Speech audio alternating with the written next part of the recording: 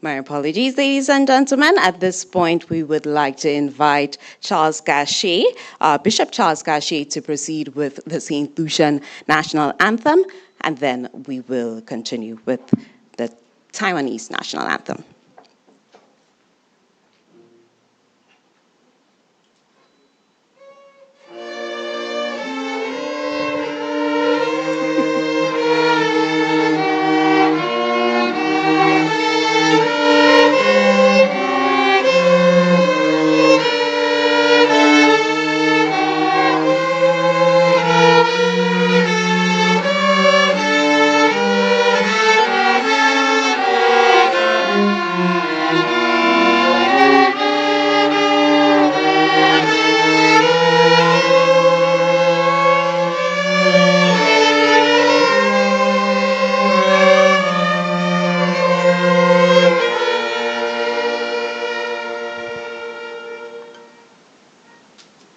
Thank you, ladies and gentlemen.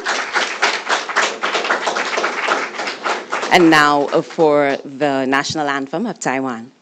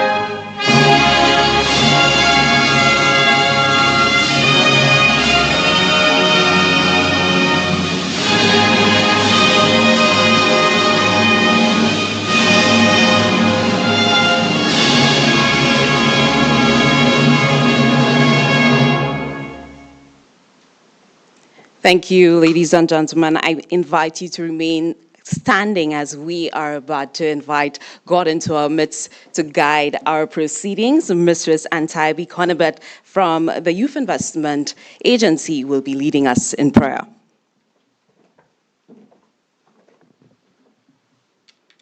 Heavenly Father, we come before you today with grateful hearts, acknowledging that every idea, every opportunity, and every gift comes from you. We thank you for this gathering and for the vision behind this Youth Investment Forum. We ask for your covering over the organizers, partners, and stakeholders who continue to invest time, resources, and passion into the development of our young people. Lord, may today be more than an event. Let it be a catalyst for change, a spark for inspiration, and a doorway to new possibilities. Let everything here being done bring you honor and contribute to the growth, empowerment, and prosperity of our young people. In Jesus' name we pray.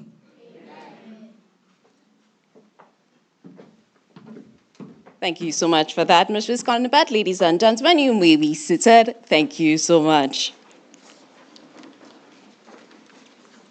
Allow me to say good morning to you once more. How are you guys feeling today? Wonderful, wonderful. My name is Huma Dimak, and I am going to be your host for today's proceedings. Huma Dimak is the name that my parents gave me. It's what's on my birth certificate with a middle name that I will not mention. But most people know me from radio and television as Huma D. Now, Huma D is the fun one. And that's who I want to be presented as today. Am I allowed? All right. I feel like I'm in my element. We are surrounded by young people here today who have drive, who may be a little rebellious because to enter into business as a young person in St. Lucia, where you have parents who wanted you to be a doctor or a lawyer or something else, it's a little difficult. So it must mean that you're a little rebellious. And we have creatives here as well. And I feel like I'm in my elements here. So allow me if I don't stick to protocol as much as possible. Is that fine? All right. But speaking of protocol, that's one thing I need to do. I need to establish protocol here today to ensure that we recognize the people amongst us who have contributed, the people amongst us who are giving off their time to be here with us today. And I want to ensure that by establishing the protocol, it also allows the speakers that come after me to save a little bit of time with their presentations. Is that fine? All right, wonderful. Please allow me to establish protocol and recognize the presence of Mr. Thomas Leos, who is, my apologies, Her Excellency Miss Natalie Su, who is Ambassador of the Republic of China, Taiwan to St. Lucia. Mr. Thomas Leos, who is Chairman of the Board of Directors of the Youth Economy Agency, as well as other members of the board. Good morning to you, and thank you so much for being here with us as well.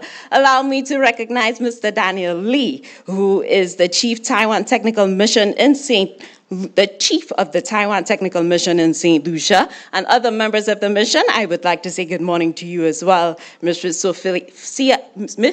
Sophia Alfie Henry, who is the Permanent Secretary in the Ministry of Commerce, Manufacturing, Business Development, Cooperatives, and Consumer Affairs. Mr. Imran Williams, who is the Director of Finance in the Ministry of Finance, Economic Development, and the Youth Economy. Mr. Octavian Charles, who is the CEO of Invest St. Lucia, as well as Mr. Vern Emmanuel, Director of the St. Lucia Bureau of Standards.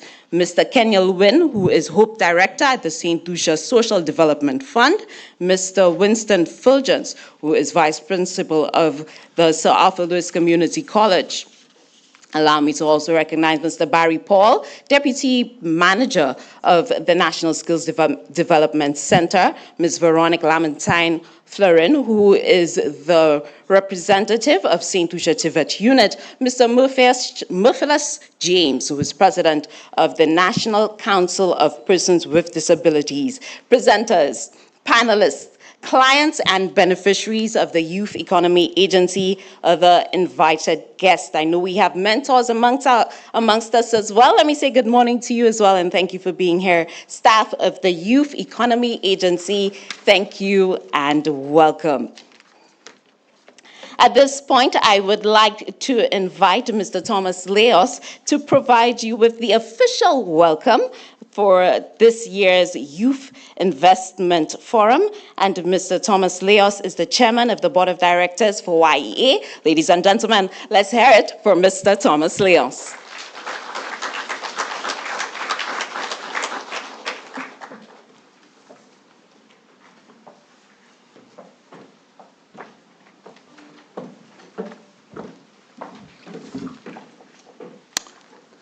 Good morning, everybody.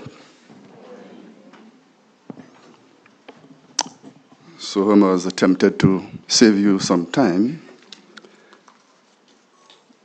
So I wish to adopt the protocol that has already been established, but it'll be remiss of me if I didn't pay special recognition to Ambassador Nicole Su and the rest of the delegation, because this event would not have been possible without the significant support received from the government and people of Taiwan. Thank you. Again, I want to indicate that this is the third installation of the Youth Investment Forum, but for some reason I missed the first two, and I can't seem to recall why. So Homer, I'm going to have to make up for those first two occasions, yeah? So this thing about shortening the time because of protocol established, no escape today. I have about 10 pages there to read.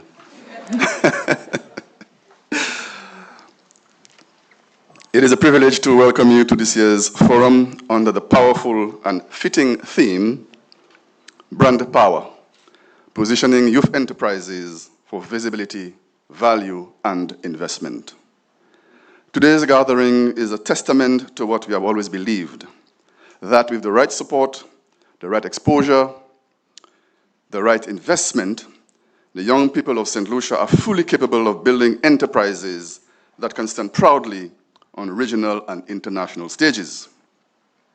The Youth Investment Forum was designed to be a bridge, connecting young entrepreneurs to potential investors, to mentors, to financial partners, and to the broader ecosystem that transforms ideas into sustainable enterprises. So this year, the bridge is strengthened by our focus on branding, visibility, and value creation. So branding is very passionate to me because most of my career has been spent in brand management. So some of you who know my past life will know what I'm talking about. The Youth Economy Agency's mandate is deeply rooted in the conviction that youth entrepreneurship is not a side story in national development. It is central to it. Every training session delivered, every grant awarded, every loan facilitated, and every piece of technical support provided is grounded in YEA's mission to empower young people to pursue enterprise as a genuine and viable career pathway. So gone are the days when you want to graduate from secondary school and want to seek a job in a bank or to become a, well, sorry, Mr. Charles, that was close to your heart as well, or to become a teacher or a police officer. So it's also about job creation, yeah? And I think we are well on our way. We have witnessed an incredible amount of interest in agriculture, technology, creative industries, food production, fashion. Yet alongside that innovation, one lesson remains clear. An idea, no matter how brilliant, must connect with its audience. So this is where brand power comes in. And listen closely, young people. A strong brand is more than a logo or a catchy slogan or a color scheme. It is the story of the business, the promise it makes to customers and consumers, the value it represents, the experience it delivers, and the emotional connection it cultivates. For young entrepreneurs seeking investment, branding is a signal of readiness. It tells investors, I understand my market, I understand my value, and I understand how to stand out. Brand power is not the responsibility of the entrepreneur only. It is also shaped by the environment that surrounds them. So this is where YEA continues to play a transformative role. We remain committed to building an ecosystem that supports youth enterprises from ideation to investment readiness. Our programs help young entrepreneurs register their business, strengthen financial literacy, refine their products and services, and access market opportunities. So I must take this opportunity again to thank our partners who joined us today, especially the government and people of the Republic of China, Taiwan. Your support signals an understanding that investing in youth is not an act of generosity. It is a strategic economic decision. When young people succeed, industries evolve. When the enterprises grow, employment increases. When the innovations scale, communities prosper. Your involvement in this forum is not only appreciated, it is essential. To the investors and, well, potential investors, and financial partners among us, I encourage you to approach today's presentations with an open mind and a spirit of collaboration. The young entrepreneurs before you may be at early stages, but what they possess is priceless. Creativity, energy, adaptability, and the courage to challenge convention, as Homer hinted in the opening remarks. These are the characteristics that shape world-class enterprises. What they seek is partnership, mentorship, and yes, investment. not just of capital, but of trust. The Youth Economy Agency stands ready to support you as you support them, ensuring that your engagements yield value for both investor and innovator. And to the young entrepreneurs, today is about opportunity, but it is also about ownership. Own your voice, own your story, own your brand.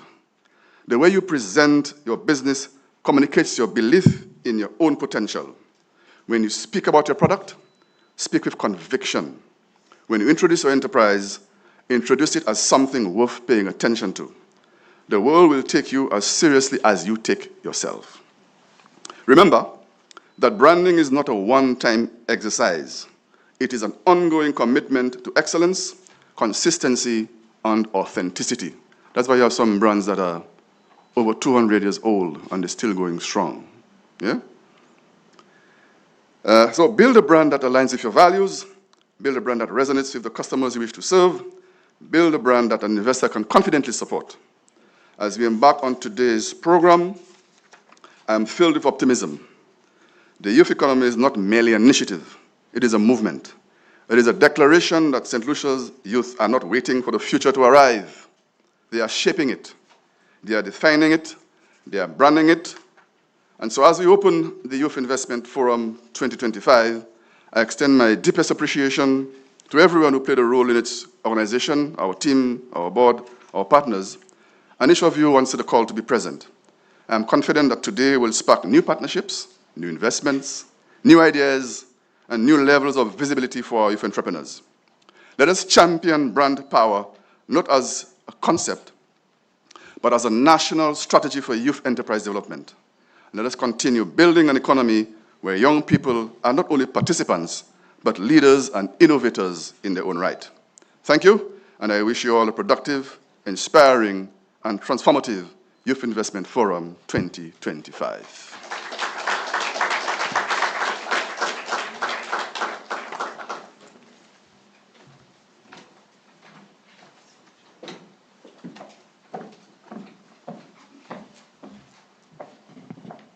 Thank you so much for that, Mr. Leons. Now, one of the things that I've set for myself today, one of the goals that I've set for myself today is to ensure that I pick up a few nuggets of inspiration along the way. So, like you, I intend on soaking up as much information as I can. And Thomas gave me my first one.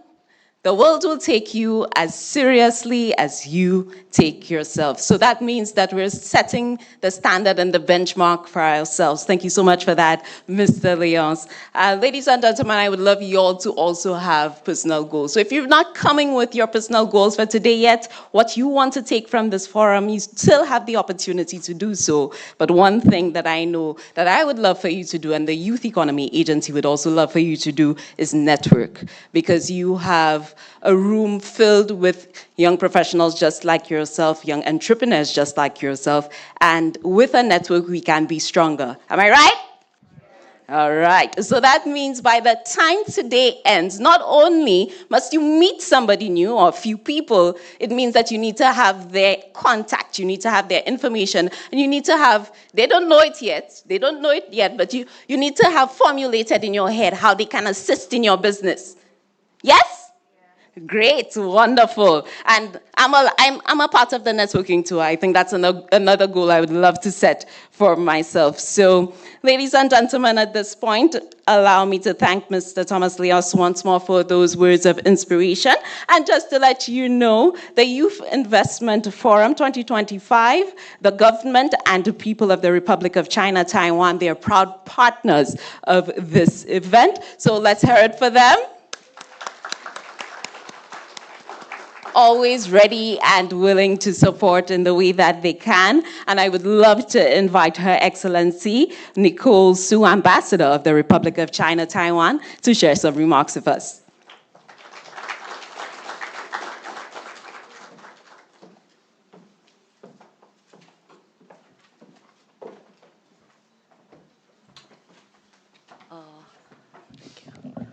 I think I'll compliment Mr. Leons by making my speech short. Well, Mr. Thomas Lyons, Chairman of the Board of Directors, Youth Economy Agency, and other members of the Board of Directors.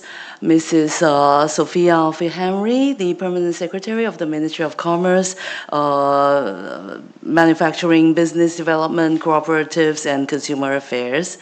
The other colleagues of the YEA, panelists, participants, Mr. Antoine, Mr. Daniel Lee, Chief of the Taiwan Technical Missions, participants, friends of the media, ladies and gentlemen, good morning. Bonjour tout le monde. It is my great pleasure to join you today for the third edition of the the annual Youth Investment Forum. We're excited to support the Youth Economy Agency, the YEA, once again to organize this year's forum because this is a platform where brightest young minds, innovative entrepreneurs, and key stakeholders gather here today to share knowledge, to exchange experiences, and to explore business opportunities and investment opportunities for sustainable growth.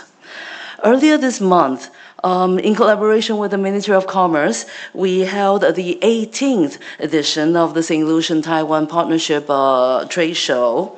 Over the course of 3 days, there were around 2,500 visitors from the general public to visit the fair, and altogether 90 companies were participating, and among them 65 are from St. Lucia.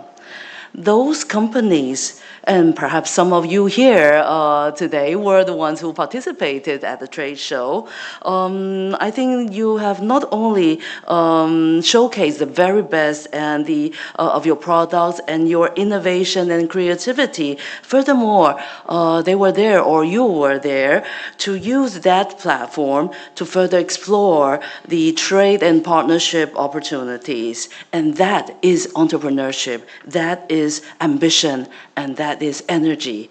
I saw it with my own eyes, and I can testify, and I believe that there is plenty of potentials that if we could empower them and invest in these talents, it will be a very bright development and prosperity.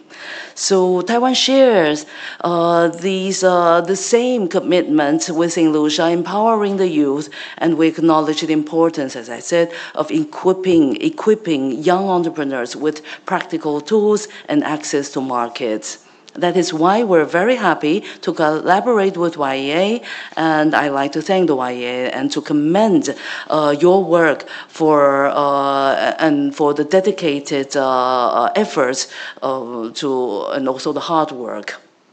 In addition to this forum, we partner with UIEA to launch numerous initiatives, including the e-commerce marketplace platform earlier this year, facilitating young talents to expand their visibility and access opportunities in the market with digital tools.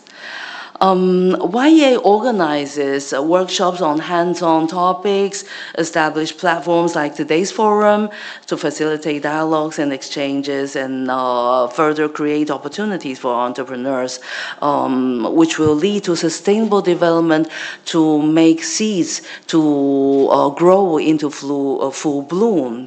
So this year's forum brings together, I was told, 100 youth entrepreneurs across different sectors, from agribusiness, creative industries, digital service, food and beverage, beauty, wellness, and so on. So at the same time, representatives from different government agencies, investors, business partners are also here. This provides the perfect platform and environment for sharing, networking, and exploring new opportunities. Therefore, I'd like to congratulate all participants, the young entrepreneurs, on your decision to invest in yourselves by attending this forum. So in closing, I hope you would make the best use of this forum to ensure your vision of a prosperous St. Lucia become a reality. Thank you, Ms. Young-Peel. Thank you. Thank you so much, Ambassador. I would like to invite you to please remain on the stage And I would like to invite staff member of the Youth Economy Agency to present you with a small gift.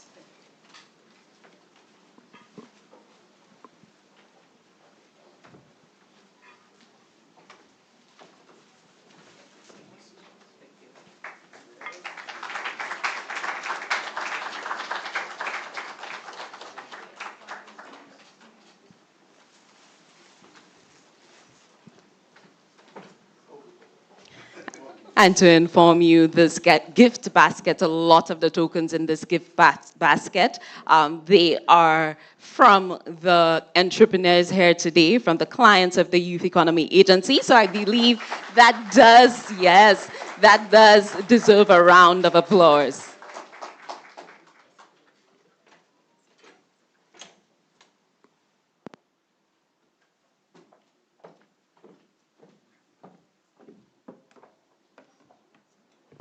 I'd like to thank Ambassador once more for her remarks. Thank you so much for your support in ensuring that the Youth Economy Agency and the work of the Youth Economy Agency is strengthened here in St. Lucia.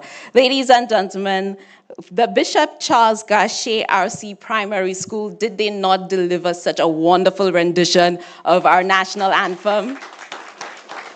They really, really did. Let me tell you, if I was this talented at that age, I think my mother would be very happy with me. She's happy with me now, but it took a little while. It took a little while. So at this point, I would like to invite them once more to deliver yet another piece of entertainment for us. And as we put our hands together for them,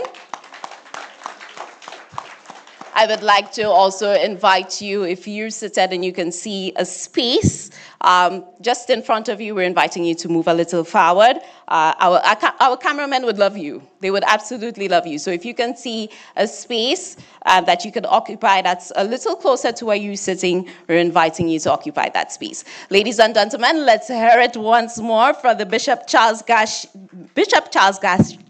RC Primary School.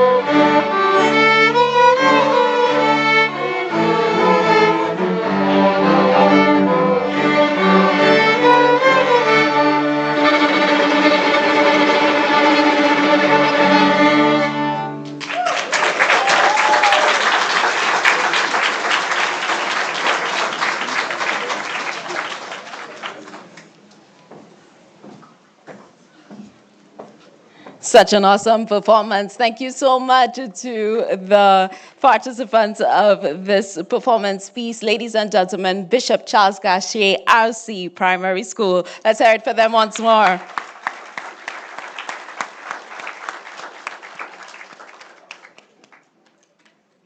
At this point, ladies and gentlemen, please help me welcome Permanent Secretary in the Ministry of Commerce, Manufacturing, Business Development, Cooperatives, and Consumer Affairs. She is Mistress Sophia Alfie Henry, and she will be delivering some brief remarks.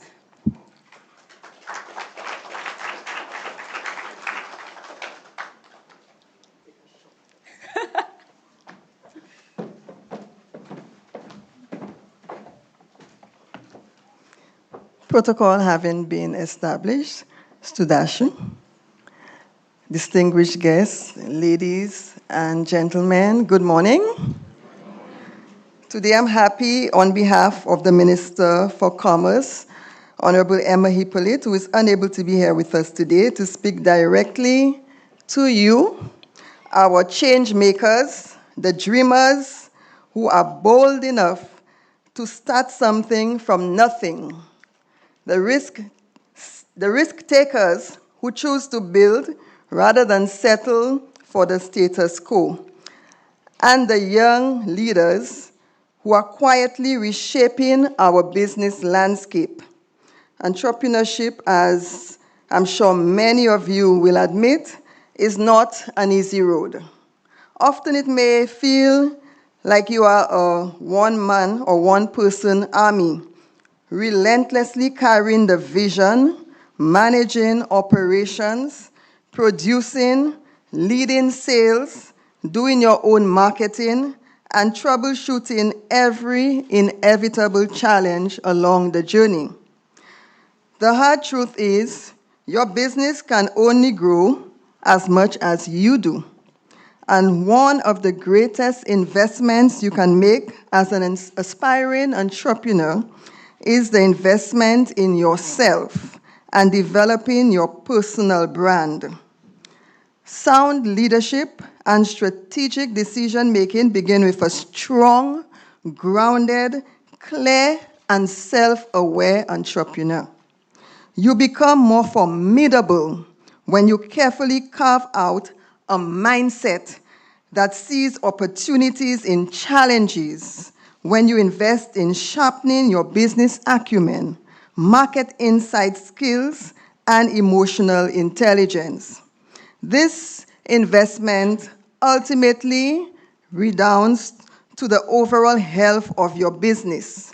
In other words, your personal growth becomes your enterprise's competitive edge. You cannot succeed on your own. The people you surround yourself with, the advisors, mentors, partners, friends, even the digital communities you engage, help to shape your philosophy and map your direction. The right energy can push you toward productivity, creativity, and discipline, whilst the wrong energy can drain you. It can drain your passion and could also cloud your vision even before it takes form. So choose your circle with intention. Protect your space. Seek out people who challenge you, inspire, and hold you accountable to your highest standard. You are not alone. We have at the Ministry of Commerce the Small Business Development Center here, and I'm sure some of you graduated from that program because it's a program we have extended to students from Form 4 and 5 of the various secondary schools, where we pair them with different professionals so that they can groom them, they can benefit from the knowledge and the skills transfer. And then we have the Youth Economy Agency, lending further support. And one day, I'm sure you will exceed the age limit for support under the year. or for support from the year. Because, I mean, I look at you, I'm sure some of you are 21. I remember being 21 just a few years ago. And the years go by very quickly. I'm sure if you ask the men who look very young at the front there, they will say to you, yes, the years go by very quickly. I was 21 just a few years ago, and 1 week from now, I will be 51. So time flies. And why am I saying that? You will outgrow that age limit for that support under the year. But there is hope. There's a system. We have other agencies. We have the Ministry of Commerce. We have the Ministry of Tourism. We have the Ministry of Agriculture. So you'll get support until you go to your grave. But don't let your dreams follow you to your grave. Take advantage of the support that is available. At the Ministry of Commerce, we also help with the registration of business names, incorporation of your businesses. We give training, as the ambassador indicated earlier. We provide you with platforms for you to showcase your goods and services, like the St. Lucia Taiwan Partnership Trade Show. Through Export St. Lucia, that's one of our sister agencies. We have the Export the Runway. We also have the St. Lucia Bureau of Standards, and that's a very important agency to assist you with ensuring that you meet world-class standards. Your products meet world-class standards, your labeling, your packaging. And Export St. Lucia is also there. When you go beyond our 238 square miles, then you have the global market at your reach. So Export St. Lucia will also support you so that your market share, your market growth could go beyond limits. So the systems are in place, and you have to avail yourselves. Now, for many of you, time appears to be on your side, but because you are relatively young, you also have the unique advantage of having grown up in an era characterized by rapid technological advancement, digital tools, artificial intelligence, e-commerce, automation. These aren't foreign concepts to you. They are languages you already speak. As digital natives, this affords you leverage. It gives you access, and it gives you the ability to innovate faster, cheaper, and more creatively than any generation before you. With that power comes a responsibility. You need to focus, because where your attention goes, it is said, energy flows and results follow. Every entrepreneur, especially those of you with big dreams, will eventually face the question, how do I attract the right investor? Perhaps the better question is, how do I avoid the wrong investor? Because the wrong one can dilute your vision, derail your work culture, or pressure you into choices that compromise your brand and your values. The right investor, however, is more than a source of money. They're a source of alignment. They bring expertise, networks, mentorship, and a belief in you that strengthens your mission instead of distorting it. So how do you attract that right investor? Be clear about who you are and what you stand for. Understand your numbers, your market, and your value proposition. Build authenticity into your brand, both personal and business. And that leads me to one of the most overlooked aspects of building a business, your brand. As young entrepreneurs, your personal brand and your business brand are often intertwined. And that's not a bad thing. In fact, it's powerful when both are aligned. You gain freedom, you gain consistency, and you gain trust. Ask yourself again, what does my brand signal to the world? What do investors see when they look at me? Do they see discipline or disorder, clarity or confusion, commitment or chaos? Long before anyone invests in your product or service, they invest in you. Your brand speaks volumes on your behalf even before you enter a room. So young entrepreneurs, as I said in the beginning, your journey will not always be easy, but it will always be worth it. Invest in yourself, guard your focus, Build your brand, choose the right partners, and embrace the freedom that comes with leading a business aligned with your values and your vision. The world is watching. More importantly, the world is waiting. Waiting for your ideas, waiting for your innovations, and waiting for the mark that only you can make. Go forward confidently. Your future is yours to create. I thank you, and young people, all the best as you reshape our St. Lucia.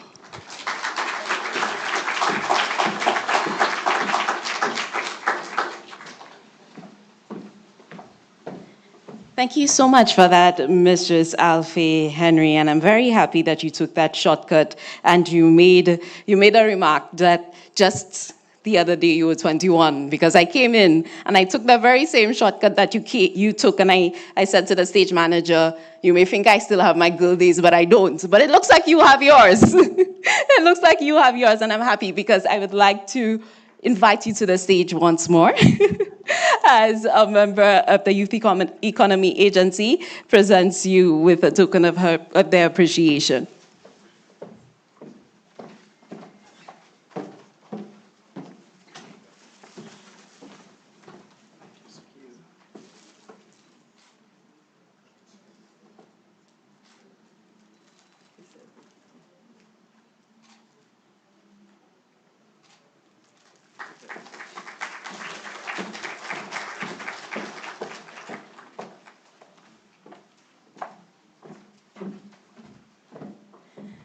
Thank you so much for that. Ladies and gentlemen, as we near the end of our formalities as part of today's proceedings, one of the things that I want to ensure that I have your participation in is the group photo. So if you've been here before for the Youth Investment Forum, you know that we always try to take a group photo. And sometimes the group photo takes a little too long, right? So today we are breaking that.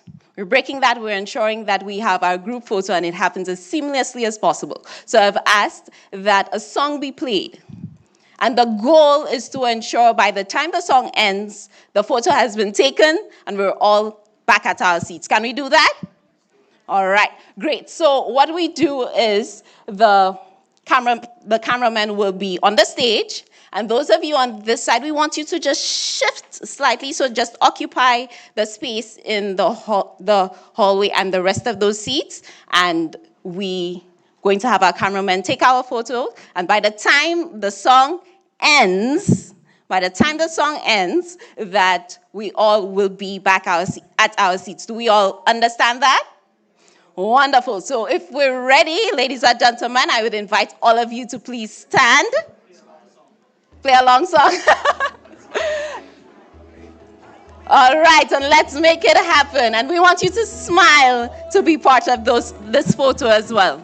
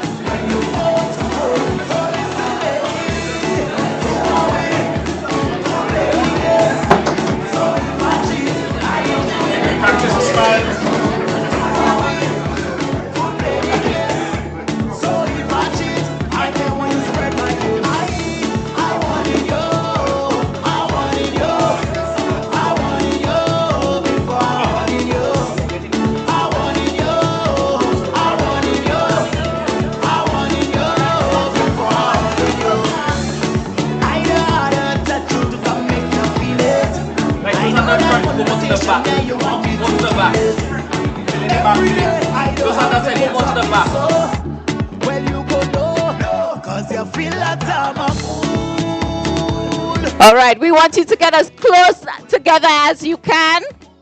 As close together as you can.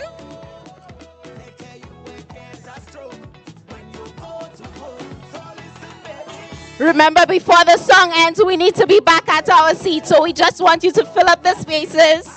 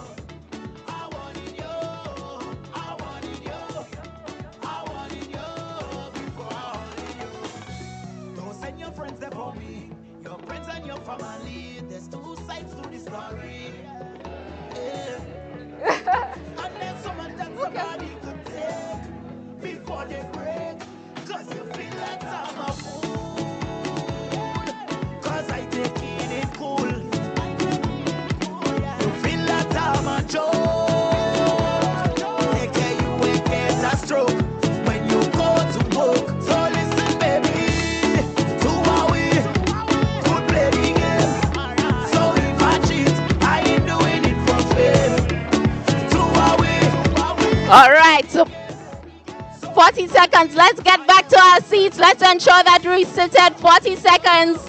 I think we're creating a new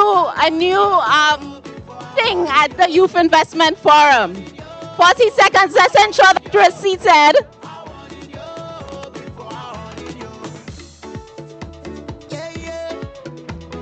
18, 19, wrong way. 16, 15, 14, 13, 9, 8. There we go. Ladies and gentlemen, let's give ourselves a round of applause.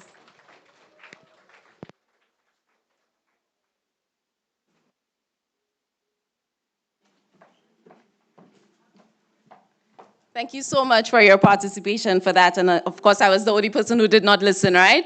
I was not in my place when I was supposed to be, but I think you can forgive me for that. Ladies and gentlemen, at this point, we want to give you just a view of our clients. They've been participating in a number of training exercises as part of their participation in the Youth Economy Agency. And we do have a feature video for you, so I will allow you to view that, ladies and gentlemen, the clients of the Youth Economy Agency. I started playing music from the time I was 4 years old.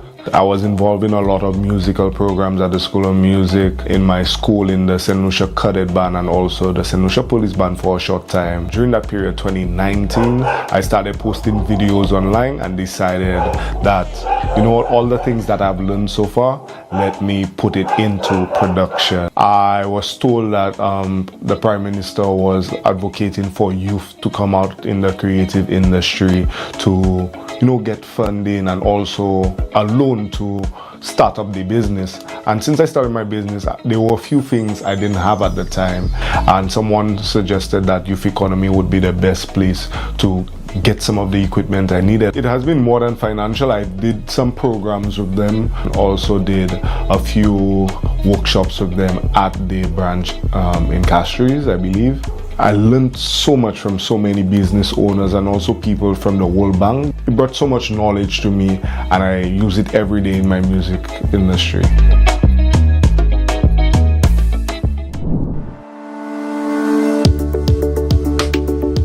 So Lucille's Garden is an artisanal candle home fragrance business. We do candles, wax melts, car diffusers, any home fragrance. The name Lucille is actually inspired by my paternal grandmother, who, whenever I went to her house, like, there would always be something brewing, some type of scent. So for me, like, I associated scents with her. I realized that the program was going on and I was just about to hit the mark of no longer being considered a youth or considered for the program, and I was like, let me try, let me apply just to see how this could take my business to the next level. There are different mentorship programs. I've been to their trainings, I've been to the different forums that they've had, including the last 2 investment forums.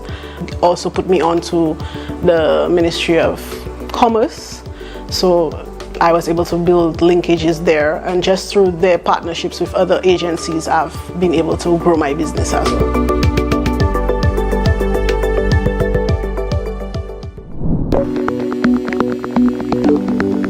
I used to stay at a place down in Dennery where I saw this guy making blocks. Like, I was always interested in going into business and stuff. So I saw this guy making blocks for mole. And I was so curious to see how this guy was making the blocks. Like, that's the first time I see a mole. So, you know, I was freaking out a little bit, watching through the window, watching this guy every day, how he making the blocks with the mole and stuff. I asked him to teach me how to make the blocks. I want to learn how to do that business too. So when they told me about youth economy, I was a little skeptical about it because the guy told me that they're giving you a grant to buy whatever you need for the business and you don't have to pay them back.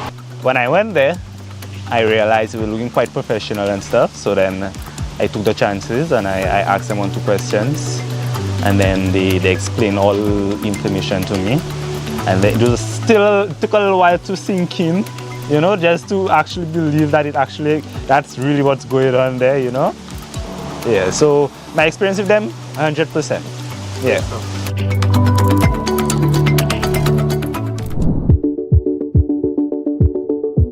Well, with on-the-spot photography, we have been present for just about 8 years. Our studio location right here on 83 Brazen Street. As youth, we wanted to decide on a venture that we could have utilized our skill set growing up, and we decided to go put all our eggs into one basket, go into photography. From there, you know, with consistency, resilience, persistence, we were able to manifest our vision and make it into reality. With Ye, we basically signed up for the grant that they were offering, which was very useful in terms of getting the necessary equipment, you know, just to improve the quality of our work. It was quite easy, the process was seamless. With me, I was quite familiar with a few of the persons actually at Ye, so it made it a lot more seamlessly and comfortable in terms of the process. Free Ye, every business should make the transition, invest wisely in your business and make the most out of every opportunity that you get.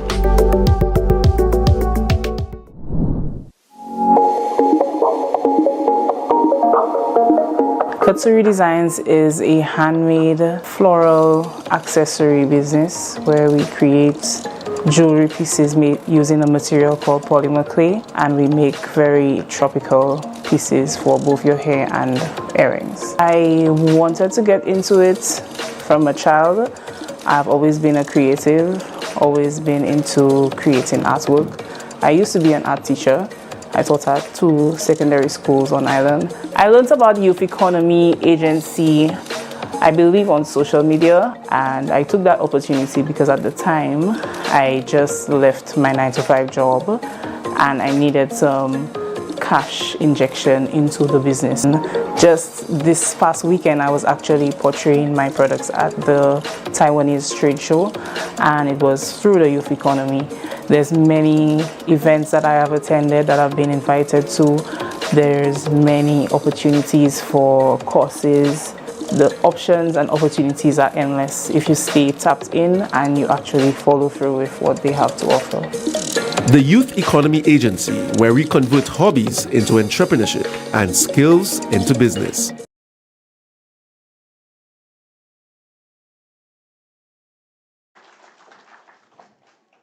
Wonderful. Looking at that video, it really does tell me that for many of us in the room, the Youth Economy Agency and the services that they provide really is an answered prayer. Yes? Can you relate to that? Yes, I can imagine being a young business person having a dream and trying to figure out how you can do it. And one of the things Ms. Sophia Alfie Henry stated in her speech is that when you begin, you're everything. You're a brand person, you're production, you're accountant, you're everything. And plus you need to figure out where you're getting the money for it. So not only are they providing the grants, but at the Youth Economy Agency, they're ensuring that they're providing you with the skills necessary to utilize that money and to access the services that when you hit 45 and the midlife crisis should set in, and I know because I'm approaching there, when it should set in, instead of that, you are equipped to go out into the world, and your business is also powered by the information that you've received and the knowledge as to how to use it as well. Can I get an amen? Wonderful. Ladies and gentlemen, as we are... Give me 1 second. I need to confer.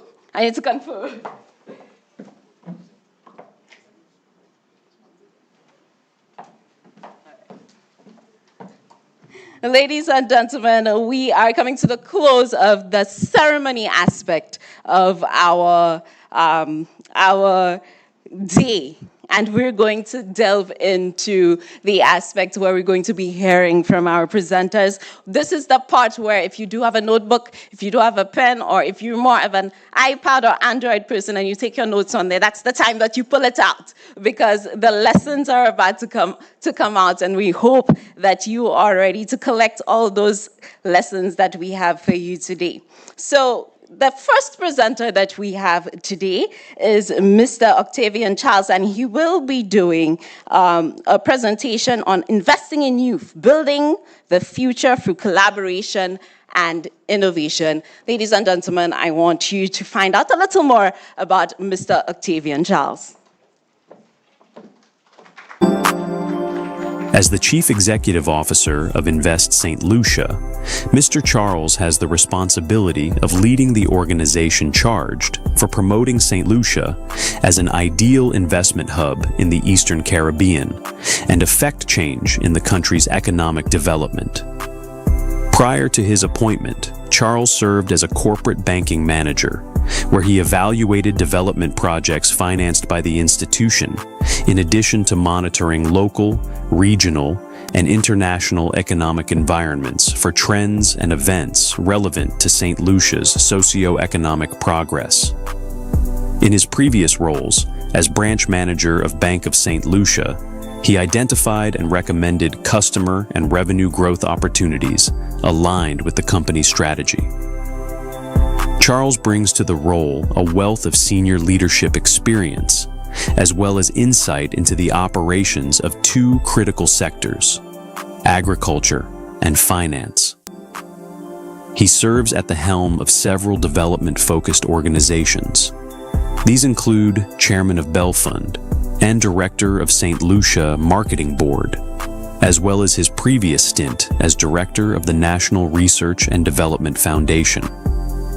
A graduate of the University of Reading, he holds multiple qualifications in the field of agriculture, including an MSc in Agricultural Extension Systems and Management. When he is not overseeing corporate initiatives, you can surely find him cultivating plants on his island farm.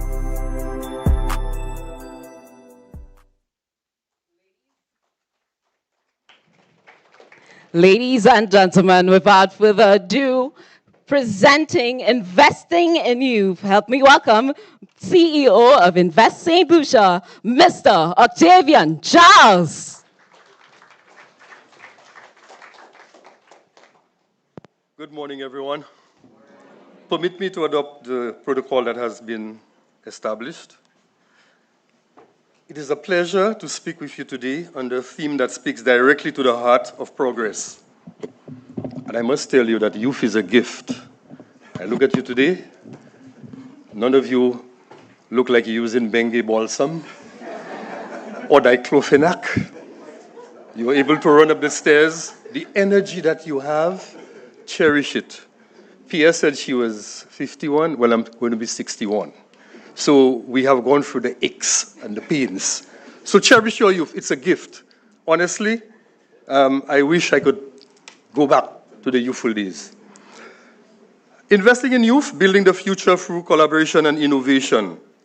At Invest St. Lucia, we firmly believe that our young people are not just tomorrow's leaders. They are today's creators, builders, and problem solvers. And if empowered with the right tools, networks, and opportunities, they will transform not just St. Lucia's economy, but its future. You are the future. About Invest St. Lucia, we'll show you a slide. Our presentation would be twofold, delivering as well as a slide. Okay? So let me take this opportunity to tell you about Invest St. Lucia, who we are and what we do. We are the National Investment Promotion Agency for St. Lucia, and our role is to facilitate and promote investment. In other words, ISL is responsible for helping improve the lives of the average St. Lucian in communities across the island. You may be asking how.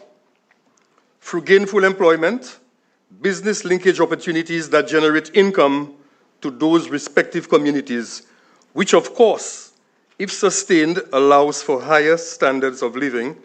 For example, our DNA is all over the hotel industry, the tourism industry, as well as the BPO sector, what we normally refer in local jargon as the call centers.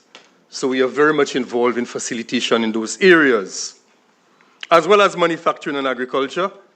And as you probably heard, agriculture is my first love. Did you know that Invest St. Lucia is the third largest landowner in St. Lucia? So we have a very important asset, a very important factor of production, which is needed for business. Unfortunately, we are not a financing agency. We enable, but we don't fund. So we create that opportunity by enabling, but we do not fund. Our services include information and advisory, investor matchmaking, setup, and business installation.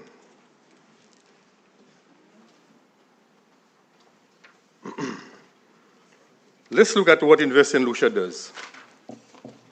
At Invest St. Lucia, we use our strategic assets, which is land, as I just mentioned, or factory space, or our investor networks, to create opportunities for businesses to start, scale, and succeed. Example, the ISL team identifies and targets investors locally, regionally, and internationally to promote the island as an ideal investment location. When this happens, ISL will share key information packages they need, such as population and demographics, rental rates, economic indicators, and other market data. The investor wants all that information. After intense conversation and following a positive outcome, the ISL team makes introductions to the right government departments or ministries and business partners. Then further discussions are held to allow us to make more informed decisions. So it's a collaborative effort. We have to work with various ministries, with the Development Control Authority, and we must maintain those relationships on behalf of the investor, both local and foreign. In some cases, if the investor needs a physical space, ISL facilitates the site visits. So it may just be land, or it may be a factory shell. We own many factory shells. In simple terms, ISL helps interested investors understand the country, meet the right people, and find the right location so they can decide whether to invest. These are not just physical spaces. They are platforms for innovation, from industrial estates to development-ready sites. We are building a foundation for entrepreneurs to scale and for investors to engage confidently. We are also creating an avenue to employ St. Lucians, and that is our main goal, to ensure that the populace, that our people are employed, to reduce on the level of unemployment. So everything we do, we have that in mind.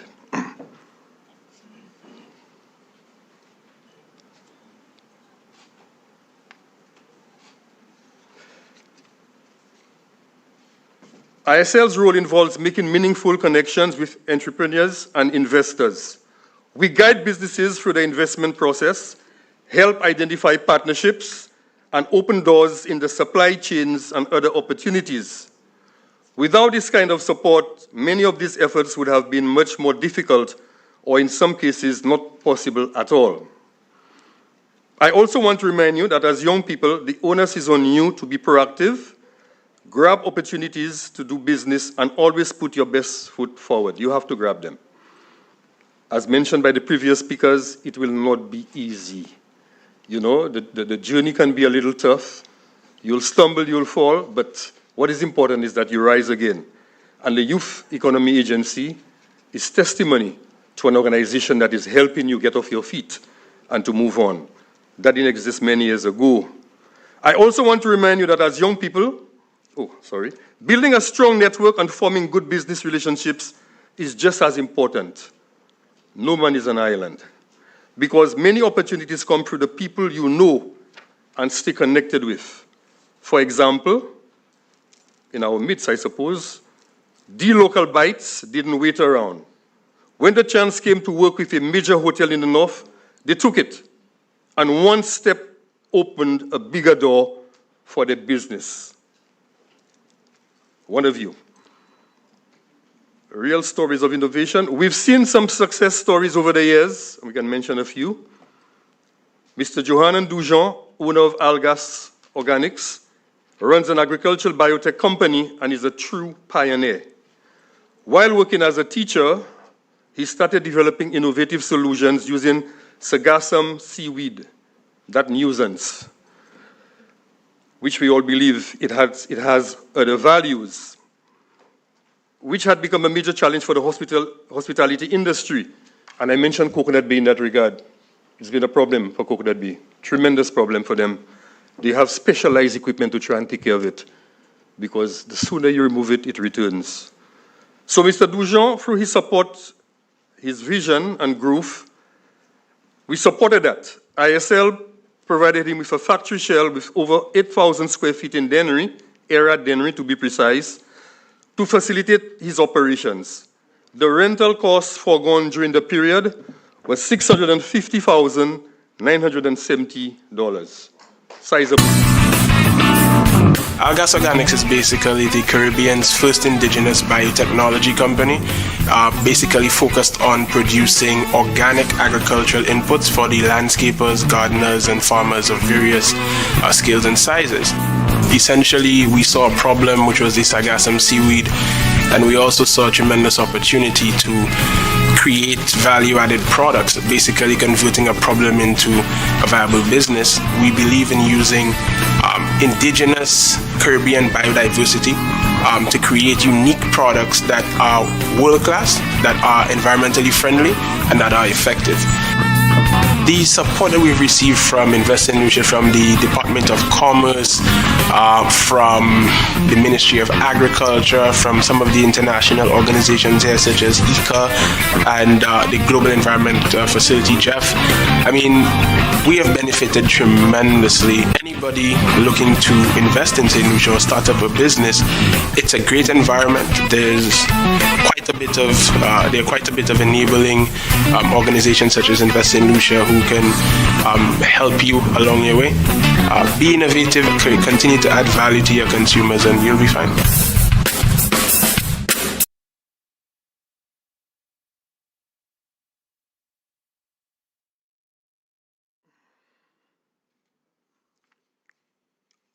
ISL has been working closely with public and private partners to create an ecosystem that supports entrepreneurship.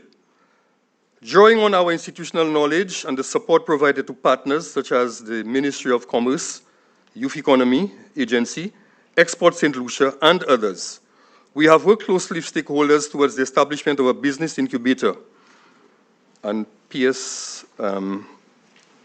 Henry is here, and she is smiling. ISL actually reserved a factory shell, 30,000 square feet at Hudson, for a period of about 2 years in pursuance of a business incubator. Of course, we couldn't do it alone. It had to be all the partners together. Unfortunately, it has not happened. The shell has been put to other use, but we are still very much open to the idea of a business incubator, because we believe, later in the presentation, I'll show you how important that is, okay? Collaboration is what will shape the future of the innovation landscape in St. Lucia. One startup, one breakthrough, and one bold idea at a time.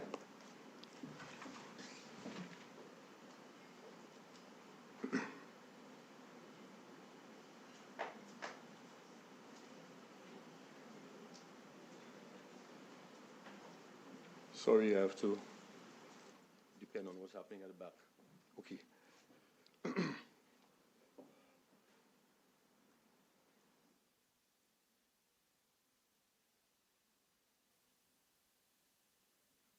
NDC, Invest St. Lucia at the time, the general manager, and he saw something in me which he equated to the success of St. Lucia. And he leased a factory shell to us, knowing fully well I didn't have the finance. So what he did, he commuted the terms from $10,500 per month. He offered us to pay 5, then 7, then 9, and then 10. So he got back the money in long term.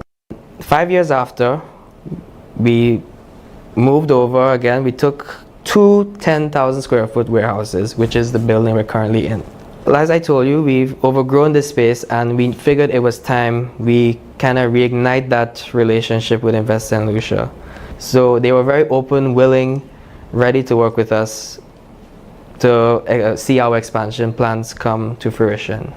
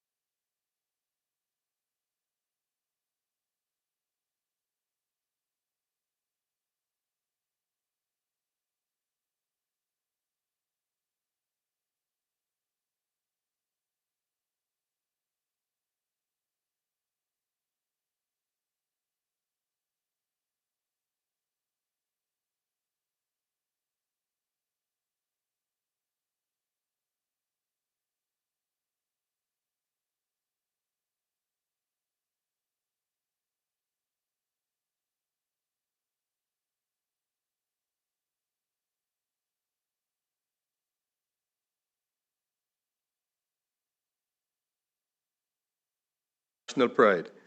And in the slide with Mr. Ramjatan, he mentioned NDC. NDC is the predecessor organization to Invest St. Lucia.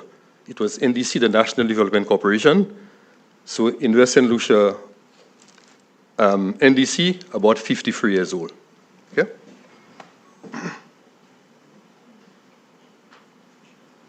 Okay, so our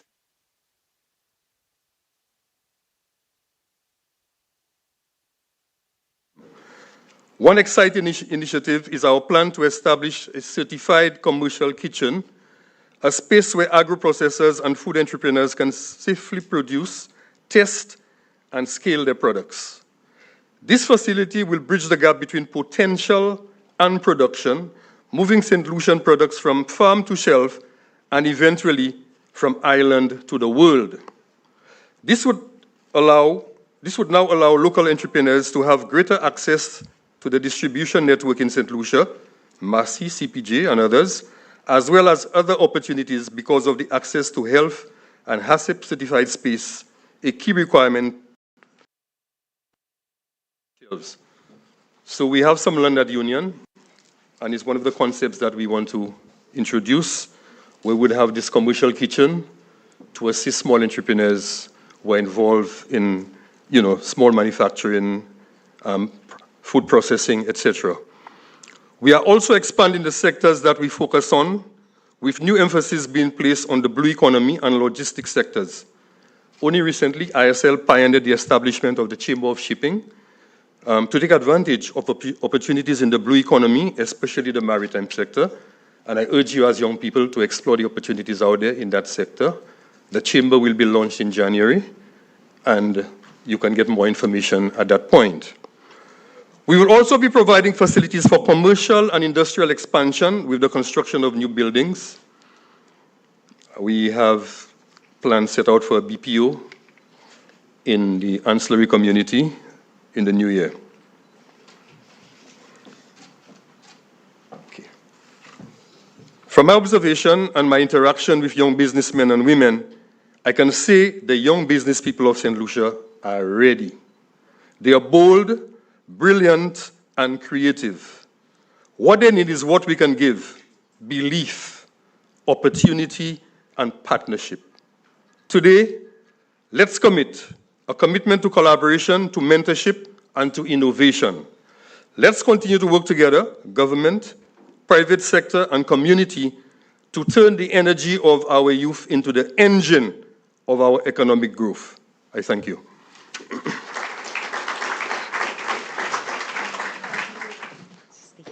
Thank you so much, Mr. Octavian Charles, for that presentation. At this point, I would like to invite Mr. Thomas Leons to provide him with a token of our appreciation for that information.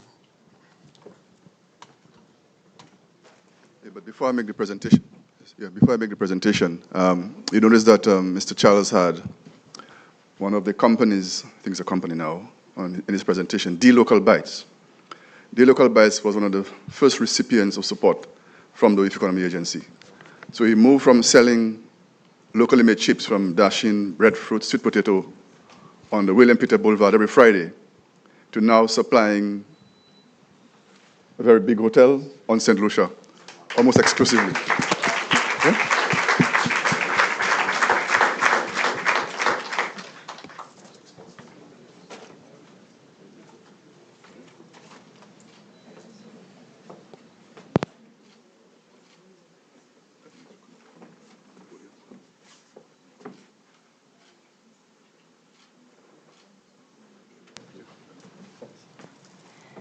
Ladies and gentlemen, let's hear it once more from Mr. Octavian Charles. Thank you so much, Mr. Leons, for that presentation as well.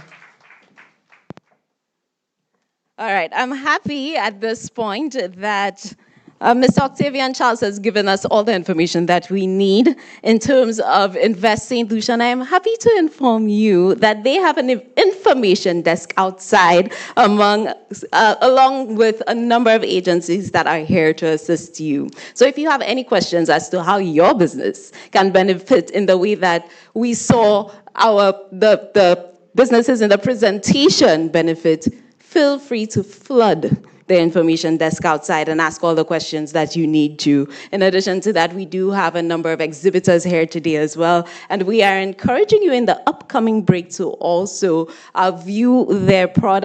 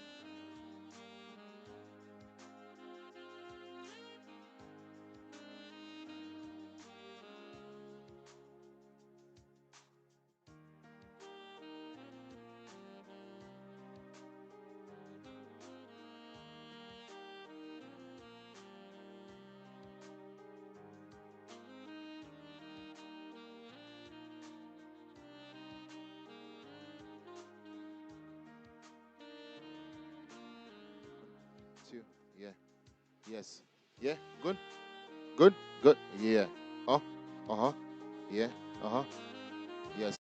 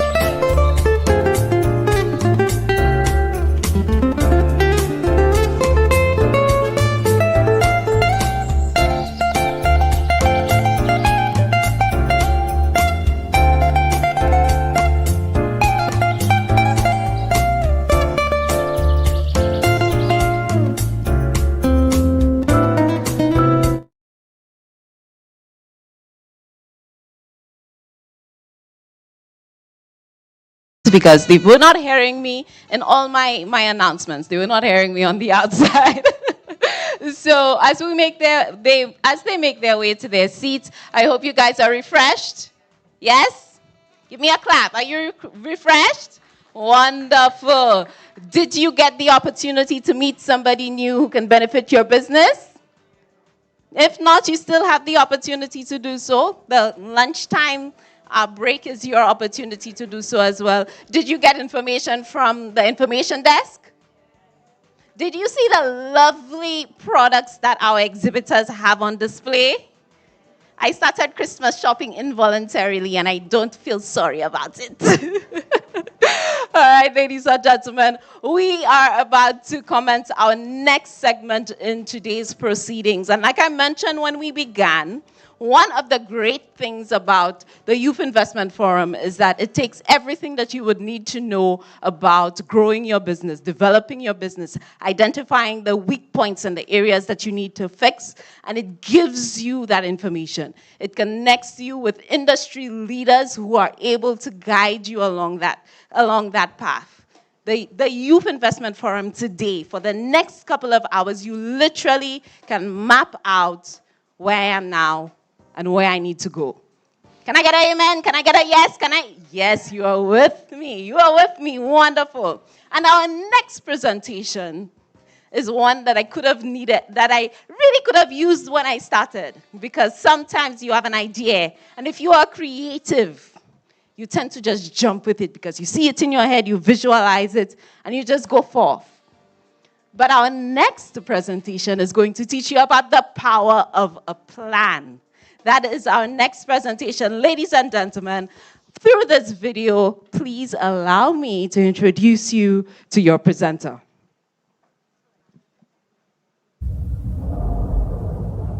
Ava Beckles and Sheena Regis are the founders of Beckles and Regis Consultancy, a licensed investment advisory firm redefining investment and risk management across the Eastern Caribbean.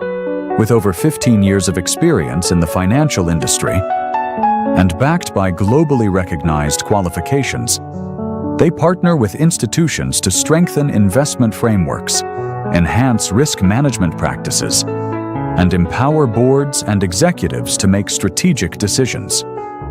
They are driven by a bold vision to build the Caribbean's leading independent investment advisory and asset management firm, powered by passion, purpose, and an unwavering commitment to excellence. Ladies and gentlemen, from Beckles and Regis Consultancy, please help me welcome Miss Ava Beckles. Firstly, hi, I would like to say that cameraman, make sure you get the earrings. These earrings are our very own couture design.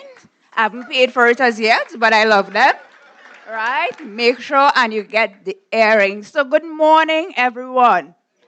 Good morning. We just fed you, right? Good morning, everyone. I am truly inspired to be part of the team this morning to present. Very much inspired by our entrepreneurs in the room because I know the courage it takes, I know the hard work it takes to build a business from scratch. So I want to say congratulations to you.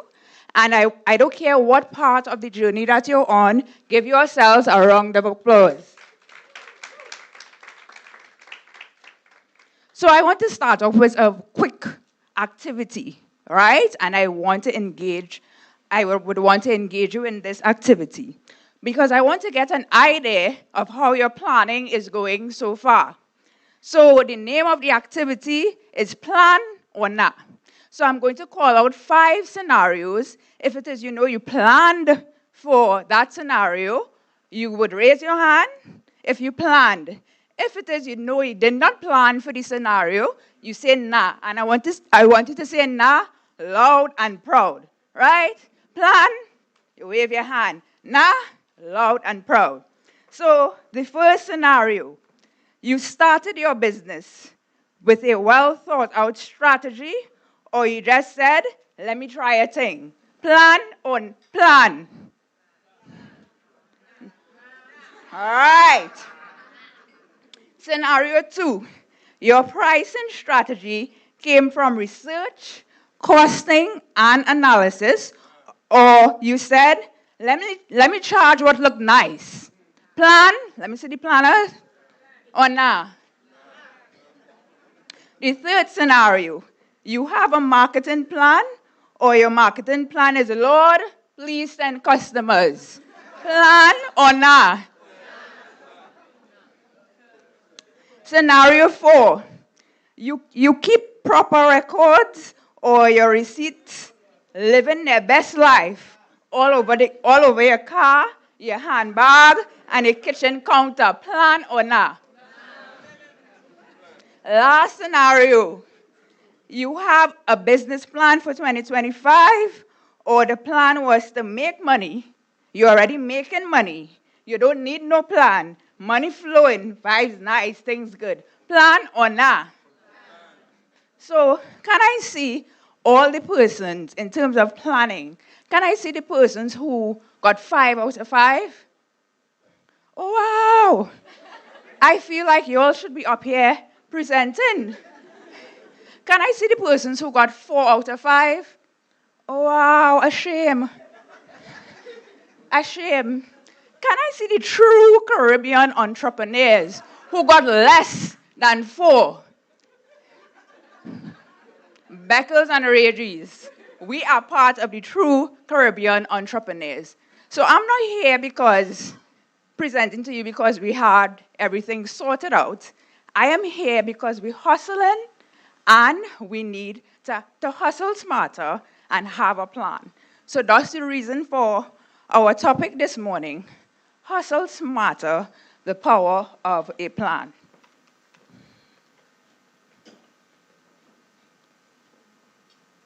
So let me give you a little background of Beckles and Regis. So Beckles and Regis started in 2022. We had a purpose because we saw that there were gaps in investment and risk management within the Eastern Caribbean. We were passionate. We are very, very passionate about what it is we do, right? So we started Beckles and Regis. I don't know if my business partner had any expectation. I had none, right? But we have had several wins thus far. Boy, we say boy in Trinidad, in St. Lucia, you say garçon. We have exceeded our expectation.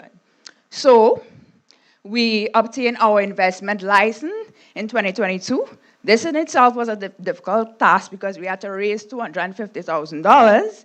Plus, we had to sit an exam, so we were able to obtain our investment license. We incorporated our business in 2022. By year 2, we were able to pay ourselves a salary. In terms of our client targets, we surpassed our client targets, we surpassed our financial targets, and we built very good strategic relationships within the Eastern Caribbean, the wider Caribbean, and the US. But you know what our challenge is and continue to be? We're hustling so hard, right? And we're so caught up in our day-to-day activity that we write a plan, but we don't hold ourselves accountable and follow our plan, right?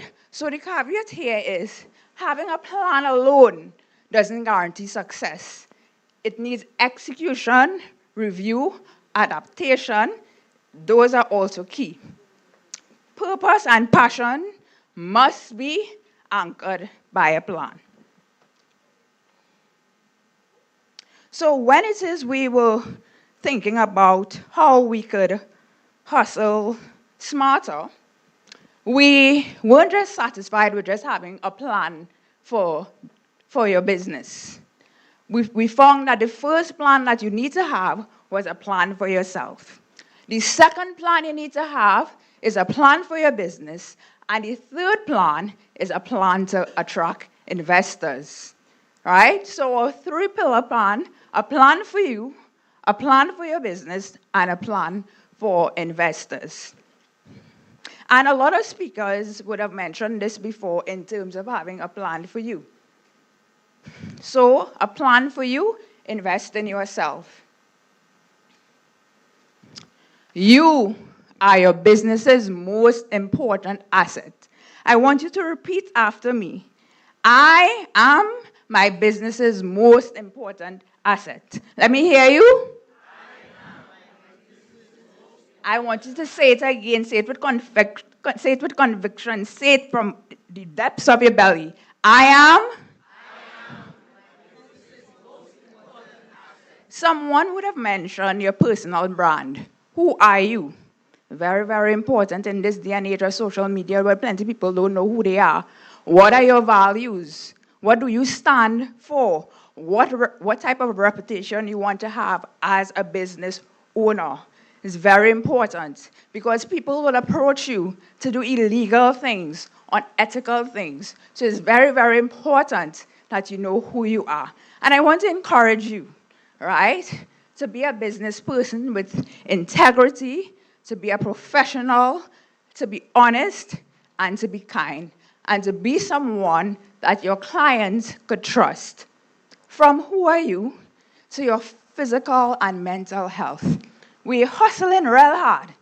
We're hustling every day, but we're not taking time to take care of our bodies and our mind. I need you to, if you're not going to the gym, I need you to start to go to the gym, right? If it is you're not eating properly, I need you to eat properly. I would have done a 21-day raw food fast, and that would have changed my life and how it is I look at food. And from that fast, I realized that we are very greedy. All the food that we're eating, especially within the Caribbean, we don't need all that food. So you need to have a plan for your health because your business is nothing without you being healthy. As they say, your health is your wealth. And the next thing I want to talk about is your mental health. We hear that a lot in this day and age. And I want you to protect your mind and protect your peace because it's very, very important, especially as a business owner, that you protect your peace and you stay focused. I needed to come off of social media a bit and use your free time to look at motivational videos, read motivational books, right? And for me, I don't wait on anyone to tell me that you could do better, right? I talk to myself. Very, very good at talking to myself and motivating myself, right? So your mental health is very, very important, and I need you to guide your mind. So from going to your mental health, I want to talk about support system. So from being able to talk to yourself, you need other people to support you and talk to you, especially when things are difficult in your business. You need people to remind you that this is just a stepping stone. You could do better, right? I expect better, right? Better days would come. You need people in your support system to push you forward. You know, my mother would call me every morning before we even had a client, and she would tell me that clients would come and they would overflow you all, and you all will get business that you all can't even handle. And at that point in time, I was like, what mommy talking about, right? But I could tell you, I don't know where mommy got that from, but that is what we are going through now in terms of overflowing our business with clients that we can't handle. So you need people in your life, positive people in your life, to help you go forward. Your financial plan, very important. You need to separate your personal and business plans from early. You need to have your savings separated from your personal savings, separated from your business savings. You need to have your personal investments separated from your business investments. The last point here is sharpening your craft, right? You need to be an expert in your craft. I'm an investment advisor.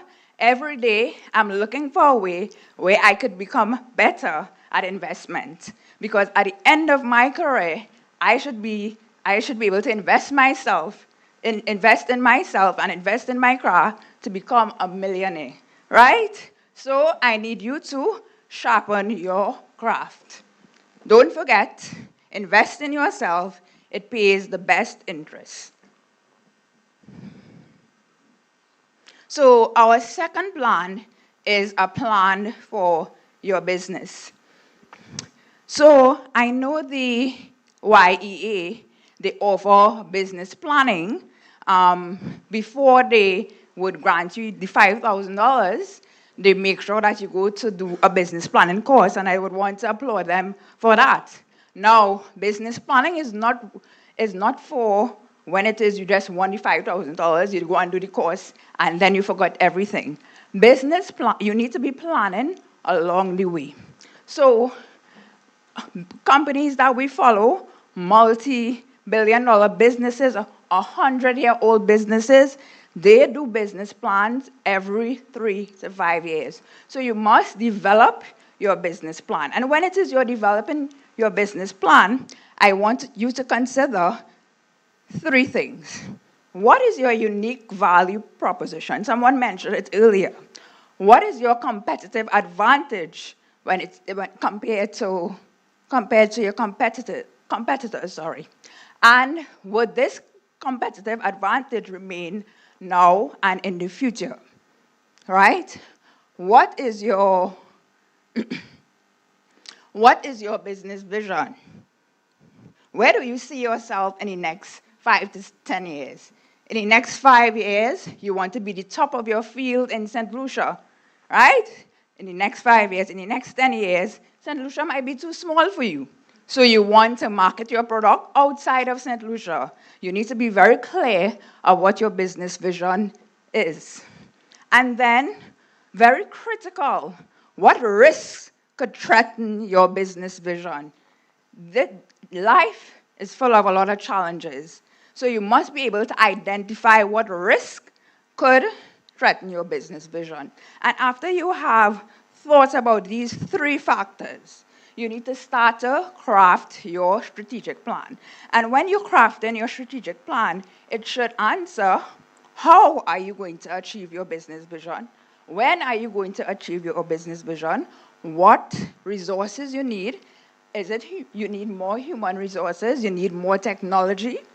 Right? And in terms of how you are going to manage your risk, very, very critical, how are you going to manage your risk? So your plan evolves, but the need for a plan never disappears.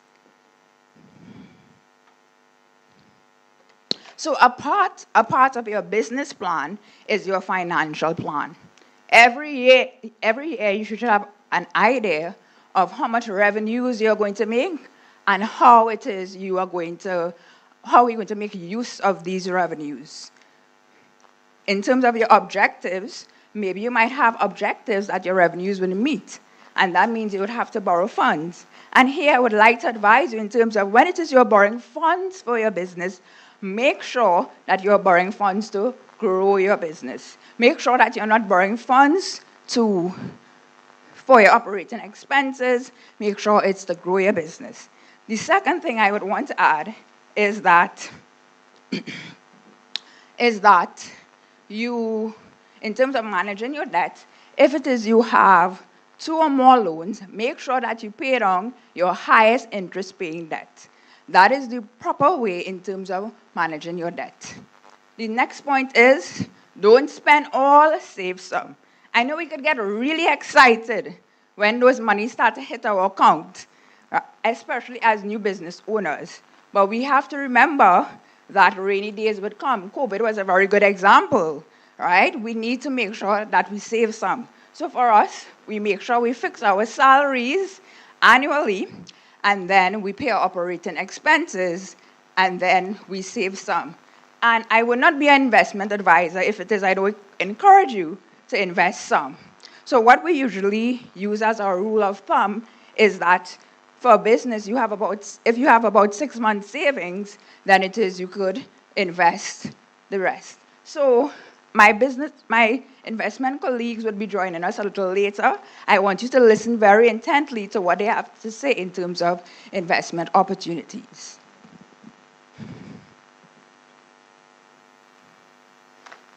So I'm talking to myself here, Beckles and Regis, Sheena and Ava. We not only writing a business plan, right? We are making a conscious effort, Ava and Sheena, a conscious effort to make sure we review our business plan, make sure that we check in with the external party. We need that to hold us accountable. And in terms of having performance dashboard, are we meeting our clients' targets? Are we meeting our profitability target? If we are not, what do we need to do? We need to hold it's not just about writing a plan. We need to hold ourselves accountable. So I want you to stay committed and accountable to your plan.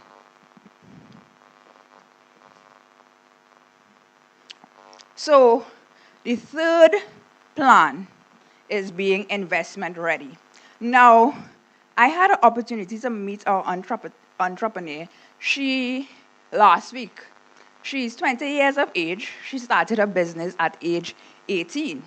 And she already has an idea of what she would like her business to be in the next 5 years. She actually has an idea for a new business.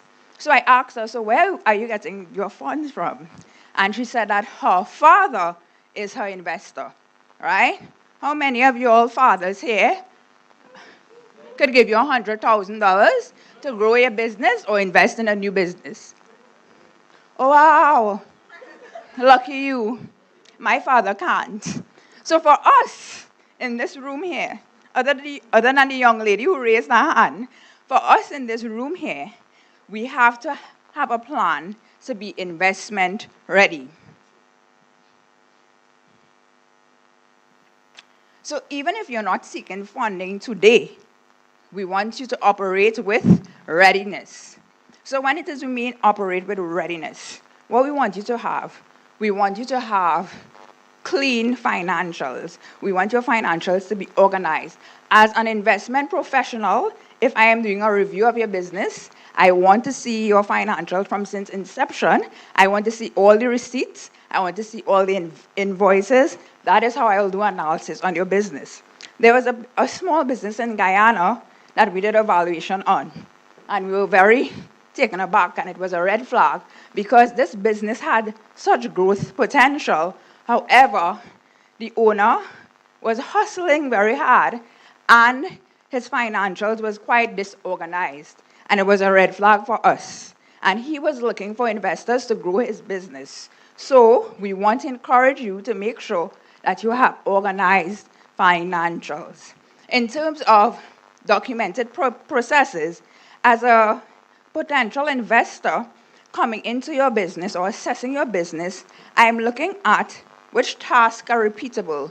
I'm looking at, when I'm studying your processes, I'm looking at if it is the owner is transferring his knowledge to other staff. Because I would want to know, as a potential investor, I would want to know if it is something happens to the owner, if there's continuity in the business. So, legal and compliance files. As a potential investor, I want to make sure that I'm investing in a legitimate business. In terms of the shareholder agreement, I would want to also understand the ownership structure, and if it is I become a shareholder, what is the benefits I have as a shareholder?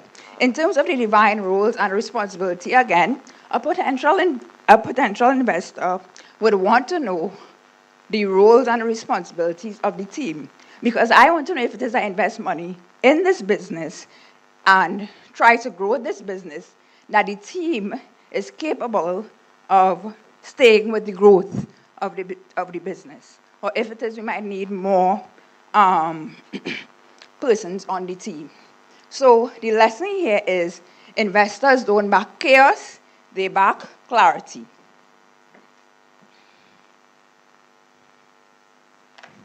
As a business owner, you need to be able to craft a very compelling story, because you alone are not looking for capital. There are other people who would be looking for capital as well.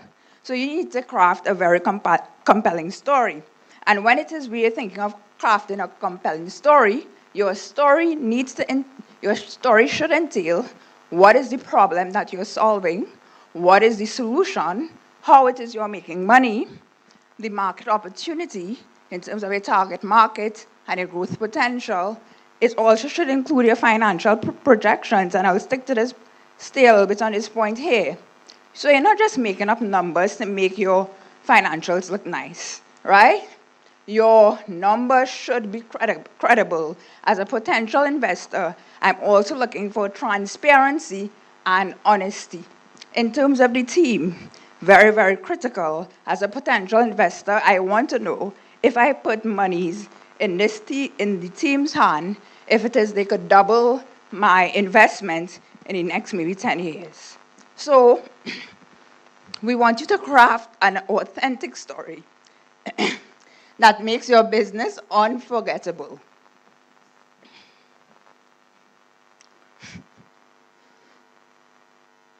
Right. Someone would have mentioned it before, a speaker would have mentioned it before, in terms of networking. I wish I knew now, or I wish I networked now. I wish I knew now how I could have used networking back then, when it is I would have completed my university. Networking puts you on investors' radar long before you need capital and give you access to founders.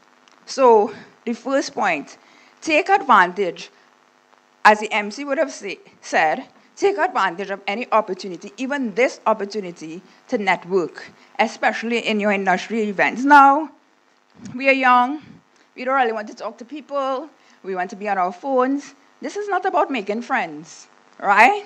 You're networking because you're a business person and there are opportunities in the room. So that is the reason that's the reason that you're networking. Be very, very clear about that, right? In terms of developing your communication skills, you have to know how to network. You have to know what tone, your posture. So, and how it is, you need to know, improve your listening skills in order to develop your communication skills. And what I want to add, though, in terms of we spoke about physical health, but I want to talk about your physical appearance as well. It's very unfortunate that we're in a world today where people judge you based on how you look. So I would want to encourage you, right? Dress how I make sure I came up here with my little cute earrings, right? And make sure I come up here looking cute. I want to encourage you to improve on your appearance. People take you seriously and people decide how they're going to interact with you based on your appearance. And out of everything here, this one stands out to me the most. Be yourself. Be your authentic self. People will know when you're faking. And there will be people who don't like you. We don't care about them, right? We care about the people when you interact with them, that they're attracted to your personality. And I am sure that the people who are attracted to your personality, you will get investors out of that group. So be yourself. Know who's in the room. Not all the time you would know who is in the room, but when it is you have opportunities that you know who is in the room, I want you to plan for it. Because here, this scenario, if we have two young entrepreneurs looking for capital, so the first entrepreneur, they do research about the potential investor, and they're able to approach the potential investor, and they're able to tell them about their business, they're able to tell them about their wins. But right there, people love to hear about themselves. You start to stroke the person's ego. So it's very important when it is you're going into networking sessions and you know who's in the room, you target certain persons, you have the information, so that young entrepreneur, they would stand out to the potential investor versus the other one who doesn't plan and they just come and say hi and they want to start a conversation. So know who's in the room, do your research. Have your business cards. Even for this event, you should walk with your business cards. There are digital cards that you could have access to. Always have your business card ready. Network early, network often. Opportunity grows when your network grows.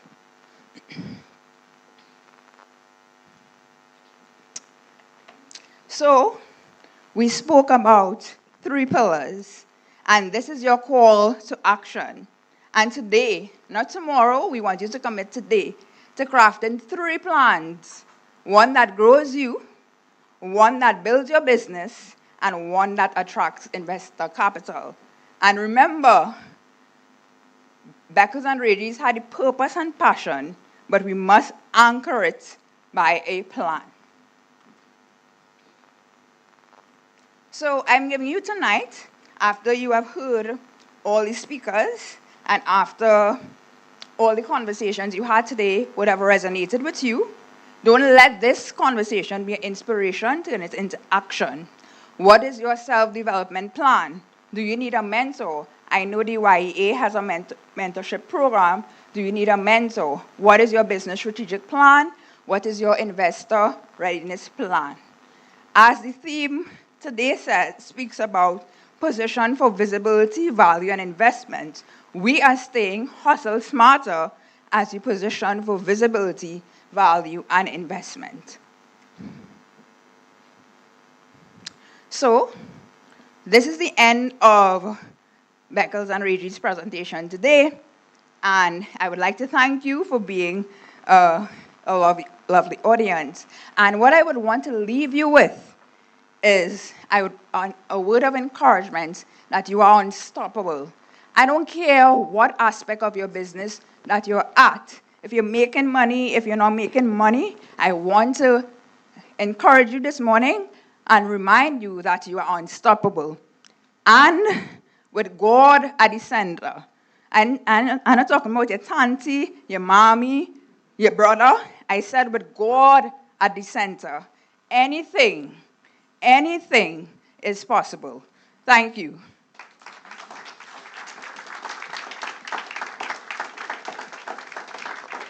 Ladies and gentlemen, let's hear it from Miss Ava Beckles from Beckles and Regis Consultancy. I hope that you guys learned something from that presentation. We did? We did. Now, remember in the beginning, I told you I came here with a plan, right? I came here with a plan. My goal for today is to take away little snippets, right? So from Mr. Leos this morning, I learned the world will take you as seriously as you take yourself. So you're setting the standard for yourself. From Mistress Sophia Alfie Henry, I learned one of the greatest investments that you can make is an investment in yourself and developing your personal brand. From Ava Beckles, by extension, Ava Regis Consultancy, I learned that I need a plan for myself, I need one for investments, and need one for my business. Now, I want to invite Ms. Beckles up on stage for two reasons. One, to receive a token of appreciation from the Youth Economy Agency. And the second one that you might be thinking of, I want you to start thinking of, is to help you. So we can know what you learned. So she's going to ask a question. And remember those Amazon gift cards I said I had to give away? Yes, yes. So, Ms. Beckles, please accept this token of appreciation from the Youth Economy Agency as a token of appreciation for being here and presenting to us today.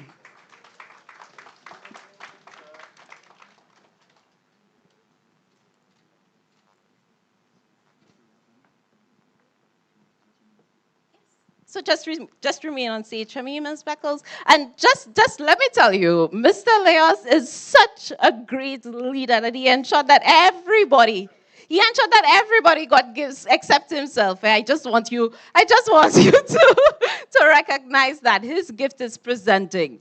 So again, Ms. Beckles, you've just presented just a lovely presentation to us. We want to give one lucky person the opportunity to win an Amazon gift card. And I don't like to be the one in the seat to ask the question. So I'm going to hand over to you. Ava will ask a question. If you think you have the correct answer, just come on stage and we're going to give you the opportunity to respond, okay? Ready? All right. So we spoke about being investor ready. And we listed 4 points in terms of how it is you could make your business investment ready. Can anyone give me 2 of the points that was mentioned? All right, we have a hand. Just come on stage. Come to the front. So that's the thing. That's the second thing, right? I know sometimes you can be a little shy to come to the front, but it's also what you need for networking. So just come to the front.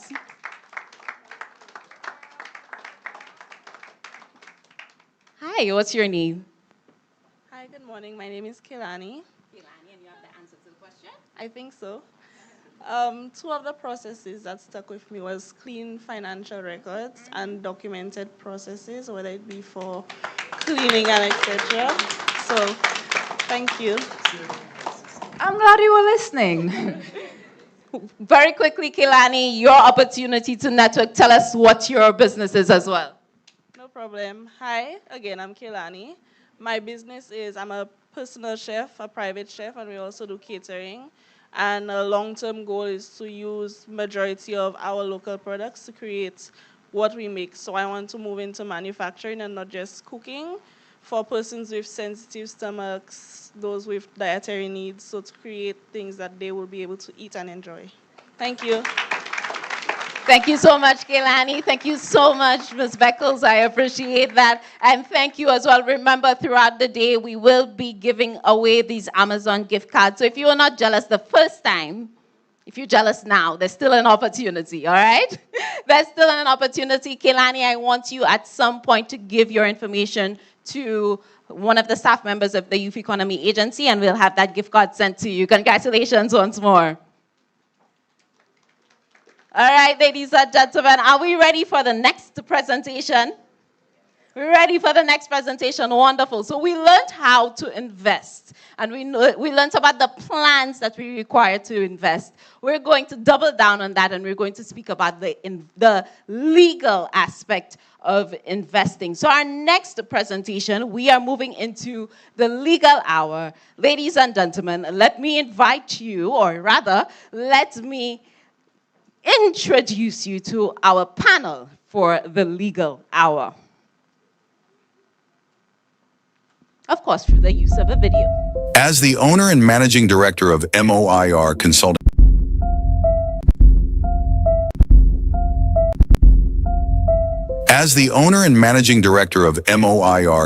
Inc. and the Good Director, Thalassa Cox is a distinguished professional with a powerful combination of legal acumen and practical business ownership experience. She serves as a trusted legal consultant and strategic advisor, guiding both emerging and established entities through the complexities of the corporate landscape. With over a decade of experience in law, including the study of foreign direct investments under international trade, with case analysis on the Cariforum EU Economic Partnership Agreement, Ms. Cox is a panelist who brings valuable insights and practical solutions to becoming investment ready. From the intricacies of agreements and international trade considerations to equity financing and joint ownership, Ms. Cox can comprehensively explain leveraging legal frameworks for business sustainability and expansion. Through her firm, The Good Director, Thalassa Cox also delivers high-impact strategic guidance, advising boards of directors and institutional leaders on ethical leadership and effective operational management. She is adept at providing expert counseling, addressing specific challenges in governance and organizational structure to enhance stability and performance. This dual perspective, combining rigorous legal knowledge with a hands-on approach to business management, positions Ms. Cox as a uniquely qualified advisor. Her profound understanding of investor expectations and the due diligence process, paired with a mastery of negotiation skills for investment deals, makes her an authoritative and dynamic speaker with a wealth of experience to bring to the panel. Ms. Cox provides not only legal insight, but also the strategic foresight necessary for businesses to thrive in a competitive marketplace. Ladies and gentlemen, welcome to the stage, Ms. Thalassa Cox.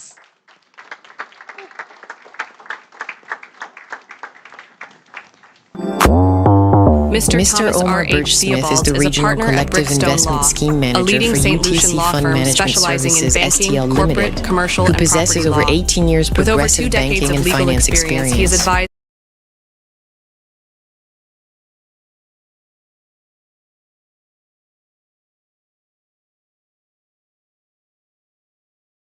Smith is the Regional Collective Investment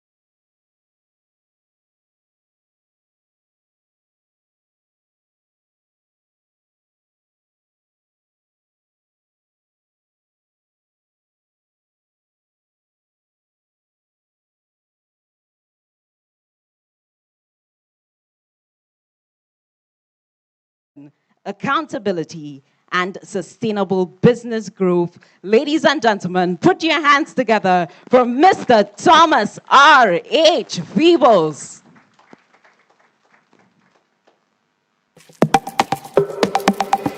Tiana is an attorney at law of Foster's, member of the Council of the Bar Association of St. Lucia, representative of St. Lucia on the Young Commonwealth Lawyers Association, former deputy chair of the Youth Economy Agency, and owner of Tiana Fitness. She is an alumna of the Sir Arthur Lewis Community College, having graduated from the college in 2017.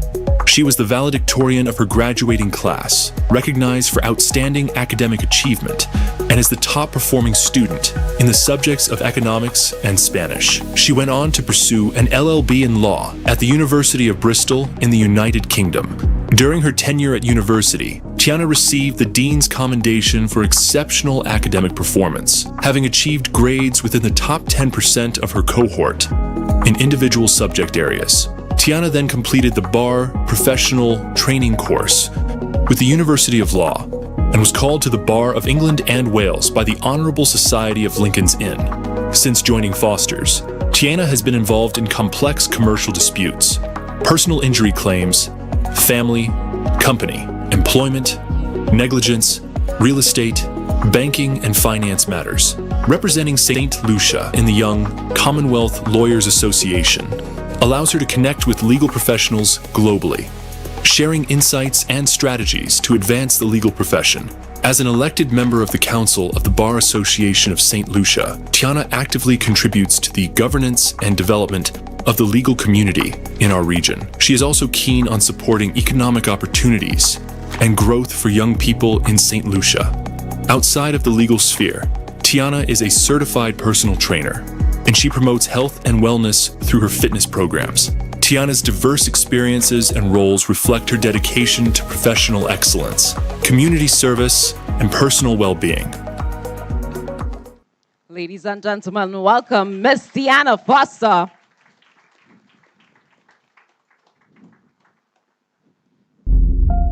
Mr. Thaddeus Mark Antoine Esk is a barrister.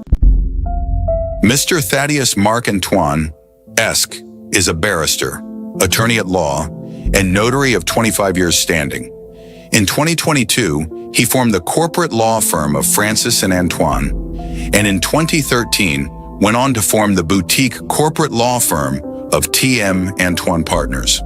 Thaddeus holds a Bachelor's of Law, LLB, from University of Wolverhampton, England, and also a Master's in Law, LLM, from King's College, University of London, England, specializing in corporate and commercial law, an advanced certificate in international arbitration, CIARB. He was first called to the Bar of England and Wales with Honourable Society of Lincoln's Inn in 2000, and later that year, the Eastern Caribbean Supreme Court, St. Lucia. He is the chairman of the St. Lucia Tourism Authority, a commissioner of the Regional, Judicial, and Legal Services Commission, with responsibility, among others, for appointing judges and senior staff of the Caribbean Court of Justice, CCJ, a former senator of the Parliament of St. Lucia, immediate past president of the OECS Bar Association, president of International Financial Services Association of St. Lucia, deputy chairman of STEP St. Lucia branch, a former tax commissioner, a former chairman of the National Telecommunication and Regulatory Commission, NTRC, and has served on a number of public and private board of directors. Thaddeus is a carnival enthusiast and co-founder of Red Unlimited Carnival Band. Ladies and gentlemen, Mr. Thaddeus M. Antoine.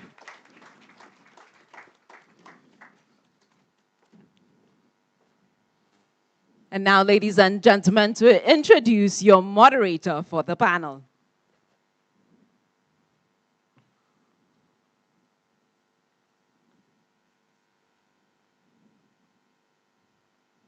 Ladies and gentlemen. Thank you so much for that, JC.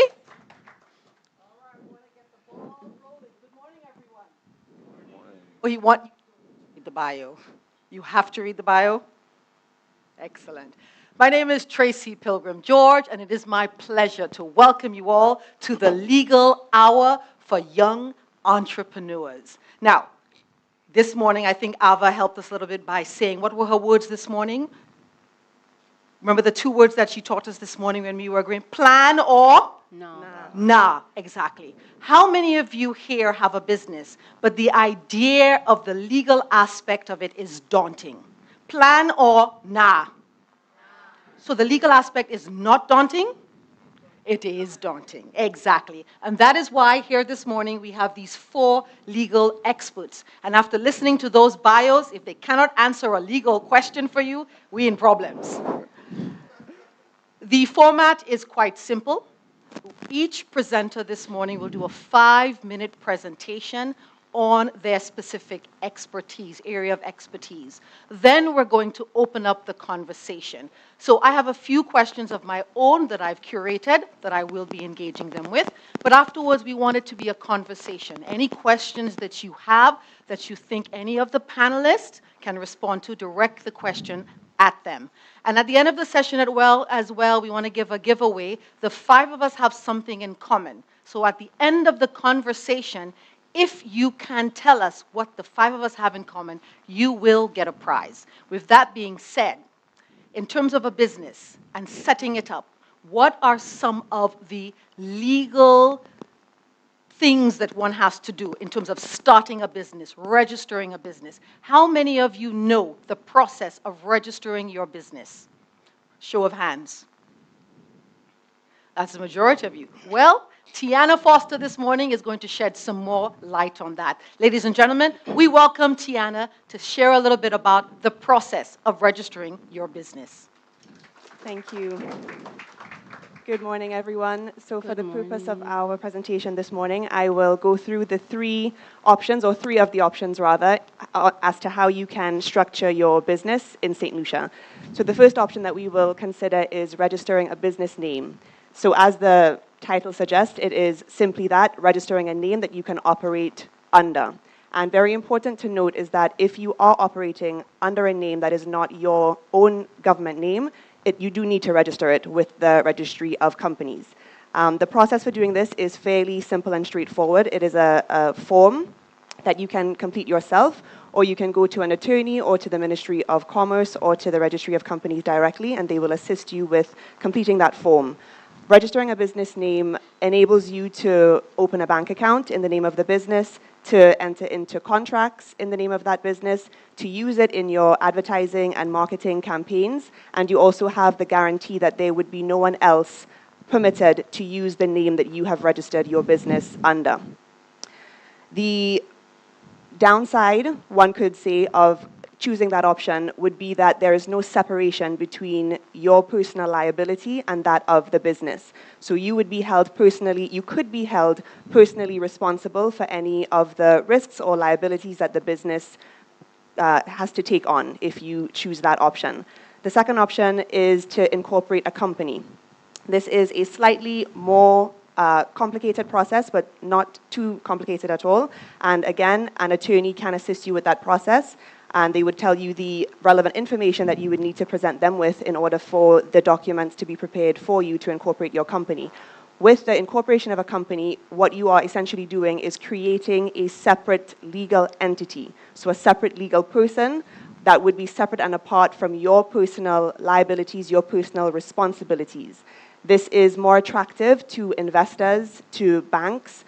If you were to seek loan financing or investment funding, it is more likely than not that the preferred option for those sorts of ventures would be a company. With a company as well, you have a clear separation and distinction in terms of roles and responsibilities. So you would dictate who or agree amongst your business partners, if you are going into this with business partners, who are the shareholders, what investment do the shareholders have to provide into the company, who are the directors, what roles are the different directors going to have, is there going to be a management team? You can clearly outline in your bylaws and in your resolutions the different powers that you give to these different individuals, and everything would be clearly documented, and that could assist in avoiding disputes later down the line. The last option that we will consider is cooperatives. Now, cooperatives are not governed under or overseen rather by the Registry of Companies. Cooperatives are overseen by the Ministry of Commerce, And what a cooperative entails essentially is a group of individuals who have a shared vision, a shared goal, and they come together and they pool their resources and work together under a single and agreed name and to a specific target audience or target customers. And with this, you have the sharing of resources, as I mentioned, and you would then have the profits or the surplus, as it is termed in the legislation, shared in a proportion in accordance with your input into the cooperative. The process for this as well is through the Ministry of Commerce. You would go into the Ministry of Commerce, you would submit your application, prepare your proposed bylaws and your proposed business plan, and they would then review it and issue you with your certificate of incorporation. And now your business is registered? Yes. Your business is registered. Now, have you been holding this business idea as a secret, or have you shared it with people in the community or with family members? How many of you had an idea and you were so afraid of sharing that idea because you thought perhaps somebody would volley that idea? How many of you thought about that? You want to shut up your popcorn machine in your community, and you've said it to 2 or 3 friends, and then before you know it, the weekend before you plan to launch, they have a popcorn company. Yes? Exactly. However, you keep it a secret, you keep it on the down low, and then you figure out, but how do I protect my logo? How do I make sure that nobody steals that idea? And with that, we welcome Ms. Falasa. She's going to help us a little bit to understand how do we protect our business idea. Thank you, Tracy. Well, what I want to do this morning is actually sell you an idea. I want to help you take this concept of intellectual property and now transition it to something that is a commercial asset. It can be collateral for you, and I want to make it as practical as I can. So I'm going to use the example of Elon Musk. Most of us are familiar with him. What he has done, or rather what he did in the beginning, is that instead of being paid for the intellectual property in his company and the value that it attributed to his company, he decided to take it in the form of shares, stocks in the company. And what that did is it saved him from taxable income. It grew his wealth because of how much he earned in the company. He was able to protect his share and have enough equity to stay on par with his investors. And he used his stocks as collateral for millions of dollars of credit. Now, I'm not going to get into how to leverage credit or the power of equity financing, but hopefully I can transition to you to appreciate what the value of your intellectual property is. And it would be remiss of me if I don't pull on Thaddeus's concept that an idea in your mind is not intellectual property. An idea expressed is intellectual property. It must be written, recorded, or so forth. And there's majorly 2 categories that you can look into: industrial property and copyright. And I'm going to lead you through the different categories so you can appreciate it, appreciate where it falls into your company, and then maybe guide you through a couple other things. So in terms of industrial property, you're looking at your trademarks. What are your trademarks? Your name, logo, slogans, packaging, in fact. And recently, you can actually trademark your followers. Many of us may be familiar with the concept of Swifties. Taylor Swift has not only trademarked her name, her concert names and titles, her album names, but also she trademarked the group of her followers, Swifties. So if you ever get to that level, you can trademark something as valuable as the name attributed to your followers on social media. Another thing, trade secrets. Several of us are into the agro-processing business. You may have products that are food items. You want to protect your recipes, your special spice blends. If you have particular formulas or processes, something as simple as a rum aging process can also be industrial property and intellectual property in the end. If you have anything that is particular to an invention, internal pricing model, that could also be intellectual property. Algorithms. And I'm happy to see optronics in the room because your algorithms, your original code, your software, your applications, this is also intellectual property. This is your value, and I need you to understand the concept, or rather the breadth of that value, because Amazon right now is suing Perplexity because their agent, Comet, is actually acting like human beings and doing the ordering for their human beings, because they're an agent. Think of it like a personal assistant. You need these particular items in your house, your personal assistant realizes you need it, and they go in and they naturally place the order. But it's so automatic, as opposed to a human being going in to place that order.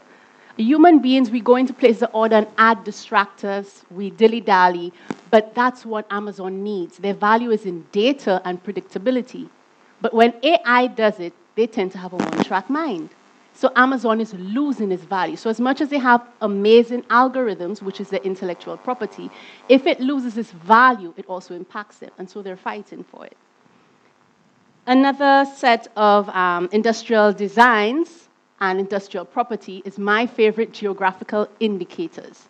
And this is quintessential within the Caribbean, because if we could distinguish our products based on the location it comes from, and that could attribute a higher value to it, become a luxury item, you're also gaining value, not just for yourself, but also the region, also nationally.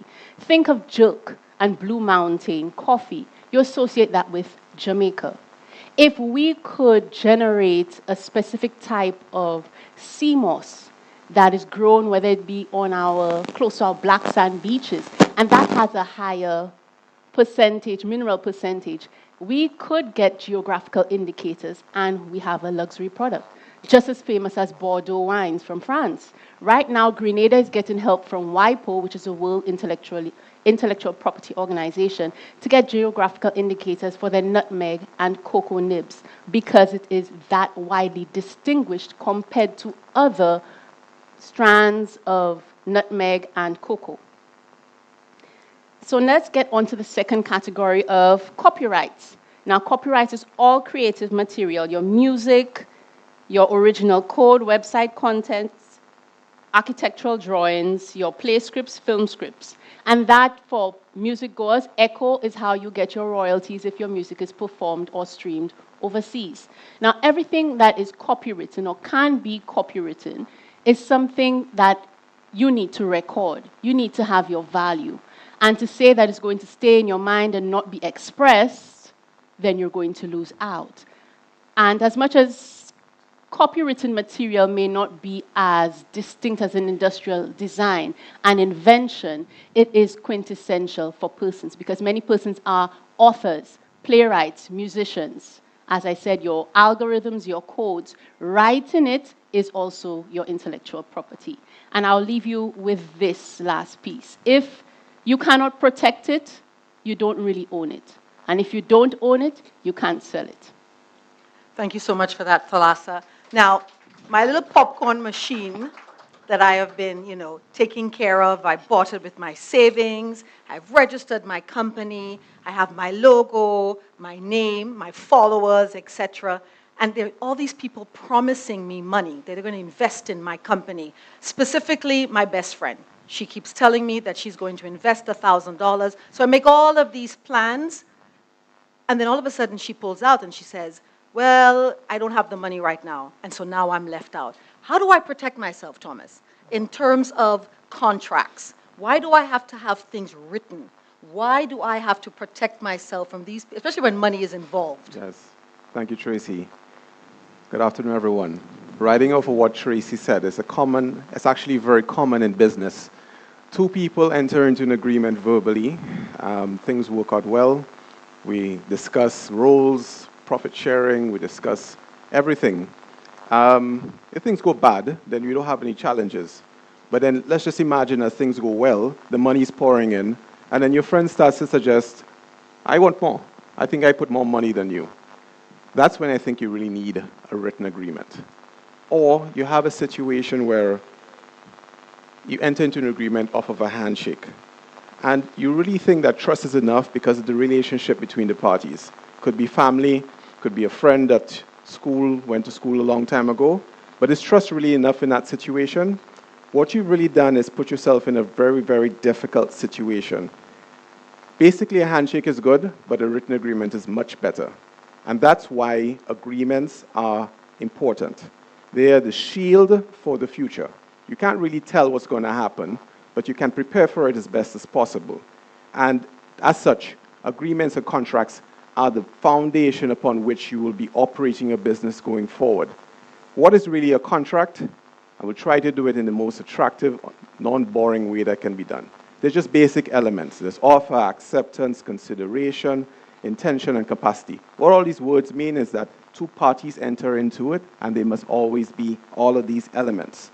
But what's important? There must be clarity. Parties must understand what they are entering into. There must be proof. That's why it's written. If it's not in written form, especially in our civil code, you have a challenge because you have no proof, you can't exactly enforce it. It must be detailed, covers payments, roles, etc., timelines, responsibilities, and of course, it indicates level of professionalism. Because at the end of the day, when you really think about it, enter into an agreement with someone via verbally or on WhatsApp or any of these things, all look good. But at the end of the day, when you're approaching institutions like banks or credit unions or even youth economy agency and so on, you really not, if you don't have a contract, you're really operating on vibes. You're not operating on anything substance. So it's important that at the end of the day, we operate with the level of professionalism. Now, it may seem daunting and it may seem at this point where what can happen if without one? Sure, you can operate without it, but then you've set yourself up for misunderstandings, disputes with your suppliers and so forth, and you may in fact lose opportunities. You may lose your business because if you don't have agreements to protect yourself, what are you really doing? So what I would say is this, the practical tips for youth entrepreneurs.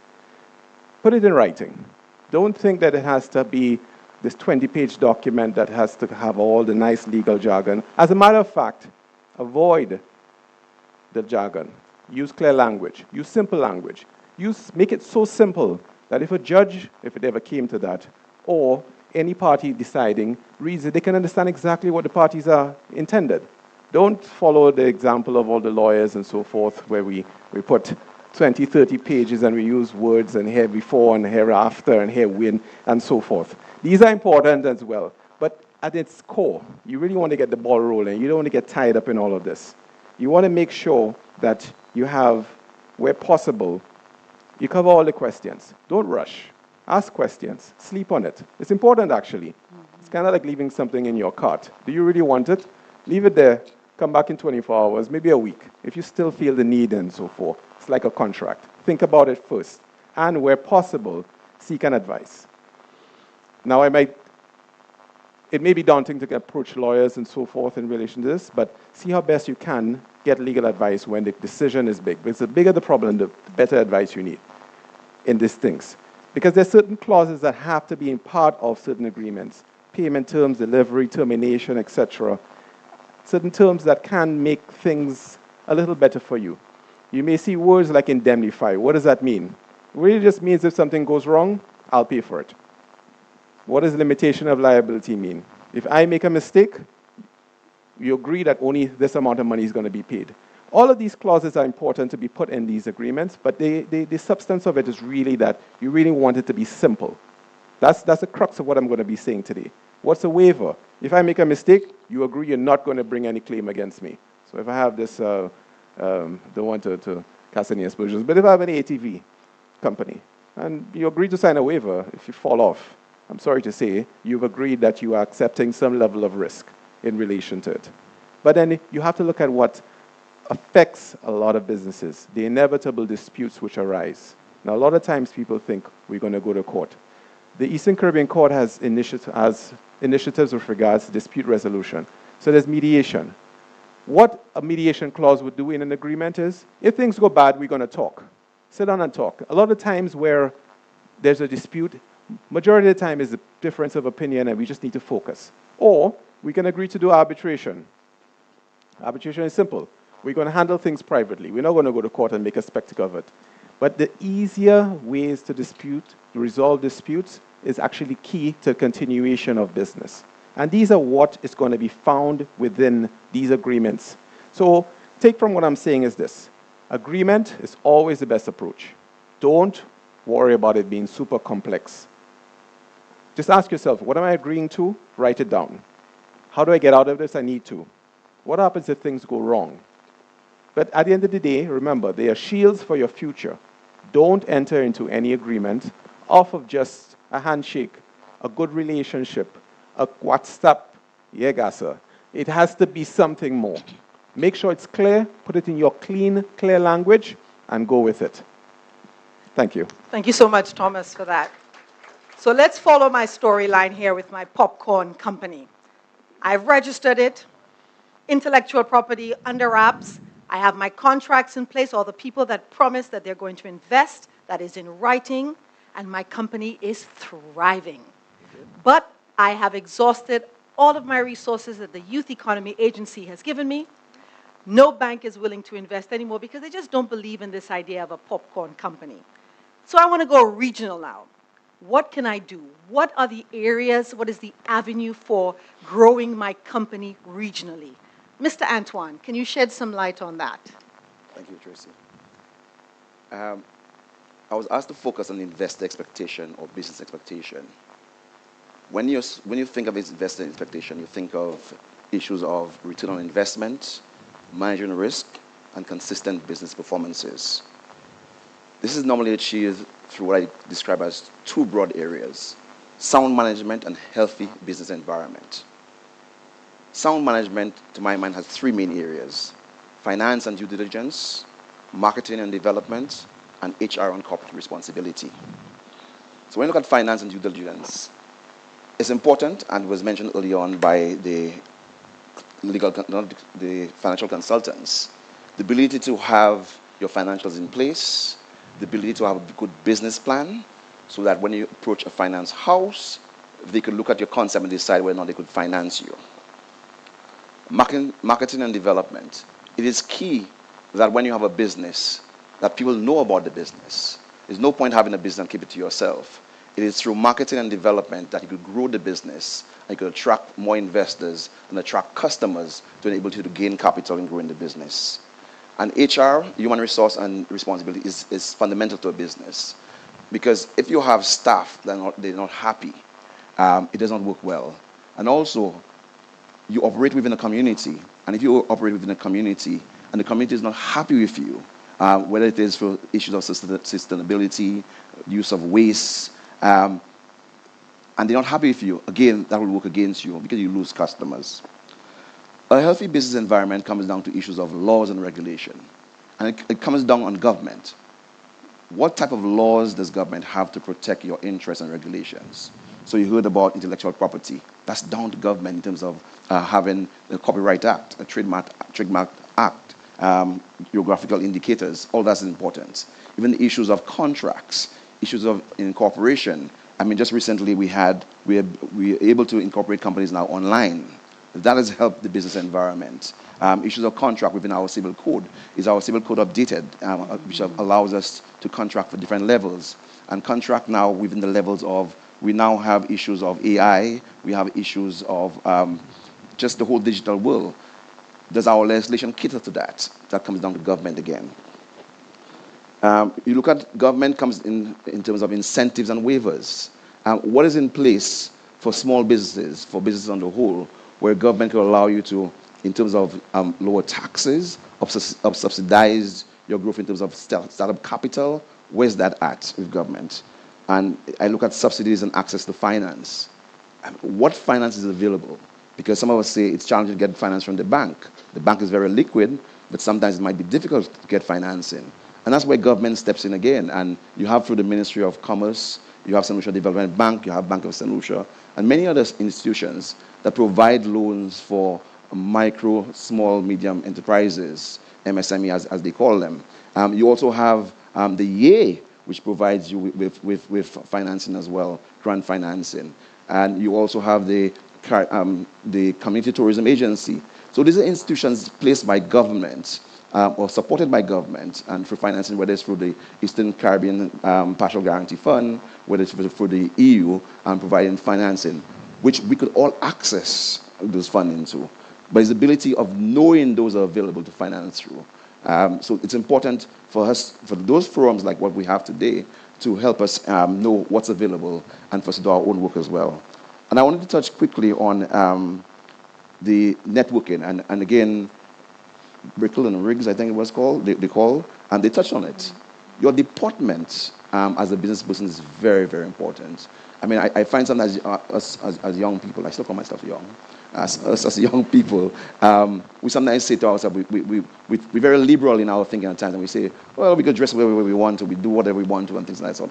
But you know, the reality is that the business world doesn't work like that. The business world is still North American, very much European in their thinking, and if you don't deport yourself properly, people simply don't look at you.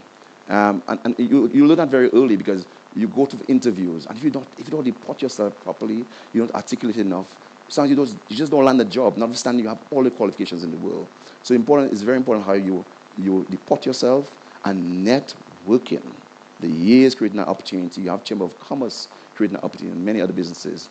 Networking is important, very important. I heard people sometimes say that nepotism is terrible, is bad. In my mind, nepotism is only bad if you refer somebody or give somebody a job that's not qualified to do the job. Because the reality is that I'll only refer somebody that I know will deliver the work. I'm not going to refer somebody I don't know anything about. So networking is important. People get to know you. When people get to know you, there's need for whether it's a bartender, an accountant, a lawyer. The person will think first about you, because they know about you and they believe in you. And that's the reality. That's how the world works. Thank you very much, Mr. Antoine. But you didn't tell me, where do I get the financing so I can expand my business? Financial institutions. Financial and also, institutions. there's lots of grant funding from the EA, from the Community Tourism Agency, and you have the Ministry of Commerce as well, through Solution Development Bank. All have finances access at very low rates, 3%, 2%, to allow you. Partial grants and partial funding as well. Excellent. Thank you so much for that. I don't see the roving mic, just in case the audience members have some immediate questions that they want to ask. Before we continue, it's roving over here. Thank you so much for that. Are there any questions, any burning questions that you want to ask the panelists before we continue with our conversation? All right. So one of the things that, and Tiana, this question is for you in terms of documents. What are some of the documents that a first-time or a young entrepreneur normally forgets or generally forgets? What kind of documents? So in terms of establishing your business structure, firstly, you would need to decide which of the structures you are going to incorporate or register. If it is the registration of a business name, there are no documents per se that you would need to present. It's simply information. So you need to provide your lawyer, or if you are going directly to the agency to to register your business name yourself, you would simply need to provide the business name, the nature of the business that you intend to operate, the date that it commenced, the registered office or the intended registered office. You pay the prescribed fees, and that is all that you would need in that instance.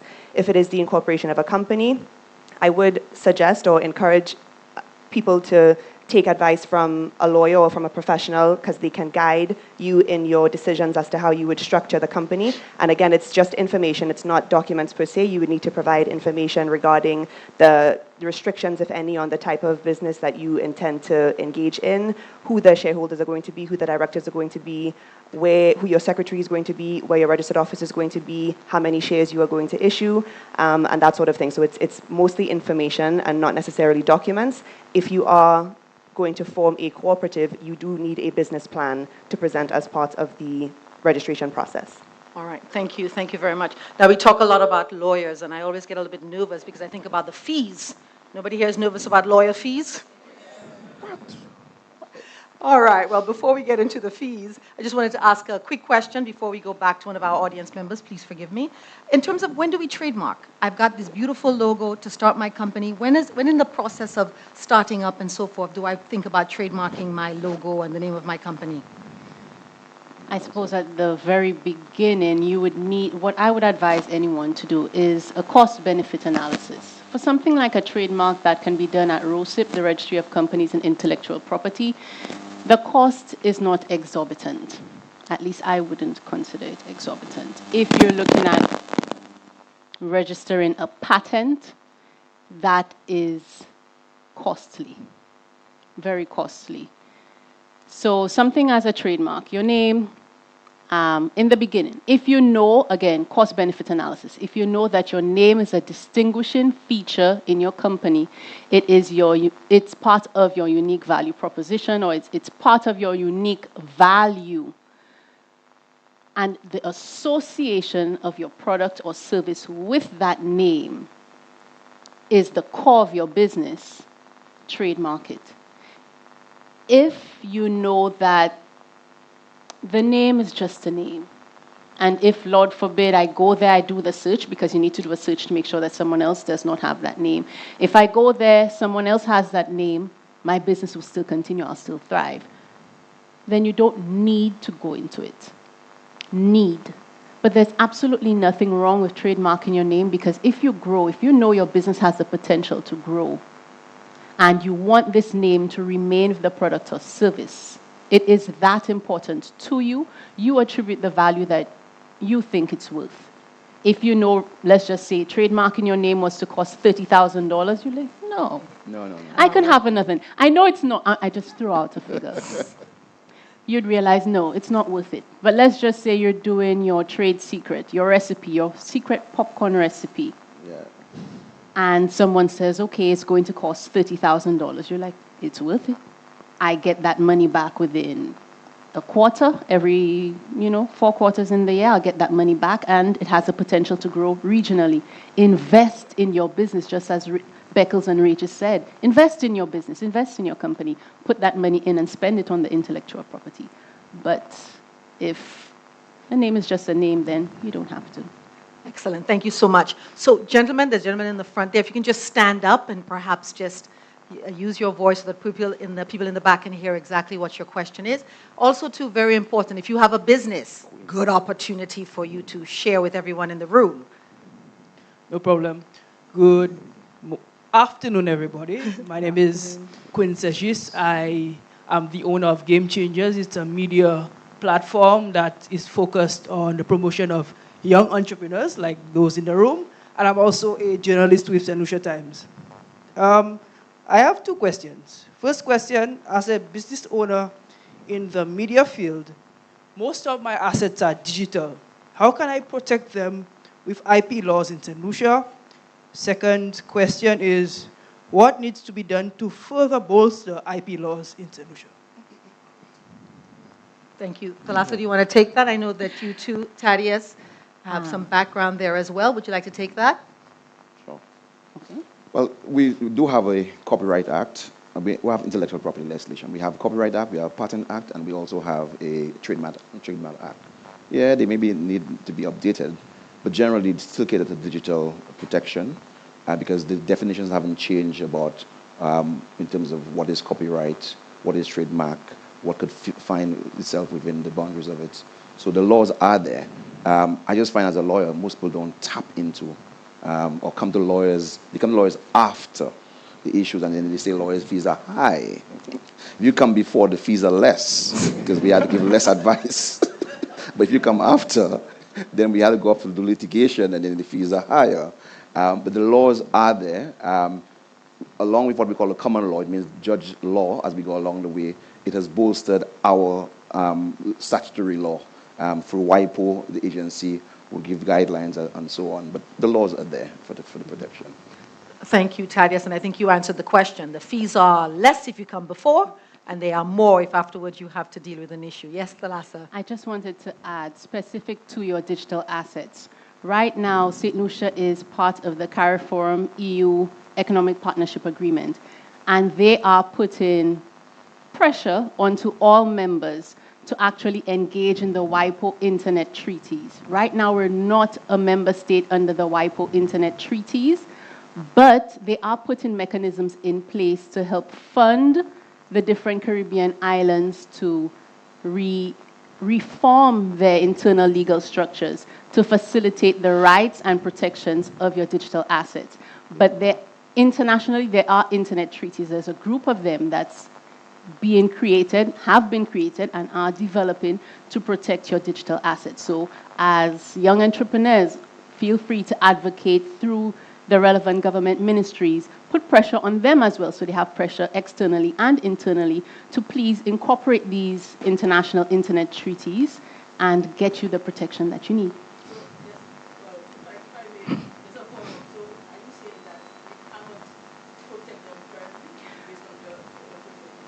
You can. You can. So, for example, all copywritten material under the Berne Convention, which St. Lucia is a member of, automatically protects you not only within St. Lucia, but also whatever country is a member state of the Berne Convention.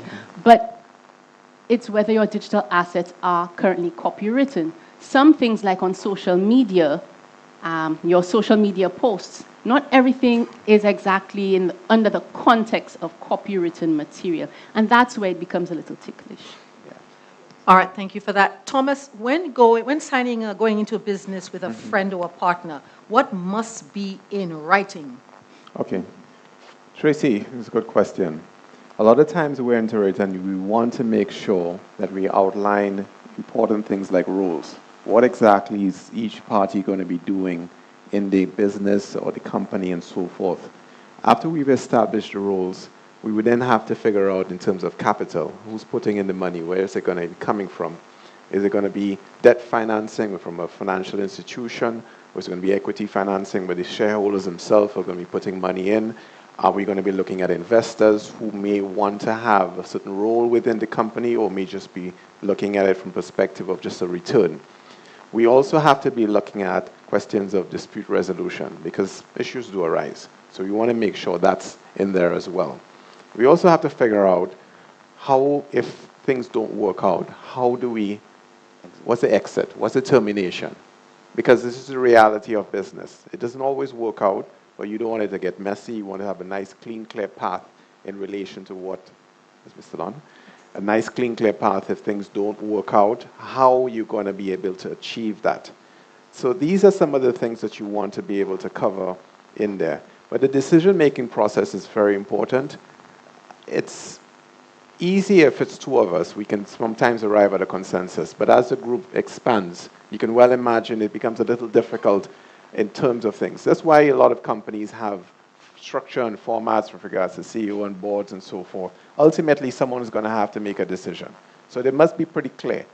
I will emphasize that the early stages is kind of simple. When it's small or the group is not very large, you can sometimes work your way through things.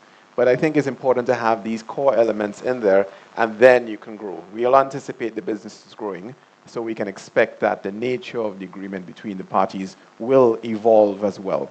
But these are some of the things I would like to see or expect to see within any agreement in relation to a business. All right, thank you very much, Thomas. We have a question in the audience. Yes, miss, if you can just stand and give us your name and if you're affiliated with a business. Sure. Good afternoon. I am Sheena Regis. I'm Ava's business partner. My question is in relation to equity financing. A lot of entrepreneurs that we encounter are afraid of considering equity financing primarily because of the possibility of losing control of their business. So I wanted to have an idea for the audience, some things that they should consider when they're looking at structuring the company structure, right? So that they don't have that concern of potentially losing control of their business as it grows. All right, thank you very much for that question. And I need an answer for that only because I know nothing about law and I am not an entrepreneur. So words like equity financing, I don't know what that means. So if we can break that down a little bit for those of us in the audience that just need a little bit of clarification, and our legal team over here can. In essence, what she's saying with regards to equity financing, you're looking at financing where shareholders or proposed shareholders are actually going to be putting money into the business. They're going to be capitalizing it. Capitalizing is just investing in the company. Now, where's the expectation if the shareholder or the proposed investor is going to be investing? You want to look at what the intended role would be. And that's where a shareholder agreement actually be very important to be entered into between the actual business, I can say, operating side and the investor side. The shareholder agreement will set out, for instance, what is the expected returns. Within the shareholder agreement, it can get very complicated, it can be very simple. You can create classes of shares. You can have shares where they have voting rights. These are the individuals who can actually vote to put directors. And the directors are, in fact, the ones who actually run the company. You can have non-voting shares. So basically, I have no voting rights, but I have certain benefits. For instance, I have preferential returns on any profits. So no matter what, at the end of the year, I have an X amount based on my shares. If I have 100 shares, I get $10 per share. So at the end of the year, I have $1,000 in relation to it. I may not be able to vote, but before anything comes out of the pot, I'm going to get something. So there are a lot of options. It's not necessarily a concern where an investor comes in that I'm going to lose my company, I'm going to lose voting, I'm going to lose the control and the say. You can put structures in place to protect yourself. You can put structures in place which allow for both sides to get what they ultimately desire. Always remember when you're negotiating, you're trying to figure out what the incentive structure on the other side is. What is the incentive for the other party? A lot of investors, they would really like the return. They would not necessarily want to be dealing with the operating side of your business. I think you have a great, brilliant idea, but I don't really care to learn how to make the sauce, run this business, and so forth. I'm just really looking at the end of the quarter, end of the financial year, that the balance sheet says something very nice to me. So figure out what it is, and then you work your way from there. But there are options. Ultimately, it's really going to be down to a shareholder agreement. Yeah, and I wanted to add as well. One does not necessarily have to get one to have shares in your business. You could do in terms of debt financing, where you could say to them, you put in $20,000, and I'll give you 20% return on my profits. It's riskier, but that is an option you could use as well, as opposed to having somebody come to the business. Yes, you offer them preference shares, you hold on to ordinary shares. That could work, but at times you can have just invest money into a business, and it's paid through the profits of the company. That's an option as well.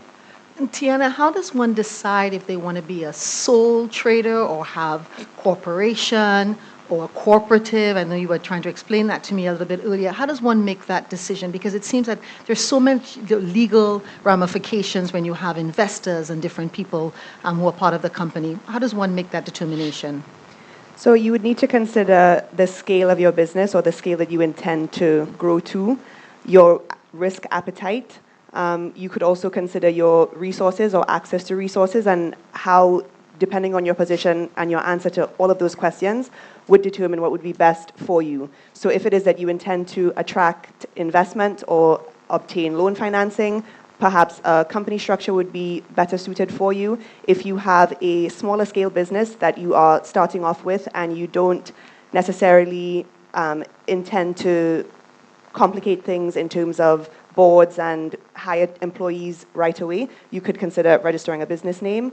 If it is that you have certain resources and you're aware that there are people in a similar industry that have other resources that you don't have and you could benefit from working together, then a cooperative might be the best option for you. Yes, okay, thank you very much. There is a question. Yes, Ava? Ava Beckles and Regis. So, Mr. Thaddeus, lawyer fees, they are expensive. Even if we come to you first, last, or in the middle, they're expensive, right?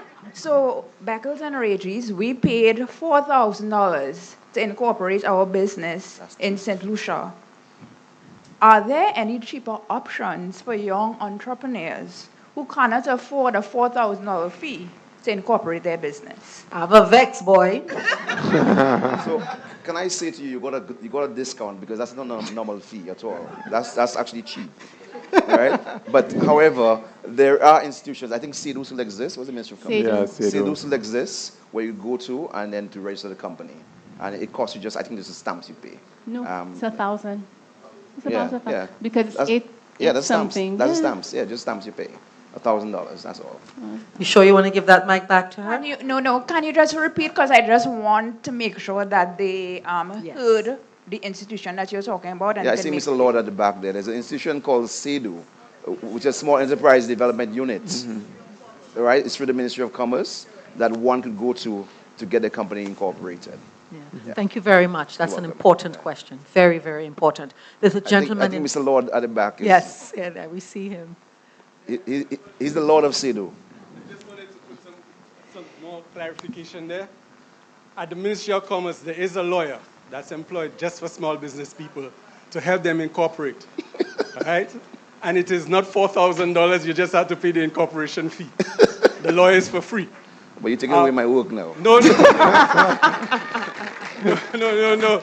The thing is, it'll accelerate the amount of people that incorporate, and then it'll give you more work in the future, you know.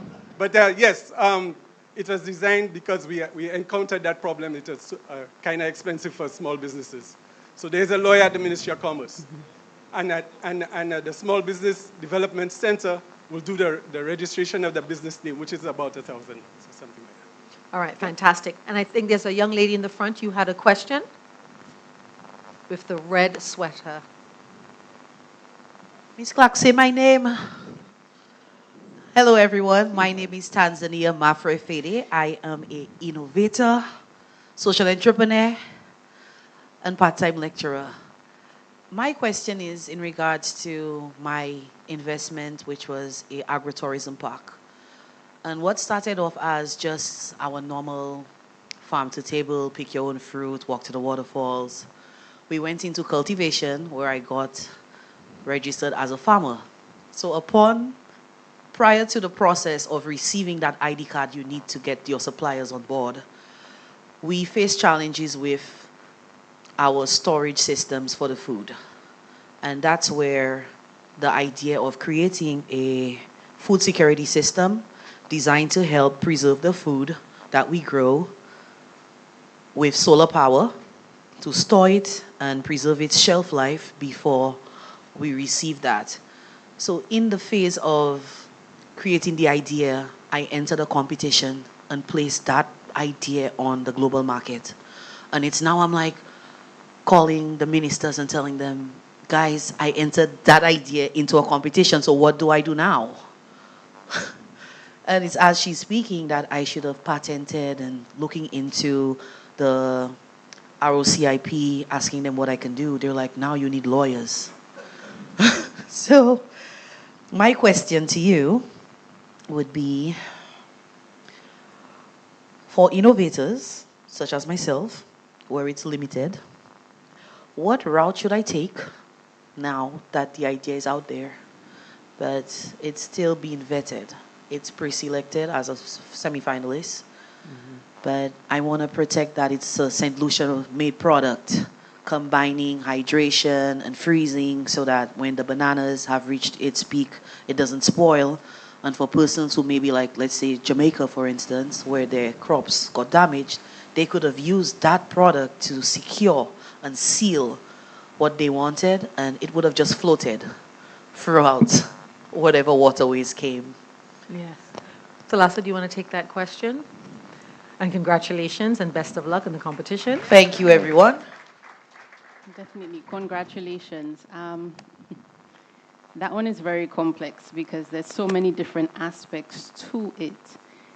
I'm assuming that, of course, you had a design and everything before you entered that competition. I am hoping that certain things would have been date stamped, and even if they were not date stamped, that it would have been date stamped when you entered the competition. What I'm concerned about is who you may have spoken to, shared information with in preparation for that recording process. Then maybe Thomas can get into non-disclosure agreements, because that's something you probably should have gotten into to make sure that whoever you shared with would not disclose critical aspects of your idea, because I'm not too sure how much you shared with the competition. And it really depends, because sometimes it may be something simple, you don't have to worry about it. If it is everything from the design, the purpose, the intricate parts, it really depends. It's a lot to consider. Again, lawyers come into very early. Because the lawyer would guide you very early, non-disclosure agreements. In entering a competition, you would then ensure that you don't go into the technical aspect of it, in terms of probably your size, I don't know, size of disc. I'm not using it generally. Size of disc, size of what I use there to create how the wheels work, what causes the freezing, what chemicals I combine, anything of that sort. None of that should be disclosed. Yeah, well, that's good stuff. And in the meantime, you should put in an application nonetheless for a patent in the meanwhile. And it could be sitting there, incomplete, but at least it's in, right? And likewise, your copyright, as Lassa decided and indicated, you did stamp it, whether you send it to yourself via email or send it to your lawyer or to your friend, all that helps you in terms of maintaining your copyright in it. Yeah. All right, thank you so much. I think this afternoon we're really getting some free legal advice. We should have. You're saving $4,000. Yes, we have a question in the back. Keegan Patrick, CEO of Optronics. I have one question around, is there any formalized framework for granting of stock options to employees, or have you seen any examples where you give the ability for your employees to earn or buy stocks within the company at one valuation at a later date that vests over some time period that they work with the company? It's an excellent question. Who? That is just a matter of contract and agreement. I mean, there are companies in St. Lucia that offers that to their employees. You have your Massey does it. I know of the Women in Liberty Breweries to do it at some point as well. So there are companies who offer stock options too, but that's a matter of contract and benefits to employees over time. Thank you. Yeah. So say that again. So Massey offers its employees the opportunity to buy stock at Massey? Yes. Yes. Did you all know that? Yes, they do. Women Liberty Brewery does it. Yeah. There are other companies who are involved in it. Yeah. But they're all optional. So It's an optional thing. Yeah, you can't basically enforce someone to receive remuneration in stock. But obviously, from a perspective of Massey, if you were to get an option to buy in Massey, you would take advantage of that. Yeah. I think we all know the profit that Massey is making, Massey so is yes. doing. Yeah, so to write on what Thaddeus is saying, it is really just an agreement. So you see, it's like self-financing because instead of paying you the bonuses, you can put your bonuses into shares for you at your option. Yeah. Oh, fantastic. You're roving, yes? So we have quite a few questions. Yes, sir? Although I'm not young enough to ask this. I don't think anybody knows who you are in the room, so you need to stand and introduce yourself, sir. That'll be the latecomers then. Latecomers, yeah. Thomas Leos, Chairperson, Youth Economy Agency. So question to you, Tiana. I think earlier in presentation you indicated that if the business name that you intend to register is different to your government name, you don't need to register it or something to that effect. No. You do need to register it. So even if I intend, so I'm an artist, very famous, I can go and register Thomas Leos. You can. So there's no restriction. Oh, I thought it was, No. once it's different to your government name, you can register it. But if it's your name, there's no need to. No. Oh, You can register whether it's your government name or not. But what I said is that if you are operating under a name that is not your government name, you ought to register it. Yes. But you can also register your government name as a business. Thank you so much. Mr. Leos did share with us that he was a famous artist, so he will be the guest performer this afternoon. And I think, yes, we have a number of questions, and that is... With regards to the question of names, Thank you. just to touch on one thing. Yes, My Thomas. apologies. Just to touch on the question of names. There are some names that are restricted. Names that are offensive are unavailable, quite naturally. But names that relate to, such as Royal or St. Lucia and so forth, actually require governmental approval. Anything that would give the impression that it is sanctioned by the state would require specific approval from the Attorney General's chambers. So something to bear in mind that you can't decide to stick Royal or St. Lucia in there and without permission. You wouldn't get approval for that. That was a statutory instrument maybe about 5-6 years ago, I believe. It was done. So, yes. So you may see all the ones with it, but nothing new, unless there's permission from the state. Good day, everyone. My name is Mauricia Thomas Francis. Senator. Former senator, yes. Former banker. Well, still involved indirectly in banking. I am also a business consultant and a mentor of the Youth Economy Agency. It's a pleasure being here today. Earlier on, Mr. Antoine, you mentioned that the banks are liquid. Very. And you offered options where business people can avail of funding. Yes, the banking system is extremely liquid. Banks exist to create shareholder value, to make profits. However, banks have to be prudent about how they do so. Typically, the banks receive deposits, and the bank's core business, of course, is to lend money and invest those deposits at higher interest rates to create the value that I spoke of. The banks face several challenges in their ability to be able to lend money, at will, or lend money significantly, especially to the business sector and typically the small business sector, the micro, medium, small business sector.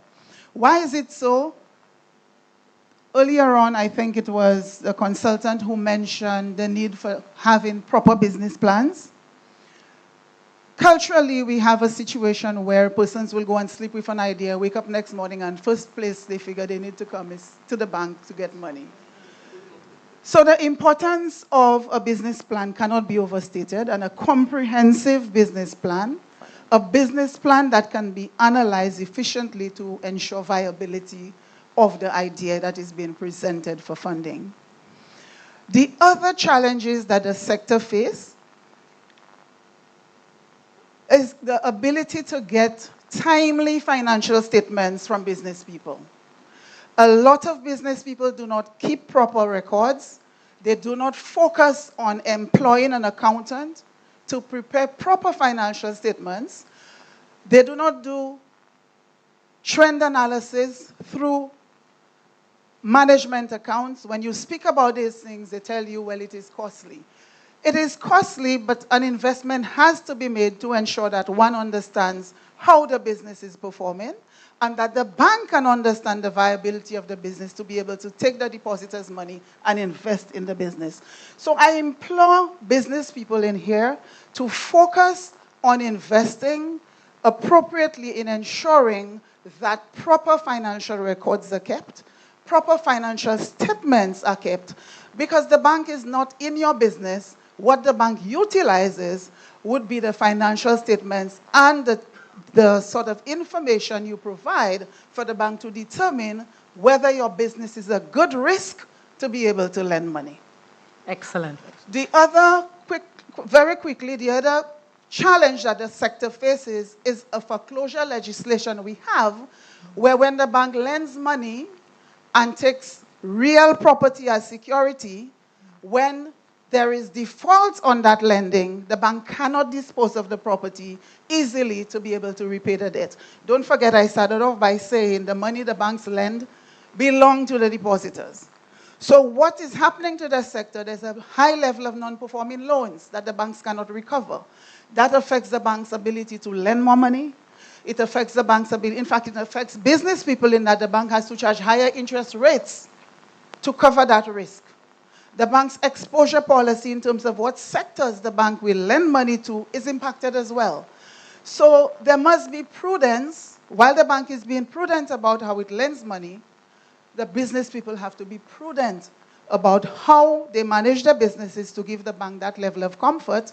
And also, the team of illustrious lawyers we have on stage, I want to ask a final question, well, a question. How can you use your influence to cause the much needed reform to the archaic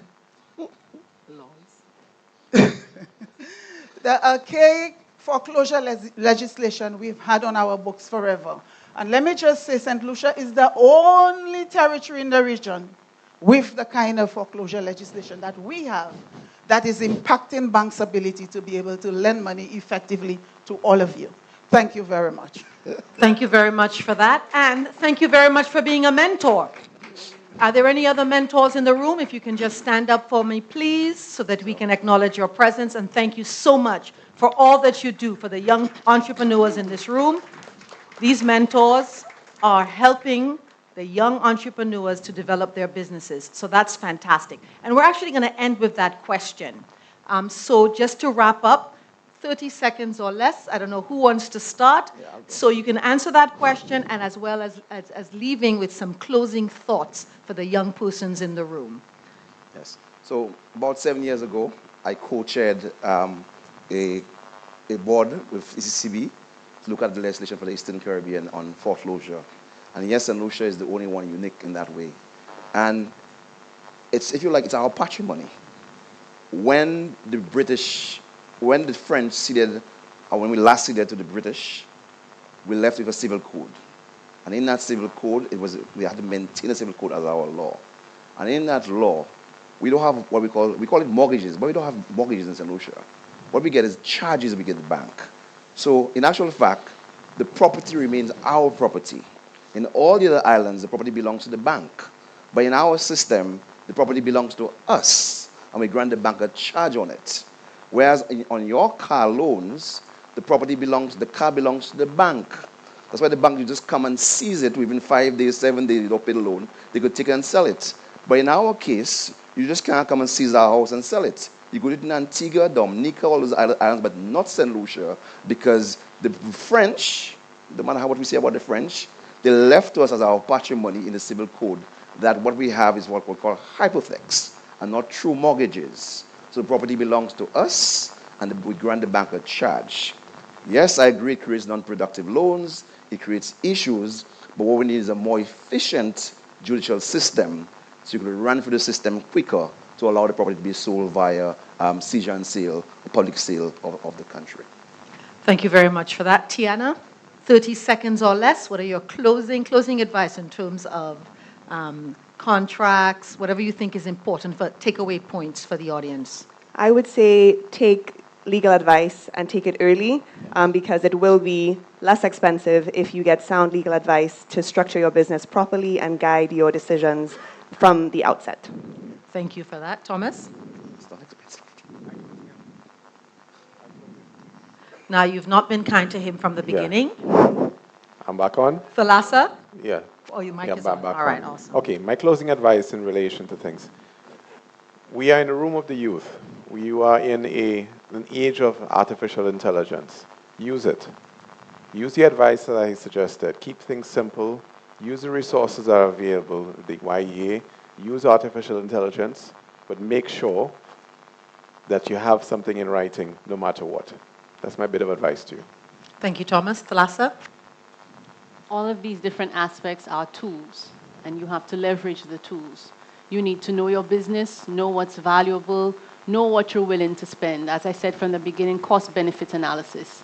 And if it's worth protecting, if it has the potential to grow, ensure you do the necessary consultations with the persons with expertise, whether it be accountants, lawyers, marketing, personnel. Try to get your business as sound as possible. Excellent. And with that being said, I'd like to thank each and every one of you for your questions and participation in this afternoon's Legal Hour. I'm sure you've saved hundreds of dollars. With that said, please stand as we thank our team. And congratulations to you all once again for your companies, and a round of applause for our panelists. All right, thank you and have a wonderful day. Over to you. Thank you. Thank you so much. And let's hear it for the powerhouse ladies and gentlemen. Tracy Pilgrim, George, and the Legal Hour as well. Chido. At this point, ladies and gentlemen, we are about to break for lunch. So if you have these in your hand, it should tell you where you will be having lunch. If you see pointed, that is your cue that we're getting ready for the afternoon session. Okay, so if you see masqueraders at any point, just know that we're getting ready to recommence the afternoon session. And Tracy, come on.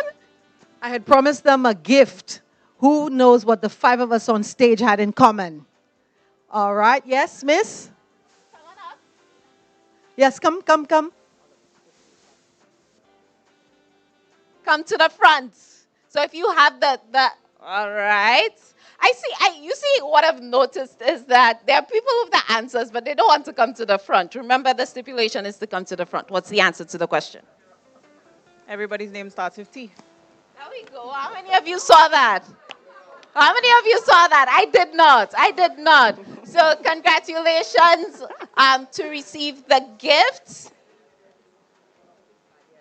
Yes, so we had Thomas, Tiana, Thalassa, Thaddeus, and Tracy. Tracy, exactly. Thank you so much. Yes, and Thomas, of course. Thank you so much. At this point, ladies and gentlemen, we are breaking for lunch and we are going to recommence in about an hour.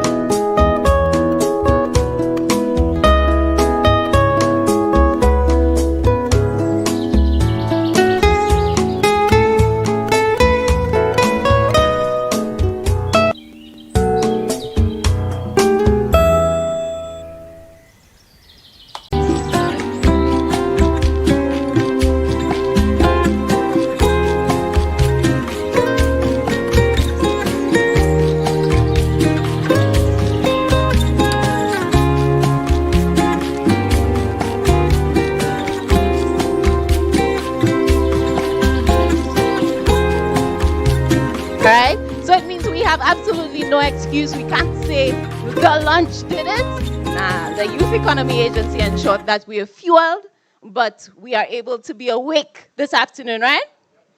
And if you were having problems with that, that's what the masqueraders were for. Great. Ladies and gentlemen, thank you so much for being here with us once more, for making it on time, and we are getting ready for our afternoon session.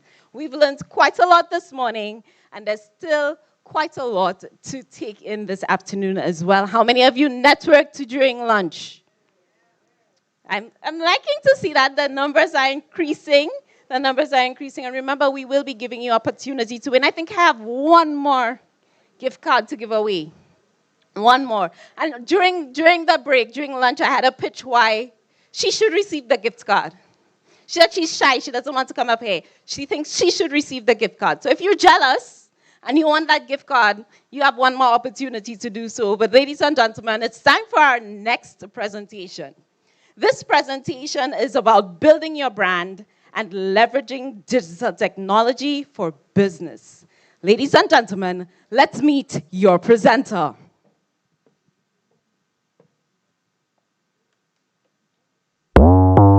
Daniel Asheville Louisi is a dynamic presenter, entrepreneur, and visionary leader who has built multiple successful companies within the construction sector. With over 18 years of experience, Daniel has transformed his lifelong passion for construction and engineering into a thriving business empire as the founder and director of Asheville Group of Companies, one of London's leading construction and logistics groups. His genuine love for the industry, combined with exceptional vision and a deep understanding of the power of branding, has been instrumental in driving his success. A former model turned businessman, Daniel's journey is one of drive, creativity, and resilience. Through his popular YouTube series, Asheville Weekly, he offers an authentic look into the daily challenges and triumphs of running his businesses, highlighting milestones such as building a bespoke games room for KSI, sponsoring QPR Football Club, and growing his fleet from 1 lorry to over 70 vehicles and machines.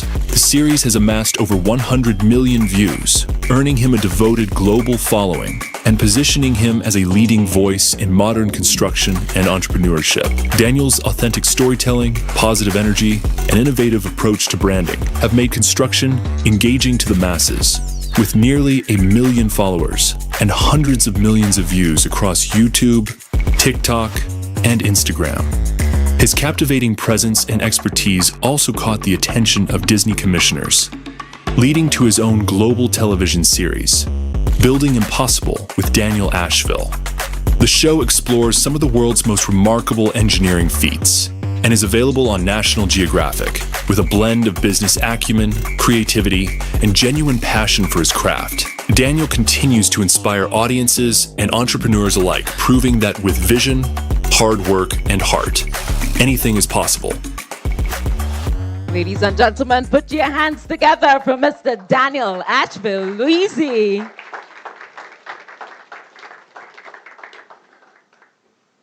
Good afternoon, everyone. Hopefully you all enjoyed lunch. I'm here today to tell you the importance of social media and digital marketing and the difference that it can make for your business.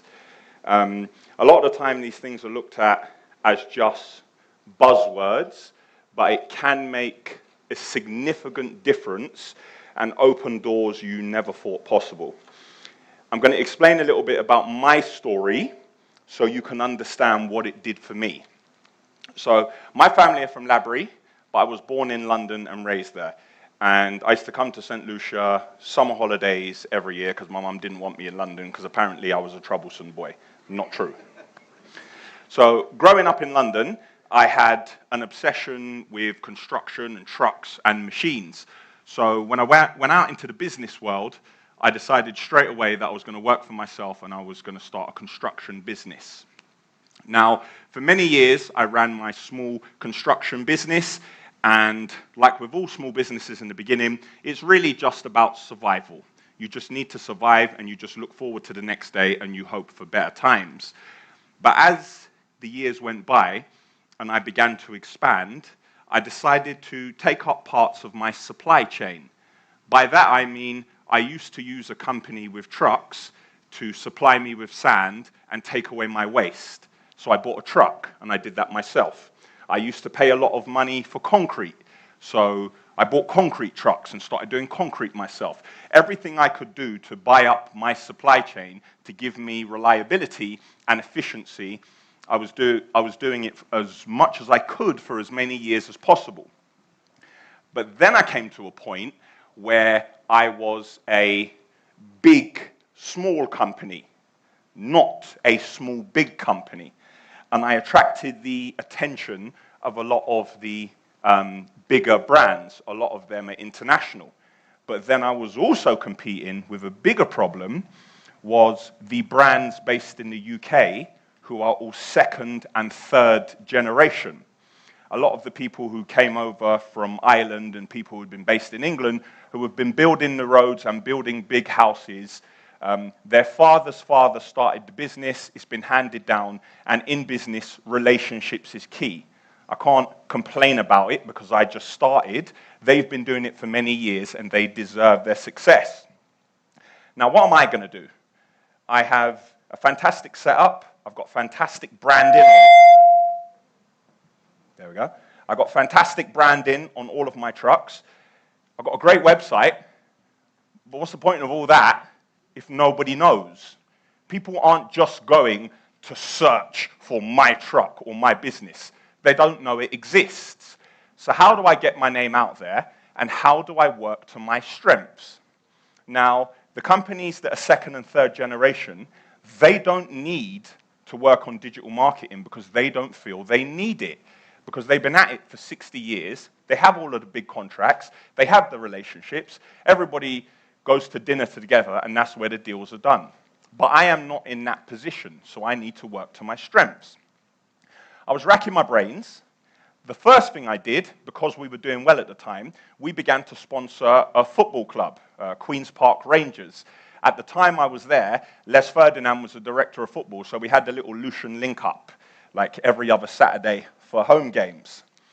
And even sponsoring the football club, it opened doors because people came and sat in my box and we shook hands and relationships. But it still didn't get the business out there to the masses, and people still didn't know who the company was and who I was. And in my head, I'm thinking, biggest companies in the world, Tesla, you know Elon Musk. Virgin, you know Richard Branson.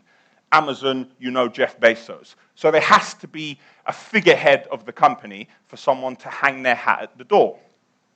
So I thought, well, social media, let me have a look at this. And I started a YouTube channel. But then in my thinking with starting a YouTube channel, I'm looking on other platforms of social media, and everyone seems to be having a great time. Everyone is flexing, they got car, they got watch, they got this, they got that. I'm standing in the depot at 5 o'clock in the morning covered in mud. Like, it's not very exciting. In fact, like, this is a nightmare. Like, this is not an HBO special. Like, this is not something that you want to tune in and see. So I can't show what all of these other people can show, and I'm not going to get the followers who want the end game because I'm all the way over here. So I made a decision to do what I was comfortable with and document what was true to me. I like trucks. I bought myself a new truck. I was very proud of it. I did a truck review. A couple of people watched it. Nothing really happened. Then afterwards, I decided to do a couple of videos around some projects I was doing. Still, nobody really watched it. Then I decided to film a day in my life. So when I woke up at like 4:45 in the morning, all the way to when I got home, 9 o'clock at night. I just documented my day, and rather than hide all the problems, if there was a problem, I said, look, I've walked in, there's a puncher here, this man isn't loaded, this man ran out of diesel, I'm getting over this. But what I didn't realize I was doing, I was creating a story arc. Problem, how are we going to solve it? Solution. And what I didn't realize is the jeopardy of the problem that engages people. But I did it without knowing. So I'm now sharing my story week on week.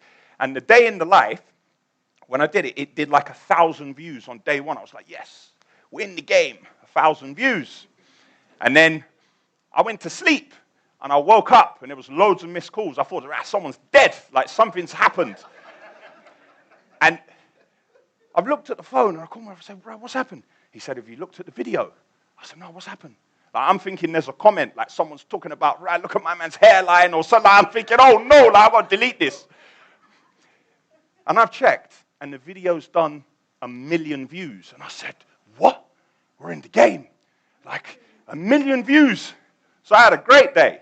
And I went to sleep. And I woke up. I checked again, 1.5 million. Yeah, I've made it. Day after, 2 million. I was like, wow, like, this keeps going. And then from that point, it's just trickled along slowly, slowly. But what it did do is it gave me insight into what people wanted to see. And it made me realize that I don't need to do what everyone else is doing. I don't need to flex and show you I've got this and I've got that. It is all right that I have just started and I have challenges to overcome, and this is how I'm doing it. And a lot of what I was doing was telling people everything I did and how I solved it.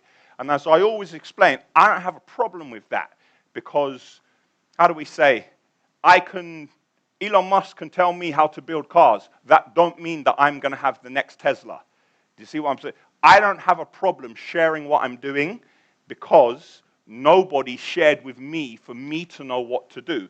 So I'm comfortable with it because it doesn't mean that they're going to overtake me. Their shine doesn't dampen mine. So after this video, I think this is regular now. It's definitely not. So we go back to the normal numbers. But what I realized at that point is, what did well? So this did well. How can I recreate what they want? Let me not think that I am smarter than the algorithm. Let me give the people what they want, not what I want to shove down their throat. So I repurposed the day in the life and I turned it into a weekly show documenting what I do. A show called Asheville Weekly, which came out on a Sunday morning at 8 o'clock for 5 years in a row. I did not miss one day. And that show has done collectively over 100 million views. 100 million views on YouTube, and then it grew my following on Instagram and TikTok and all the other platforms. But the important thing about this is I have a website. And previously, I used to spend a lot of money on Google AdWords. So people are clicking, and when they click, how do I convert this into a sale? How am I going to convert this? It's all well and good calling and clicking. It's all well and good spending all this money in a month. But how is it serving me, and how is it serving me long term? If you go on Google with your short-term gains, you will suffer. Organic presence is the best presence which is grown over time. The trouble is when you're spending on Google AdWords and you want that short-term validation, what happens is people click and they click off, which actually does the opposite because your website will drop because Google will say, well, they sell this and people click off, therefore that isn't relevant. Boof, you're dropping down in the rankings. But what I realized was when you have a social media platform, if your website is on the platform, what happens is just being inquisitive, people want to know who you are, they click on it. But Google can't tell the difference between someone clicking on your website to check how much the price of sand is, or people clicking on your website because if they want to buy something, or if they're clicking on your website just to read about you. So what I realized was, organically, every single search engine, websites that had been there from day one, I passed everyone, and it was organically, without me spending a penny, and they're still there to that day. And a lot of people who never bought anything from me gave me a lot of 5-star reviews, to the point, like, great show, to the point where, to break it down, when I was paying for Google AdWords, I was having between 100 and 200 people a week click on the website, and 90% of them clicked off within a second. When I did it with social media and they went through the website, I had between 3,500 and 5,000 people a week, and each person was spending something like 6 minutes on the website. Like, it was ridiculous. But what it meant, because they stayed on the website for that point in time, when the person was looking for the sand or the construction materials, or they wanted to hire a truck, I was number one. That is one of the main points of social media, what people don't think about, the way it feeds into the rest of the narrative and your SEO, your search engine optimization. What it also did was open a number of other doors for me. So some of the producers at Disney, they watched my show and they came to me and said, look, nobody is doing anything like this. If we gave you a budget, what show would you do? I said, well, can you give me the money and let me do it? They were like, no. They said, you tell us what show you want to do. And I said, I want to go all around the world. Again, at this point, this is not something pretty. I want to go all around the world to the most difficult builds in the corner of the bush wherever we are, and I want to be part of the guys building on the ground, and I want to understand the plans, I want to break it down, and I want to translate it to people so day-to-day people understand, well, hold on a minute, I understand how they build that. It might be a suspension bridge, but if you put two sticks like this and you put one over, that's what I love to do. I love to break it down into layman's terms so I can understand it and then share it. And Disney gave me a TV show which is on National Geographic called Building Impossible with Daniel Ashfield. Again, the narrative begins because people are like, who is he? When they check who is he, they then go and check on all of the websites for aggregates, for concrete, for construction, and all the other services which I provide, which in turn fed into a gigantic machine, and it begins to have its own motion. And the digital marketing side of the business, the digital marketing actually became its own business to the point where I started selling merchandise. I can't believe it. Like last week, I was selling stone. This week, I'm selling T-shirts and mugs. And when I first went live with my shop, I had, like, once again, being true to what I do, no one else was doing it, what I was comfortable with in myself, I made this cup, and the arm of it was a digger arm. And people said, what kind of childish nonsense is this? No one ain't going to do that. I ordered them in. I sold 1,300 in 3 hours. That was the following and the extent of how immersed everybody was in the story and followed it week on week. So as my personal profile grew, it gave people trust in the company. Now, when I started, second, third, fourth generation, everyone said, what's he doing? He don't know what he's doing. He's been at it 5 minutes. He shouldn't even be doing this anyway. What's he doing in the industry? Here we are years later, everyone's saying, oh, well, I was thinking of starting a little channel, and I said, really?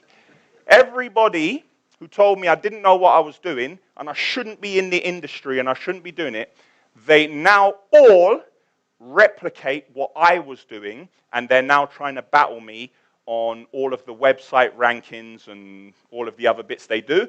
And what I decided to document has started its own genre in the UK. There's now an entire genre where people with businesses document their businesses which are small. And they share the challenges which they have on a day-to-day basis within their businesses. So digital media, social media, it can be used for different things. And I was discussing with the gentleman over here who's hey, wake up, man. Yeah. I was discussing with him yesterday, and we were discussing some of the negative points of social media. But there are positives, and social media, it's about how you use it. If you're going to sit in your bed and go on TikTok and just swipe and swipe and swipe and watch nonsense, that's on you. There is a way that you can utilize it, which helps your businesses and grows both your business and your personal brands. You just need to take it, learn what it is, and then think about what's true to you and begin to share it. And there may not be a quick payoff. But what I will say to everyone who documents their story is you don't know when something will do well. You can't do one video and think that you're going to top the charts and next week you're going to be pushing like a big whip. Like, it's not going to happen. But what it does do, if you document and you just do it because you want to do it, at a point when people see you and people can see what you're doing, they can see your entire backlog and they say, oh, this is where it started. It's important that they can see the story. It's all well and good doing a video saying I'm the most successful person in the world. What value are you adding? I've got a great company and I've got this car, and when I woke up this morning, I flew in oranges for another company and I had ice from Norway and I drank it. What value are you adding to people's lives? When you share your story, you are giving people a behind the scenes, and this is what people are interested in because you don't know it. Well, you do know it, but you don't think about it. Every single person in here has challenges.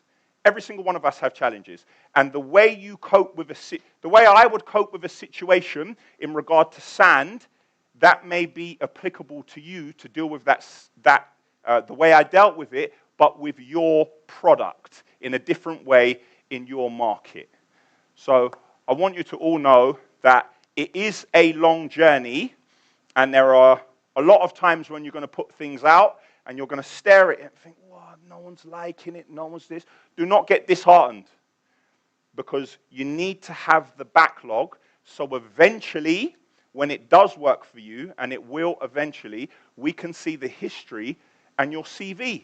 We can see where you've come from and what you're doing. Just like now, the biggest YouTuber in the world, Mr. Beast, they go back to the video in 2010 and say, right, look at this guy. He didn't even know what he's doing. Look how he's talking. But they say, look how far he's come. Yes? So I want you all to know to be patient, and it's not just a buzzword. And depending on how you use it, you can weaponize social media for yourself and your business.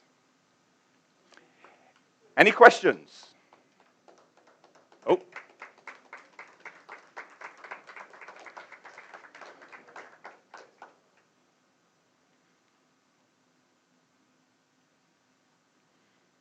Hi, thank you very much.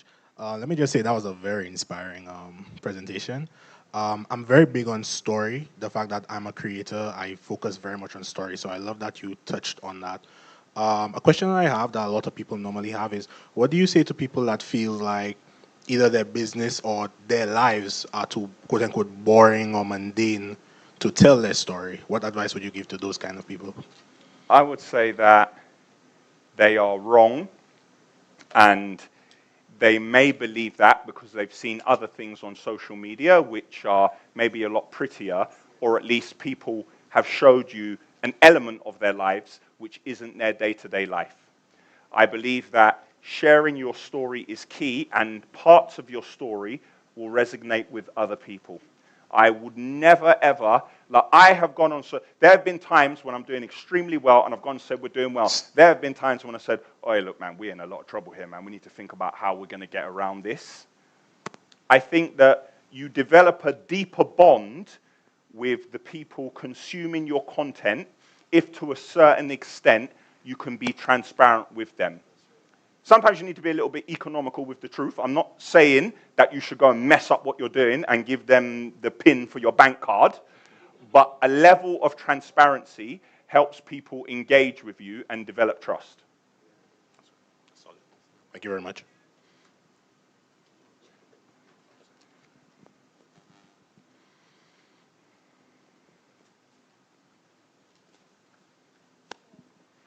Hi, everyone. I'm Kema Elcock, electrical engineer by profession, but the owner of Crumb and Roots, which is a artisanal bread and bread product company here in St. Lucia.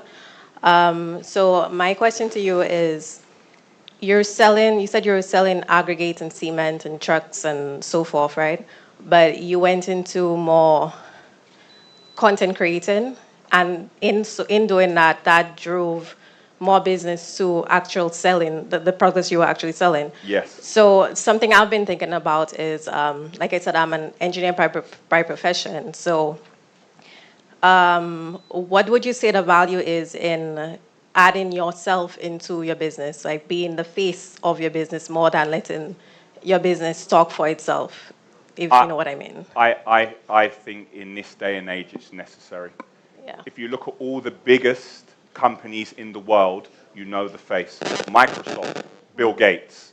Right. Like you know the face of these companies. I feel that it's very important, and as I say, you're never going to know what people are taking from your content. And once you sharing it, you don't know the people that you will inspire by you sharing your story. It doesn't matter where you are on the journey. There are definitely people who are doing a lot better than you, and there are a hell of a lot of people who are doing a lot worse than you.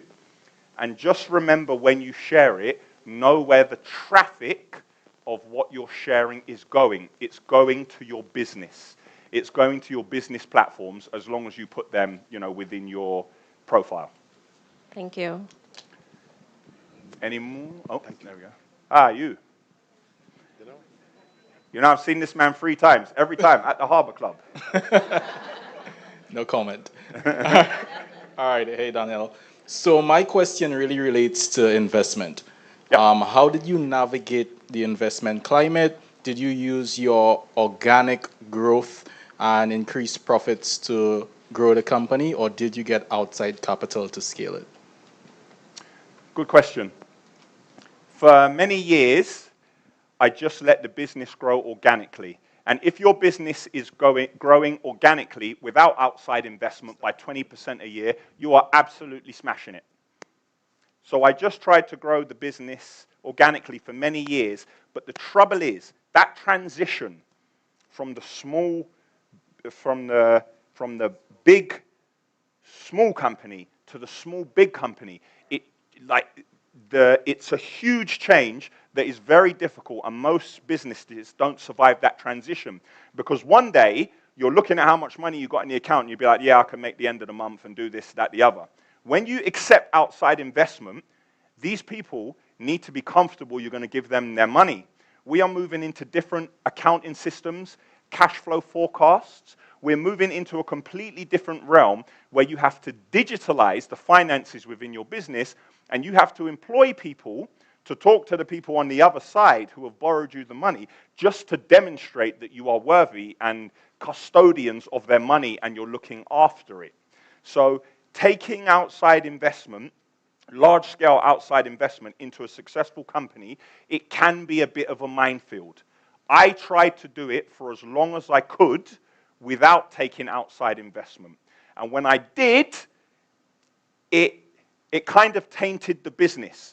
And I actually tried to get out of it and go back to how it was, because it moved a lot more efficiently. Because when you have large amounts of outside investment, you create a bunch of jobs for people who are reporting and doing spreadsheets and all of this work. How does that earn revenue? What revenue does that earn? This CFO and this head of finance, who are costing me X a year, what is the additional money that I am getting to pay these wages here? Wait, am I not supposed to? Oh, are you a CFO, yeah?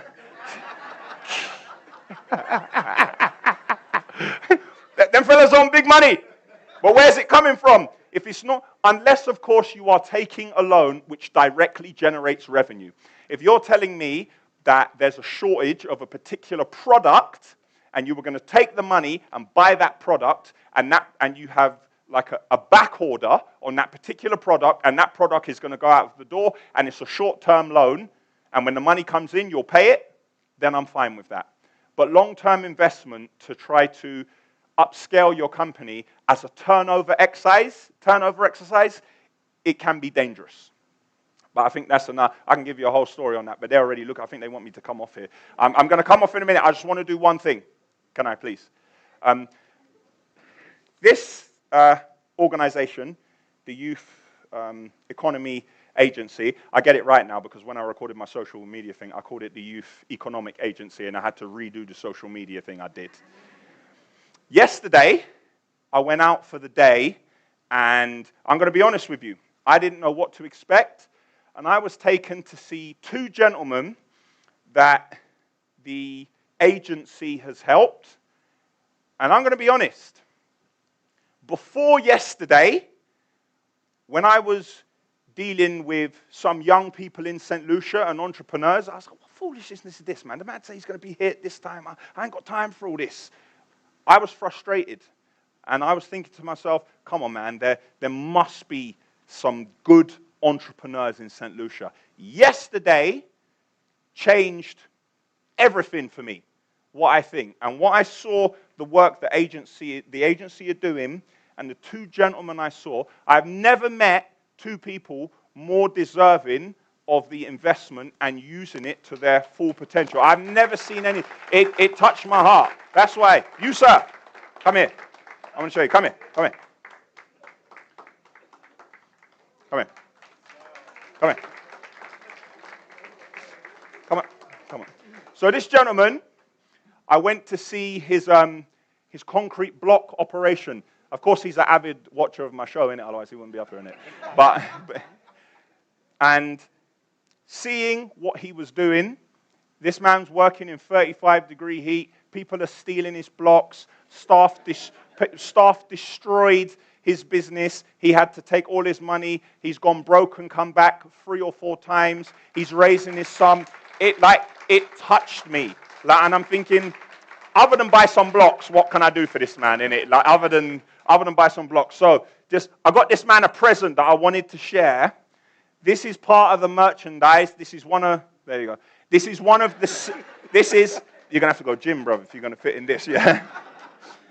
So this is one of my catchphrases in the UK. This is a limited edition t-shirt that I did in the UK, which shipped all over the world.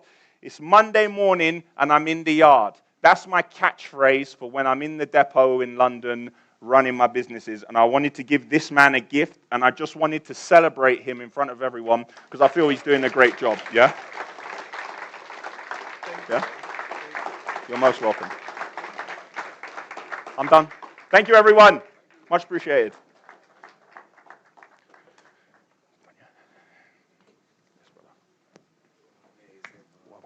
Ladies and gentlemen, let's hear it from Mr. Daniel Asheville Louisi. Now, I told you in the beginning of this, I'm collecting little nuggets for myself. And at the end, I will share with you all the nuggets I've collected. But from Mr. Louisi, I collected the story arc. We remember the story arc? Yes, the problem, the plan, the solution. Yes, and I think that's something that all of us can relate to because we know as business owners, there are problems, right? There are plans and we need to come up with the solution.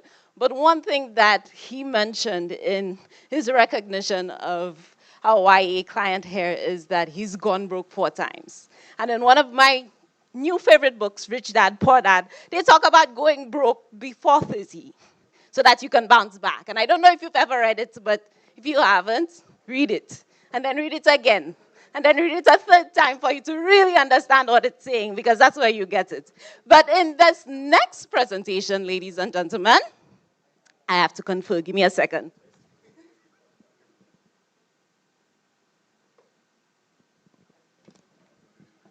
All right, so just before we go into our next presentation, Mr. Louisi, you've done such an amazing job, and we want to thank you officially. So the Youth Economy Agency would like to, of course, hand you a token of our appreciation. Ladies and gentlemen, we can hear it once more from Mr. Louisi, right? There we go. Yeah, it's because you called him the CFO. You called him out for being the CFO. That's what happened. That's what happened. See, the CFO don't want to give me the bag.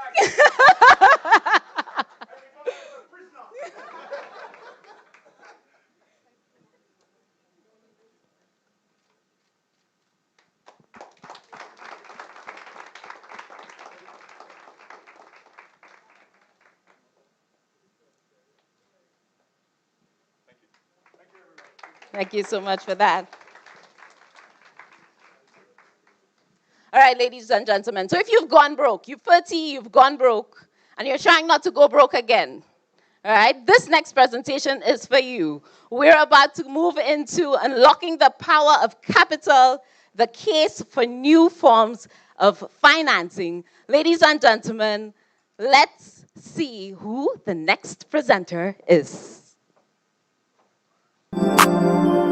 Mr. Omar Birch-Smith is the Regional Collective Investment Scheme Manager for UTC Fund Management Services STL Limited, who possesses over 18 years progressive banking and finance experience. Omar provides leadership to the fund management company for UTC Global Balanced Fund Limited, the first retail mutual fund in the ECCU. Omar served as County Manager at First Citizens Investment Services Limited St. Lucia, FCIS, from 2018 to 2023, where he functioned as Senior Principal in the OECS for the organization, and led a team of investment and finance professionals responsible for providing investment solutions to clients and brokerage services, to government and other private and public sector institutions in the Eastern Caribbean Currency Union, for the sale and issuance of debt and equity securities. He also served as Business Development Manager at FCIS from 2017 to 2018, where he was responsible for the development, generation, and coordination of new business in the Eastern Caribbean. Prior to joining FCIS, he served as a corporate relationship manager at Bank of St. Lucia Limited for 7 years. He recently served as the chairman of the Inner Working Group of OECS Brokers, IWG, and the general secretary of the St. Lucia Bankers Association. Omar holds a Bachelor of Science and Master of Science in Banking and Finance from the University of the West Indies, Mona and Cave Hill campuses, respectively. Ladies and gentlemen, put your hands together and help me welcome your next presenter, Mr. Omar Birch-Smith, presenting Unlocking the Power of Capital, the case for new forms of financing. Let's hear it for him once more. Thank you. Good afternoon, everyone. I beg your indulgence, please forgive me. I'm recovering from a cold, so my voice might sound a bit hoarse this afternoon, all right? Before I begin, I just want you, the young entrepreneurs, the investors, to give yourselves a round of applause. You've embarked on a journey that I would never embark on. All right. So, question time. 100% of 100,000 is more than 55% of a million, right? 100% of 100,000 is more than 55% of a million, right? Anybody say yes? So, right, 55% of a million is more, right? Yes. So how many of you in here would sell 45% of your business? Oh. 100%, we agree that 55% of a million is more than 100,000. But if somebody told you, I want to buy 45% of your business, and you could actually generate 10 times the amount of profit, would you consider selling? That's why I asked for a show of hands. So only 2 people raise their hands. That means the rest of you believe that 100% of 100,000 is more than 55% of a million. All right, that's fine. So what type of entrepreneur are you? Let's talk to Talia. Anybody in here named Talia? All right. So Talia started a catering business with $5,000 from her parents. She got a grant from the YA for $10,000. She got $50,000 from a bank. And after 3 years, her business makes about $100,000 in revenue, right?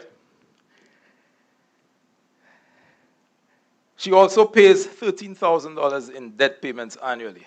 Now, she wants to expand that business. I'm not into catering, but Talia wants to buy some new equipment so she can expand her business, and she needs an additional $150,000.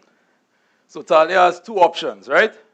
She can borrow at 10% and increase her annual debt load by $24,000, or she could sell 45% of her business for that $150,000.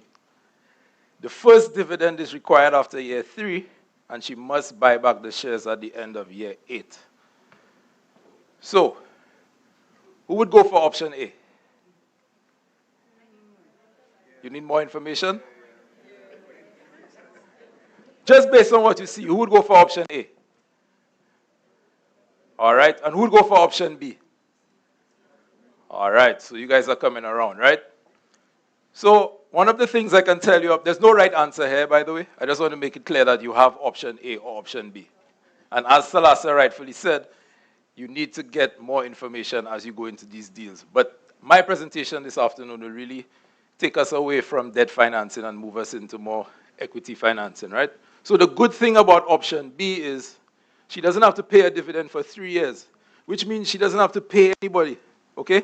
It's not free money, but it gives her the cash flow flexibility to really develop that business. All right? Then we're going to talk to Danny. So Danny's in tech, and he wants to invest in some new software, but he needs 75 grand, right? So he goes to his cousin, because his cousin is wealthy, and asks for his cousin for a loan for 3 years, paid back at 15%. His cousin says, nah, I'm not giving you any money. I want to invest in your business. I will take 40% of the business, but you must pay me back 50% of the profit in dividend. You must pay back, a dividend on 50% of the profits. So Danny estimates profits of about 60,000. So that means of that 60,000, 30,000 is to be paid in dividends. And Danny's cousin wants 40% of that, so that's 12,000, right? Or he could go and get which two options would you choose? Who says loan? You don't trust the cousin? Who says loan? Who says equity? Anybody for loan? All right, and anybody for equity? In this instance, I would probably actually go with the loan option because Danny's cousin is a little greedy, right? He wants his dividend right away. So as you develop, or as we develop, hopefully, and I'll be very honest and I'll be very clear, I want to see an ecosystem develop in St. Lucia and the region where entrepreneurs like you have these options, right? Not necessarily Danny's cousin, but the ecosystem where you can get equity for your business that works for you. So let's take a step back. When we think about St. Lucia, and I'm kind of young, right? I remember back in the day, what were we told? Go to school, study hard, go to SAFA, maybe you go to UE, maybe you don't, and then you get a job, right, and you work hard. But that has shifted. Things changed after the pandemic. A lot of us chose to go into entrepreneurship, but some of us were forced to, right? So we've seen a shift in landscape. You've seen declines in traditional business. Christmas time, you'd go window shopping, you'd go buy your toys by Valmore, by JQ, or maybe that's too old for some of you, or by Voyager. Now we order everything on Amazon. All right? We've seen mergers and acquisitions across the board. Who remembers JQ and Julien's? Now we have one supermarket, and we're increasingly leveraging technology. It is estimated that within the region, 70% of businesses are small and micro enterprises and contribute 55 to 65% of GDP. Let that sink in, right? So don't let anybody dilute or belittle your contribution to the economy. You play a critical role. Globally, it has been proven that disruptive innovation has played a leading role in economic growth, okay? A study done by McKinsey, it was estimated that 50% of value generated from businesses today comes from growth rooted in disruptive innovation, right? And all of you in here are disruptors. You've disrupted the order that existed with whatever business that you're doing. I heard somebody earlier talking about how she's a private chef, right? That was another option we had 15 years ago. And you might say, well, what business has that disrupted? Who wants to tell me? The restaurant business, right? Because I no longer need to go out. I can just book an appointment with a private chef. Okay? So we found that it has increased revenue, enhances shareholder value, all right? And disruptive innovation really identifies a weakness or a gap that exists in our economy. Some service or some good that was not there before. You're now able to bring it to the market, all right? So when I think about the financing landscape and the legal panel, there was quite a bit of discussion around financing, and we focus heavily on credit financing, right? And like Ms. Thomas, I'm a former banker. I'm still passionate about banking. But like I said this afternoon, I want to move you away from bank credit because you've heard a lot about that. So what we know that in St. Lucia, yes, we can get financing from a credit union, from the development bank, from a commercial bank. So that exists, right?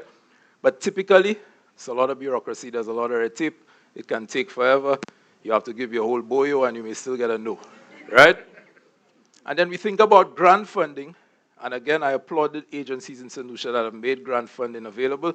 But sometimes the application process can be a bit weighty. And there's other grant funding available globally and regionally. But the process and the reporting can be onerous, right? And then we look at capital market solutions. So that's the space that I exist in. And capital markets are really just markets where capital is traded, right? Investors make money, and people who want to invest in small businesses, they give money for a return. And in our region, what exists right now, IPOs, these are initial public offerings, crowdfunding initiatives, and some private equity and venture capital, which is completely non-existent. So, as I mentioned earlier, traditional financing sources, financial methods, going to the bank for a loan, it is part of your journey and it will be part of your journey, but it's not the only step. And it has been challenging. Now, when you think of the person lending the money, they have a responsibility to their shareholders. So while your business is a good idea and might be a good business, large financial institutions may see it as risky at this point in time, right? There are also regulatory restrictions on what a bank or a development bank can lend to. And there's usually a business cycle mismatch. The bank may say, well, okay, I can give you a loan for 3 years, but you need more than that, right? Some of you here need more than that. That's what's known as patient capital. You need to see your business grow. You need to see that investment grow. So there's a business life cycle match that exists. So we've gone through and described the process, the problem, sorry. Now, how do we identify a capital market solution? Okay? And it's going to take some time for us to get there. Capital markets, again, where money is raised. So whether we're talking venture capital, private equity, and then we move on to IPOs, and then we move on to other forms of debt raises and capital raises, it's really where markets become efficient, businesses start to get that money that they need to grow, and innovation really takes over. But what we have in the region, and how many of you know we have a securities exchange in the region? So we have a securities exchange in the region, right here in St. Lucia, right? We're part of the ECSC. And it will provide a service for you, but just not now. So it's going to take some time for us to get there. So what we really need to do, we need to create an ecosystem that fosters greater risk-taking, right? Not for you, the entrepreneur, but for the investor. So we have to shift our mindset. In the US or globally, this is what the typical flow may look like, right? The typical business financing. So you may have some startup capital. Apology for the cracks in the screen. You have startup capital. So somebody may give you some money. Then you may get some consumer credit. So you probably took a loan by courts or you use your credit card. Then you get some smaller investors to come in. Then venture capital comes in, scales the business, and then you move on to bigger things like an IPO, right? That's what exists globally. Do you think that exists here? No. Typically, in our region, this is what it looks like, right? So startup capital, maybe you save some money from your last job. Maybe your parent or somebody was able to give you some funds to start. Then you went to the YEA, you got some grant funding. And then the next thing is you have to supplement that with some consumer credit and then a bank loan. This is inefficient, right? This will not allow you to scale and grow your business to the level that you want to. So, last year I wrote a piece in the YEA magazine, which sort of covered this, right? How do we marry capital and innovation? So there are a couple questions we have to ask. So who are the innovators? You, right? Yeah. The young, the hungry, the energetic. Does the capital exist?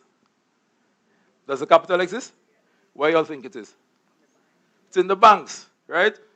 Do you know we have over 5 billion EC sitting on in the banks in St. Lucia alone? The banks are liquid. They're searching for ways to invest those monies, okay?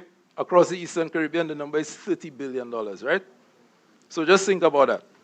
$30 billion. And who's holding the capital? Because it's not the bank's money. The money belongs to the people who have accounts in the bank, right? So institutions, high net worth folks, typically older people, right? How do we get a piece of that legally to invest in our business? So you say, how do we bring them together? And that's what the capital markets aim to do. So what are some of those alternative financing sources? So there's venture capital. So venture capital firms, what they do is they take a stake in your business. They provide capital, obviously, so funding.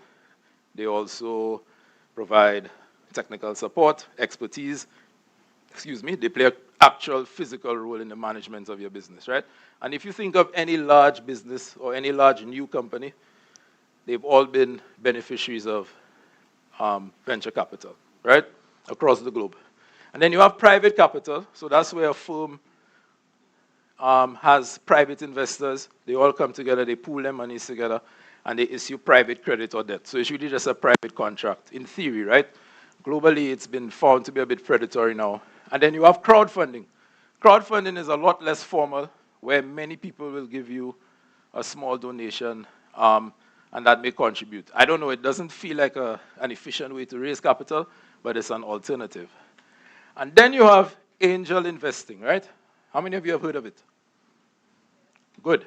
So angel investing is where a wealthy individual provides the startup capital, they take a share in your business, and then you actually buy back that share after a while, right? So angel investing is really popular. So we're going to touch a bit on angel investing today, and we're going to talk about angel syndicates. And that's what I really want to see. So Mr. Leos went outside, but I want to challenge, oh, Mr. Leos is right there, yes. So that's my challenge to the YEA for the next 5 years.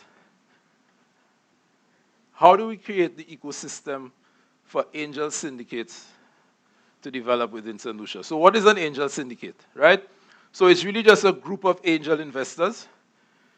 They pool their money together and their expertise to invest in startup companies, right? And they don't only provide capital, they also provide mentorship, which the YEA already does.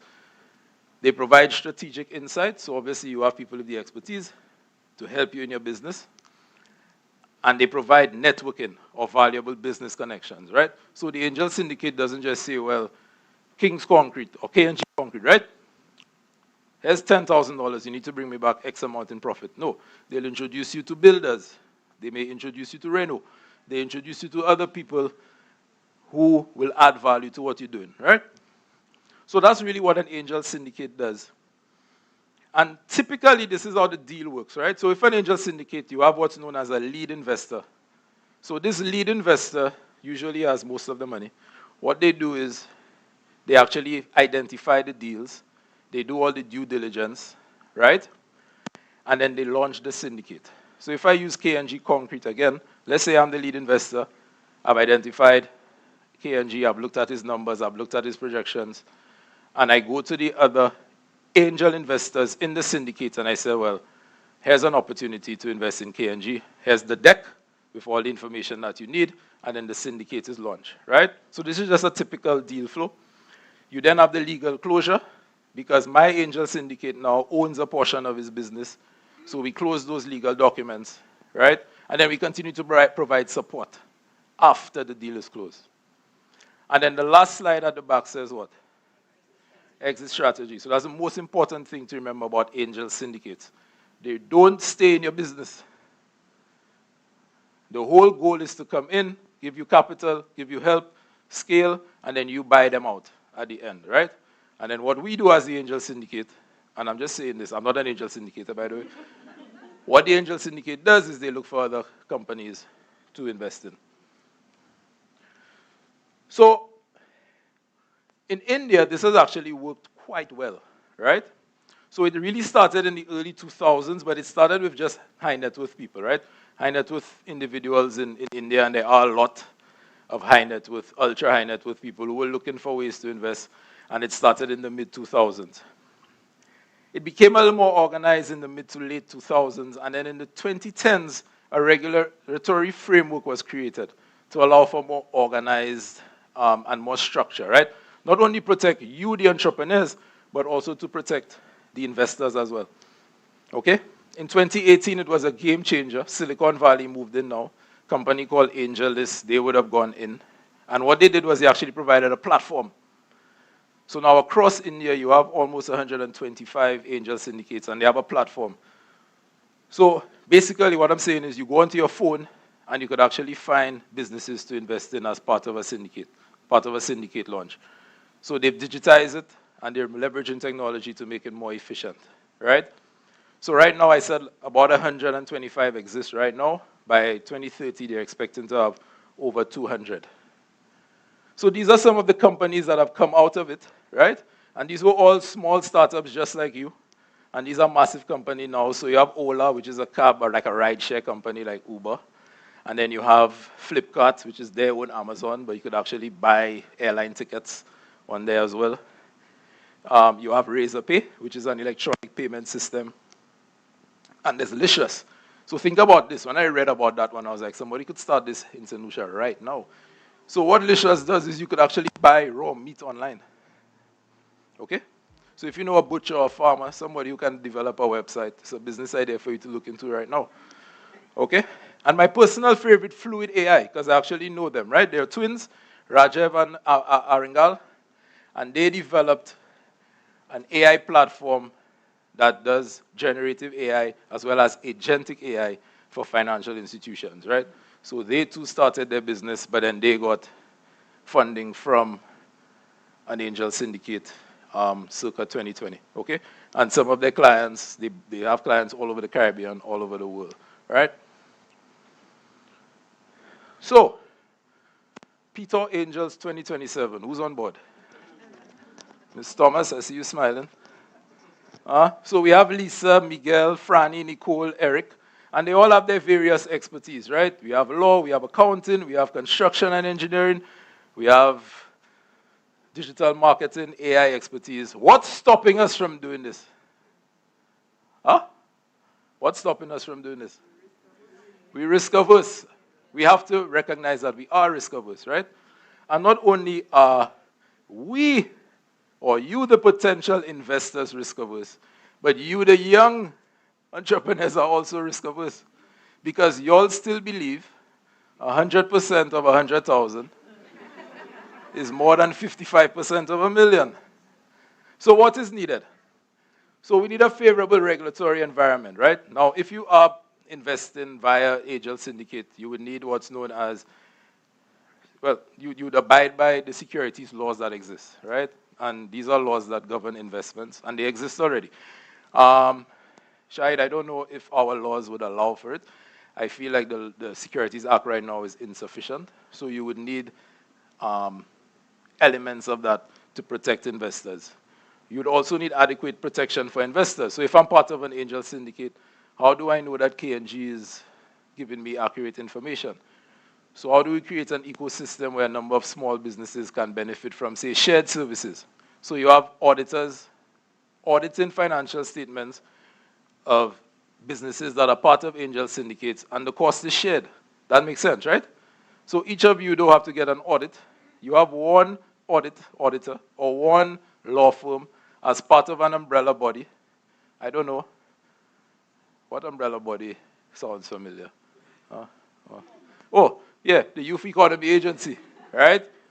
You have these shared services that you guys can benefit from to lower the costs, but you also create transparency and build trust for investors alike, right? Intellectual property protection, Thalassa spoke about it earlier, very important, because a number of you are thinking, no way I'm going to anybody to tell them my idea. Mate, go take that, right? Creation of scale. So I use the India example, and some of you were thinking, well, India have 1 billion people, so yeah, it would work. You think about St. Lucia on our 180,000, but let's move beyond St. Lucia. Think OECS. OECS has 600,000 people. We have $30 billion across our banks. That's enough scale, right? For us to at least start. Okay? And if we go beyond the OECS and we go into CARICOM, now we introduce 6 million people. Okay? So I think we have the scale. We just need to be creative. Again, creating the technology and the ecosystems that promote information sharing, building capacity amongst you guys, because this is not going to be easy. We've hammered home business plans earlier. Not my favorite topic, but you will need some level of disclosure, right? And again, let us continue to leverage technology. So what are some of those barriers to overcome? Cultural. Let me ask the question again. Is 100% of 100,000 more than 55% of a million? Thank you. All right. Whew, you all listened. All right. So we need to break that cultural barrier that we have where we don't want to sell. Don't sell to anybody. Do your due diligence, of course. Both parties have to do diligence, right? The beneficiary and the investor. Trust. Us as investors, you have to trust the entrepreneur to do what's required. Okay? We have to develop that level of trust. Regulation and enforcement. We have to ensure that the securities laws are adequate, that the intellectual property laws protect you sufficiently, and that there's corrective action. Because you might say, well, okay, I'll sue you. In our current court system, that might take forever, right? So we need a very efficient method to deal with those sort of conflicts, okay? Education and again, transparency. I think that brings me to the end of the presentation. I don't think I'm allowed to take questions, so, or am I? I have 2 minutes. Okay. Yeah.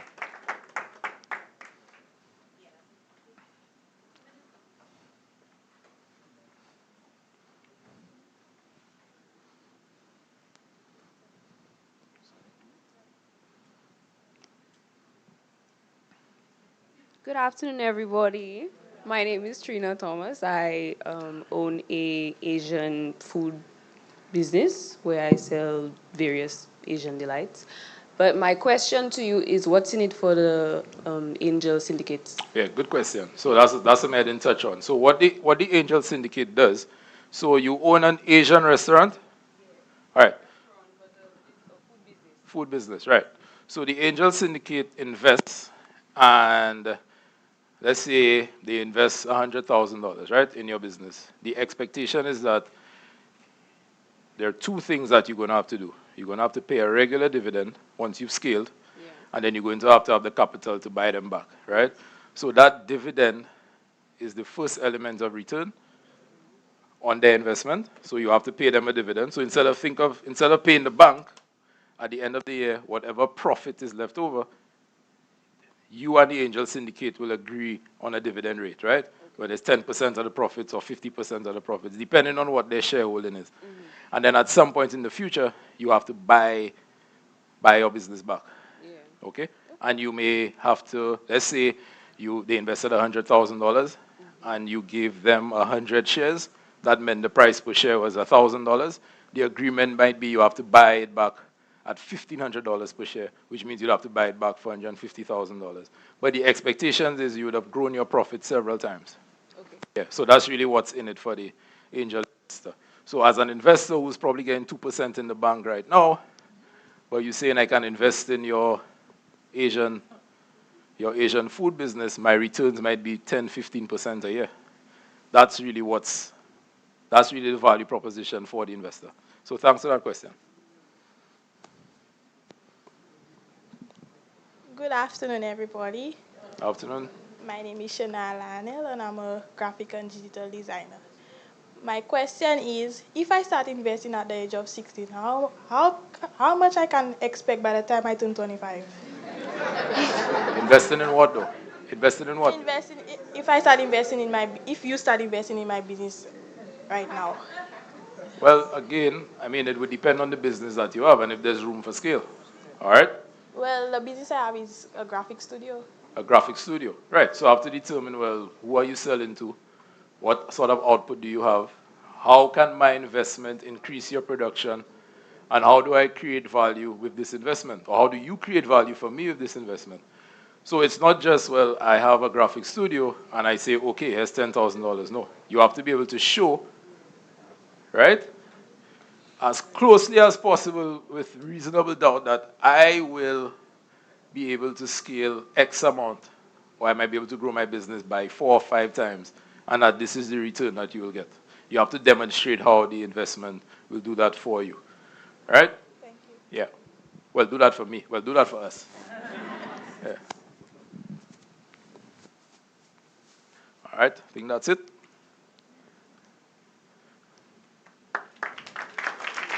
Thank you. Thank you so much for that, Mr. Birch. I would invite you to, of course, just come back to the front. Mr. Birch, just come back to the front, as the Youth Economy Agency would love to show you appreciation for your presentation through this token. Stage right there. Thank you. Thank you. Thank you. All right, did we enjoy that presentation? Yes, we learned new ways in which we can grow our business. Ladies and gentlemen, we have quite a bit of action left for you today. Remember, I told you that today is a day of learning. We've brought everybody that you could possibly think of that your business needs and just packed them into one day. But also, we realize that it's a long day and we're taking in a lot. So if you don't mind, I would like all of you to please stand. I have a little bit, just a little bit of trivia for you. All right, I want you to stand, and one thing I want you to do is to kind of shake yourself off a little bit. Just shake it off, wiggle, get all the stress of the day out. Yes, we're feeling that.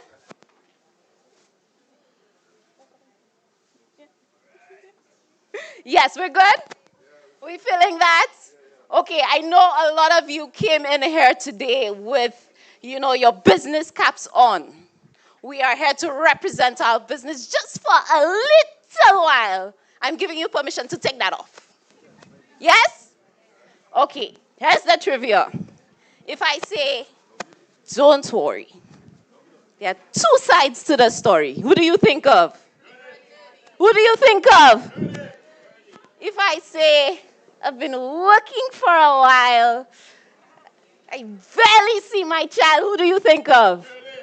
Ladies and gentlemen, please help me welcome Imran Nadi! I think he deserves a louder applause than that.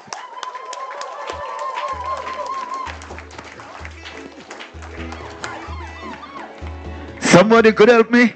Say, don't worry. Hey. Sing. There's always two sides to the... Hey, well, sing it. Well, I said, tell me if it's right. Of your phone, but mine, you want to use for light. Hey, who that be calling you in the middle of the night? Before I say something you think it's fight, I want to. If you know it, sing. You feel that time. Hey, cause I taking it cool. Oh yeah, you feel that time a joke. Listen, take care you and get a stroke when you go to work. So sing it, baby, sing. I said we could. Alright. I ain't doing it for fame. I said to Huawei, I said we could play the game. So if I cheat, I am when you spread my name, sing. Yeah, yeah. Before I want in you, I want in. I tell you I want in. That is what I like. That's what I like. Well, sing it. Hey, I know how to touch you to come make you feel it. I know that conversation, hey, she want me to kill it. But baby, every day I don't have to be talking so. Well, you gonna sing, cause you. Hey, cause I taking it cool. I taking it cool, yeah, you feel like I'm a joke. Hey, take care you and get a stroke. When you, one more time, help me sing it, sing. I say we could. Alright, I ain't doing it for fame. I said to Huawei, I said we could play the game. So if I cheat, I ain't when you spread my name. Yeah, yeah. Short man, you ready? Now before I do the other one, I want to make sure everybody ready to knock off here already. Are you ready to knock off? Not yet? But are you ready to leave work? You ready to leave work here? Not yet? Well, meanwhile, we in it. One time, give it to me. Because we're here, right? Everybody who enjoying themselves so far, just show me your hand like this. And sing it. If you know it, sing it. Sing! Been working for a... I barely see my... Oh yeah! Been working for so long. You know why? I barely know the... Well, if I know it, sing the rest. Well, you sit. But tell me anything and I'll walk out. A ticket in my pocket and it pop out.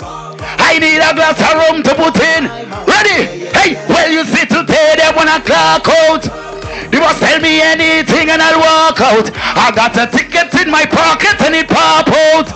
I need a glass of rum. Let me hear you. One to somebody say. Boom. My friends and them say, I say, pass me a rum, let me get you on fire. Hey, boom.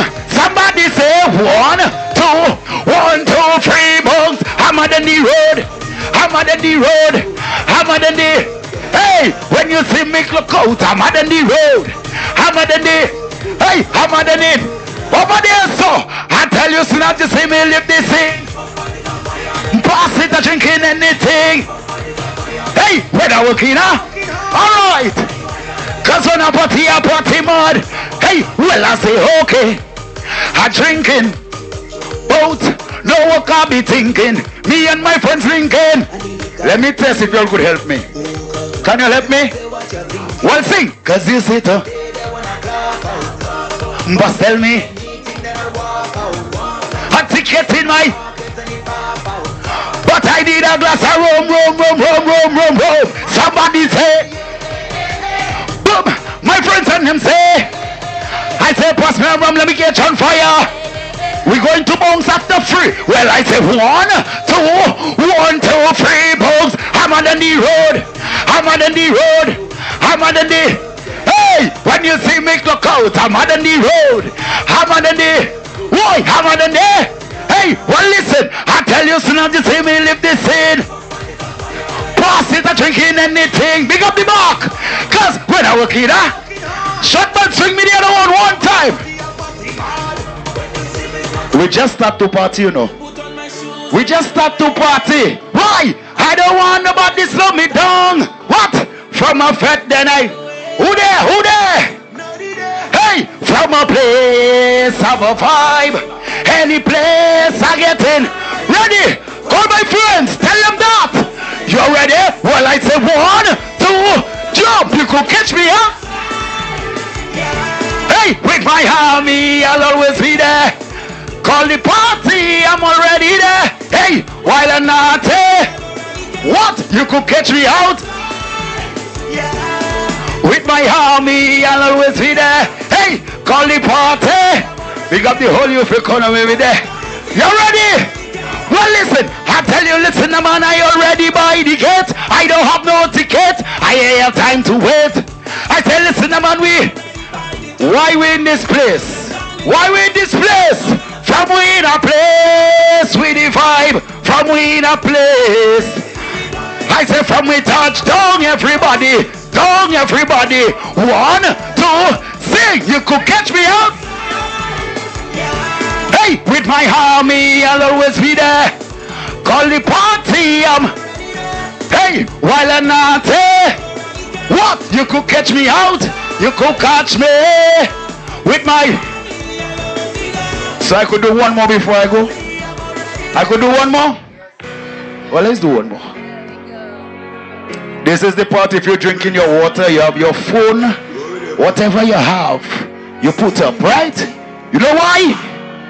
I drink so much I could not open my eyes. When I leave here, there is nothing. Boom! Just for me some. That one you put no ice. That one you put no 1, 2. Everybody start to jump. Boy, hey, boy, boom. Everybody jump. I say everybody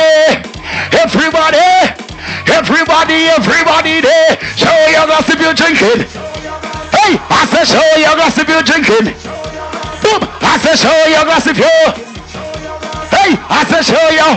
Big up the mark. Hey, when you reach here, that's when you take a wine.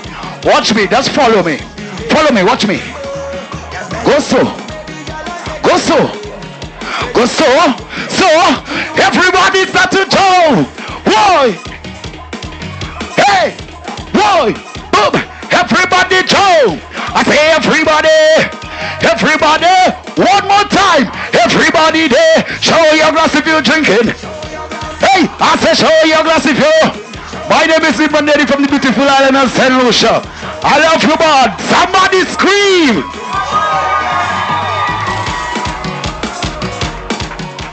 All right, let's hear it one more for St. Lucia's groovy monarch, Imran Neddy. If you think it's me all making them fire beforehand. Somebody just said anchor. Who agrees?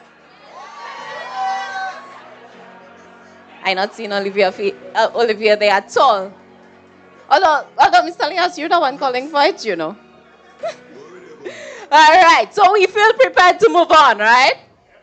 We feel prepared to move on. I love that. Ladies and gentlemen, our next presentation, Fueling Growth, Leveraging Investment at every stage of your business journey. And this one is also very important. Let's meet our next presenter.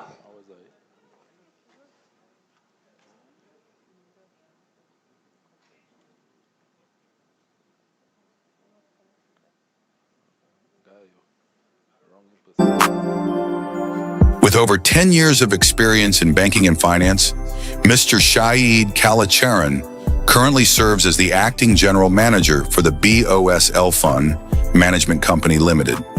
He is responsible for the implementation his clients' mandates and the generation of positive outcomes for portfolios under his management.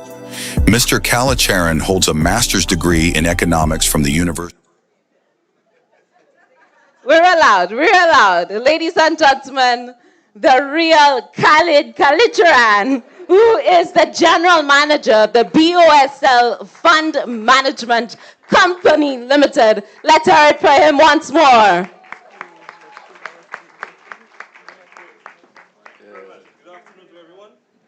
Afternoon. Well, I don't have any singing or dancing in my presentation, so it's going to be a little bit more boring than what you just had.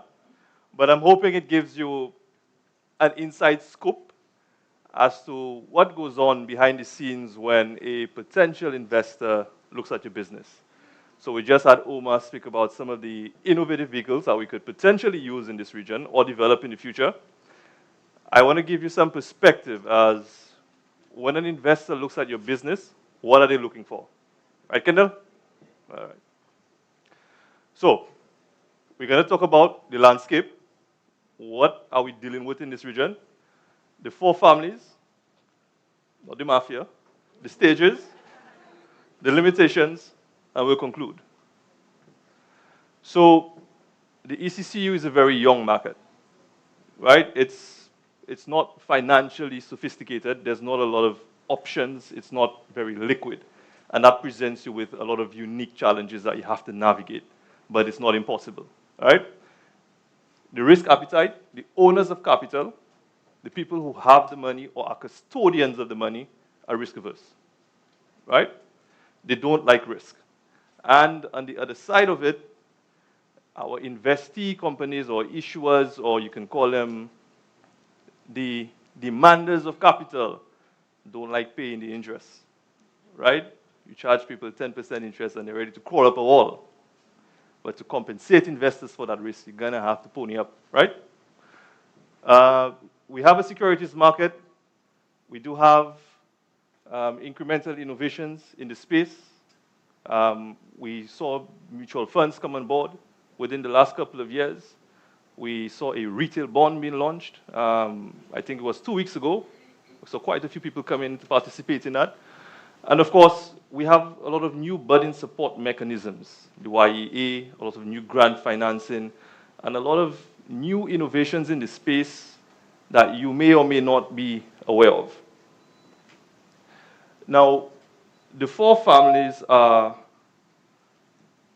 what we like to think at the BOSL Fund Management Company captures most small businesses. And it's a good thing to know where you fall, because it tells you how an investor sees you and what they see as the potential gain from them, for them from investing in your business, right? And it also tells you what types of investments you could be leveraging to boost or to complement your business. So, the most demanded type of business by investors is your high growth venture. These are your unicorns. These are companies which disrupt markets, and they look to scale to huge populations. They look to solve problems on a country level or region level, right? Not on a community level. They usually are led by very ambitious, typically very risk-loving individuals who are willing to bet it all. Now, your niche ventures can also be innovative, but they tend to focus on niche markets, right? Your dynamic ventures are your bread and butter industries. It's nothing new, but they do incremental innovations. They change things slowly but surely. They grow the business consistently, but there is nothing groundbreaking there. And of course, your livelihood sustaining venture, where it's really just to sustain a livelihood. Now, when we look at these different types of businesses and what type of investments would recommend for them, or how we as an investor would potentially look at when deciding whether we want to offer private credit, private equity, or whether we want to recommend this company to go public. And we have taken many companies public, right? The livelihood sustaining ventures, obviously, this is very low scaling potential. It's very traditional. And there's not much demand for this type of business from an investor perspective. That does not mean that you locked out of financing. But an outside investor looking in, who's looking to grow their profit, may not see much potential here. The dynamic ventures can have very high scaling potential, but they don't disrupt the market, which amplifies the growth potential for the investor. Your niche markets kind of straddle the line a bit, but because it's niche, it cannot scale efficiently. And of course, you have your high growth ventures, which are disruptive, they scale, and each of these have different avenues of financing and different investments that are available to them. So, how you identify yourself as one of these potential investors, and when you come to the Bank of St. Lucia and you say, listen, I have an idea to pitch to you guys, I think you're going to love it. This is basically how we scale or how we perceive your risk profile. So if it's a livelihood sustaining enterprise, there's a very low risk tolerance because typically any disruption would disrupt your income flow. So the company typically has a very low risk appetite for any significant changes, right? They mainly look for self-sufficiency, and there is a very low desire to scale beyond a certain point. Of course, and you have dynamic enterprises kind of straddling the line between the middle here. Niche ventures, of course, a bit higher risk tolerance, greater problem solving, and of course, a stronger desire to grow. And of course, your high risk ventures at the end there. So, as a company grows, you go through different stages, and the strategies that you can use, whether it be for what types of investments that you use, what type of financing is available to you, will depend on the stage of growth that you are. So idea validation or existence is a simple structure. The owner does everything. There may be one or two staff members, and the numbers you see in the circle here are typically how many employees we would look for when we judge where a business is in its growth. So idea validation existence, typically 0 to 10 employees. It's a very simple structure. The owner is the business. If anything happens to the owner, your investment is gone. Early stage survival, the business has started getting a little customer base.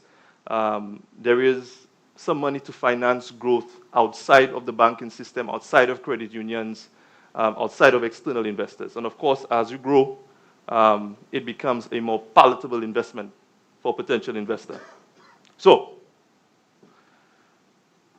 at the idea validation stage, our recommendation to you is keep it light. You're still very early in the game. You're trying to find out, how is my idea going to roll out? How is the market going to accept it? So at this stage, we don't recommend going into any significant debt. We wouldn't, right? So what we recommend you do, personal savings, friends and family, is the type of investment that you need. Now, you do have micro grants. Agencies such as the Youth Economy Agency can put these on your radar. You have small credit union loans that you can use if you really believe in the idea and you believe it's scalable. There are other avenues that you can use at that stage, but the only thing I would recommend is to manage the debt until you have a strong a budding customer base, proof of concept that there is demand for your product in the market. Do not put yourself in debt, right? Because if your investor is coming to invest at a later stage, we're going to have to buy that debt off you, right? Now, some of the financial investments that you can use, because remember, no cent should remain idle, right? Every cent should be productive. And keeping your funds in a business account that yields 0%, is simply not good business sense. And your investor will be looking to these kind of things to see, are you thinking critically? Do you have financial discipline? So you do have some options here that you can use. You have mutual funds, you have short-term repos, you have short-term bonds. You have all your brokers outside, so you can talk to them about these kind of short-term financing options. Investment options, sorry. Now, as you move on to the early stage, what you want to do is build your proof. As a small business owner, you need to be no different than a scribe. Record everything. Because when you come in front of an investor, they're going to ask you questions and they're going to ask you proof to back up what you're saying. Right? And we want to see independent perspective on your business. So at that stage, your financing options are still savings, friends and family, but you do have a bit more options for external financing, and that is through grants, unsecured bank loans, credit union loans, or supplier credit. Do not underestimate supplier credit. There is a small business in St. Lucia, at least 2 examples that I know of, which have become huge simply through supplier credit. They haven't taken a single bank loan. Only through supplier credit, they've grown to a significant degree. Financial investments, you have low-risk mutual funds, short-term bonds, and short-term repos that you can utilize in this space as well. Now, early-stage survival businesses, one thing I would say about them and the next stage, you may not find, like Omar mentioned, angel syndicates in the region at this time. That type of innovation simply has not happened, unfortunately. But that does not mean that there are not people scouting for good businesses. There are at least 2 funds right now, one incorporated within the Caribbean in Jamaica, and another one overseas, which are actively looking for businesses to invest within the OECS. They have capital allocated, and they are actively looking. But there has to be a record of all your financial history, that is of the business, and there needs to be demonstrated financial discipline. And the reason I say that is when an investor, for example, the BOSL Fund Management Company or Bankers in Lucia, looks to invest in small businesses, we may not necessarily look for one small business to invest in. Right? We may say, well, okay, if we're going to invest in small businesses, let's do 50, let's do 100. So what may happen, you may find these investors may purchase a vehicle, right? And that vehicle would have a team dedicated to go out scouting for small businesses, right? And it is through agencies like the YEA that they will kind of get the feelers out there to find out what's available in the market. Yeah? So as you grow, as you move along to the success stage, you want to keep in mind financial discipline, independent financial audits, and good governance. Yeah? You have a few more financing options available to you at this stage: private credit, private equity, bond financing, bank loans, and of course, supplier credit. Private credit and private equity are available in the market. We constantly look for these opportunities, but remember, we are custodians of somebody else's money. So we have to be sure that when we invest in your business, that we are convinced, absolutely beyond a shadow of a doubt, that this business is going places and that we believe in you. And I'm not the only person that has to say, put my signature and say yes to your business. There's a whole string of people above me that had to sign as well. So you have to convince everybody. And to do that, you need to record and you need to demonstrate and you need to show your passion and your belief in the business, right?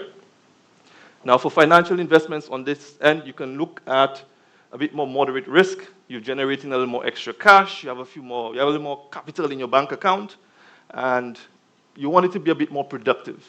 So you can take a bit more risk in a more risky type of mutual fund. You can look at, you can still look at short-term repos, but you might want to go a bit longer on your bonds, right? Now, as you move up to the take-off stage, you have 100+ employees.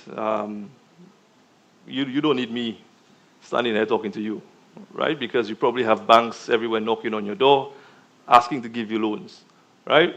But the financial investments that you still want to look at, of course, is longer-term mutual funds, longer-term bonds, that kind of thing. The idea is to keep your cash productive. Every single mutual fund in this region has returned at a minimum 10%. Every single one. There's no reason you should have left that on the table, right? Now, the creme de la creme, as you grow, you want to list on the stock exchange. You want to invite public investors. That is always an option, right? That is always an option, and your stock exchange is very willing to work with you as long as you keep your financials and record, yeah? So, as many of the presenters before me has mentioned, you cannot rely on equity markets right now for financing. You're looking at grants, you're looking at loans from your credit unions, from your bank, and of course, if you are at that stage, we would be happy to hear what you have to say if you think you have a convincing case that we should invest our investors' money in your business. Financial planning is critical. Do not borrow too early, again, and do not keep a single cent idle. Keep it working. Right, so that concludes my presentation. I just wanted to give you a bit of perspective as to what goes on in the investor's mind when they look at a small business and they think, should we invest in you? Right? So thank you very much. Oh, I should ask, is there any questions? Yep.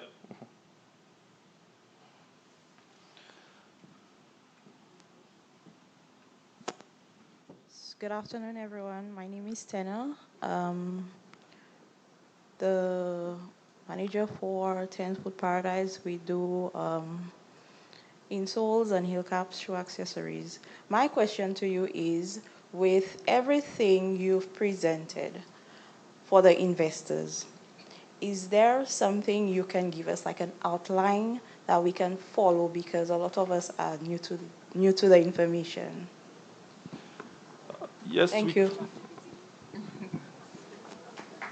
That's a good question. And it's something that is not readily available in the market. We will admit that. Simply because I don't think there's been much of a demand for it on our end. But what we can do after this, let's have a chat, and we'll put something down for you. Yeah. All right. Yeah. Mm-hmm. All right. Great presentation, man. Thank you. Good to see you again. My question pretty much is, what has your investment appetite been like in St. Lucia and the wider region? And how many businesses have you actually invested in? And what sort of deal structures were you looking at? Oh, that's it's been wide and varied. It's been wide and varied. On the larger end, that is businesses that's in the takeoff stage, that is the more mature.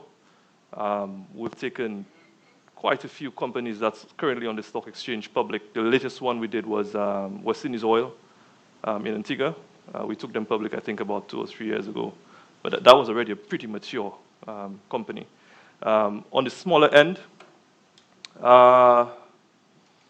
most of the businesses that we have invested in typically would maybe have more than 50 employees. We really haven't played in the space below that. That is not to say that we are not interested. It's simply we just haven't found a case where if something were to go wrong, that we could face our investors and say, listen, things happen, but this was a good decision, right? Things happen, businesses fail, that's okay. But when we looked at it, it was great. We just simply haven't found. We haven't found those type of businesses below 50 employees that we can say we're beyond the shadow of doubt. Listen, we on board with you. There's always something that's preventing or creating doubt, whether it be the financials are not being kept diligently, they're not being done by an independent auditor.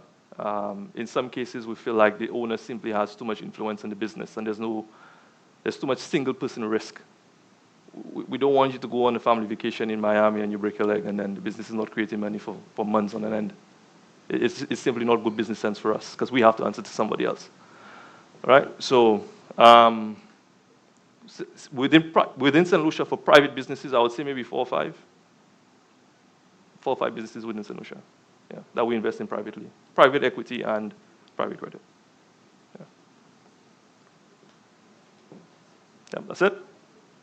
All right, thank you very much. All right, Shahid, I will ask you to stay close by. In fact, just get back on the stage. Yeah, just get back on the stage. Of course, the Youth Economy Agency would like to thank you for your presentation.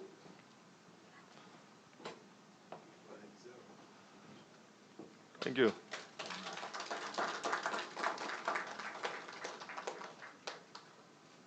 Thanks, man. And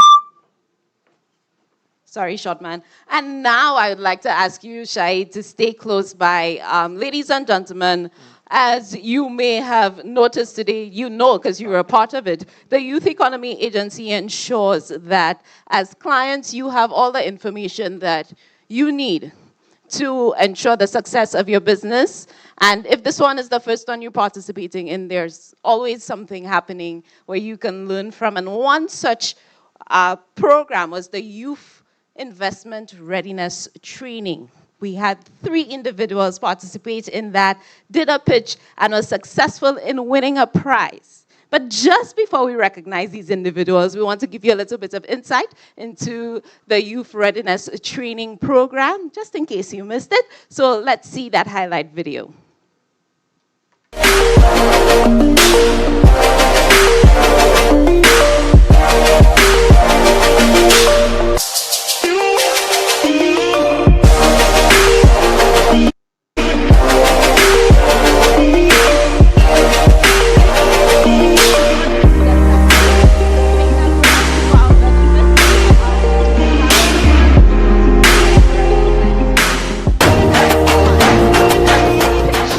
Mr. Investor, with Youthworld growing tourism and ongoing airport expansion, there is a clear gap for quality, affordable, and fun dining experience.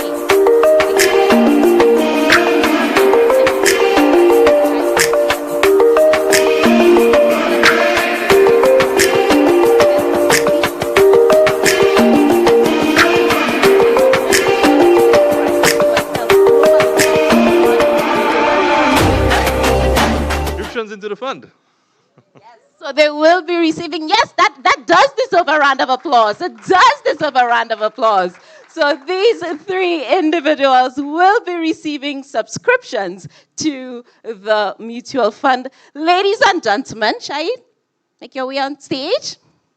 If you hear your name, and I'm sure that you know who you are. Ladies and gentlemen, put your hands together for the owner of Decor Delivered, Gerona Etal.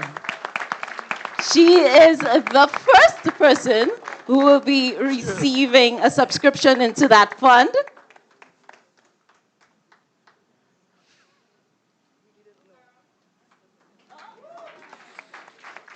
Thank you for that. So you all don't know. Okay.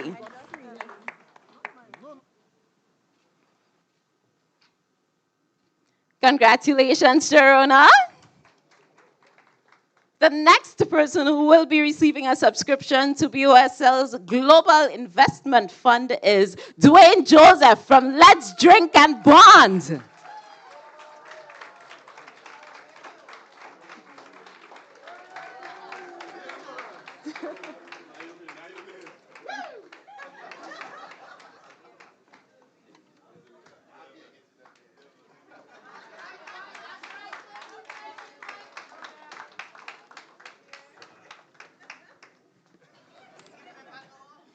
And thirdly, ladies and gentlemen, the owner of TJ's Lounge, Sheffield Emmanuel.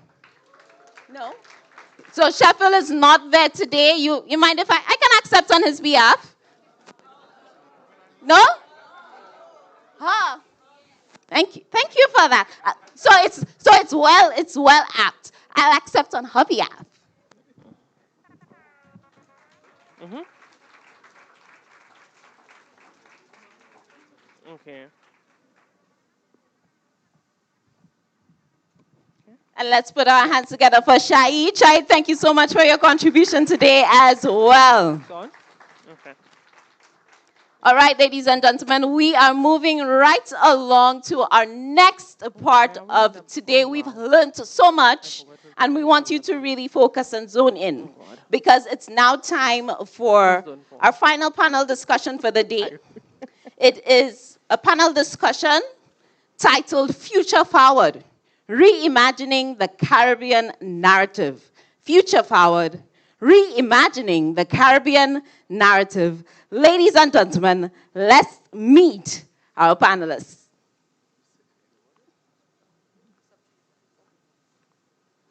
Are we going up?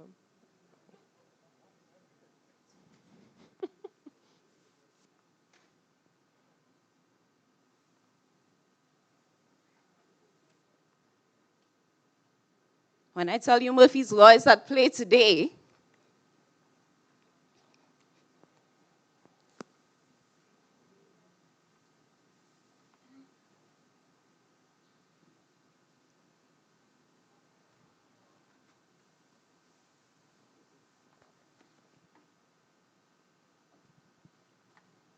all right, ladies and gentlemen, we are switching things up a little bit, so help me welcome. So when I mention their name, just give them a round of applause. Let's go as loud as we can. We are really focusing in. This is our final presentation for today. And of course, you can be prepared with your questions as well. For our panel discussion, Future Forward, Reimagining the Caribbean Narrative, put your hands together for Miss Cindy Jabatis.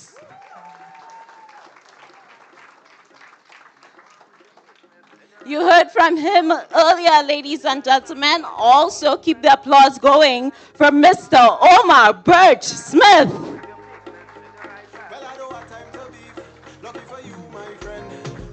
Also here with us, Raphael Saul.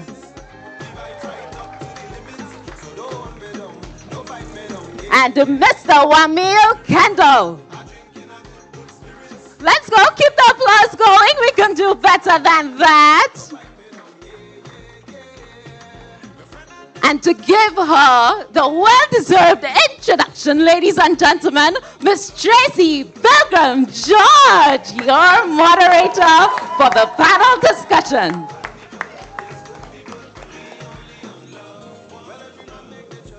All right. Okay, good afternoon, everyone. Good afternoon. Panelists, please take your seats. Have your seats, please.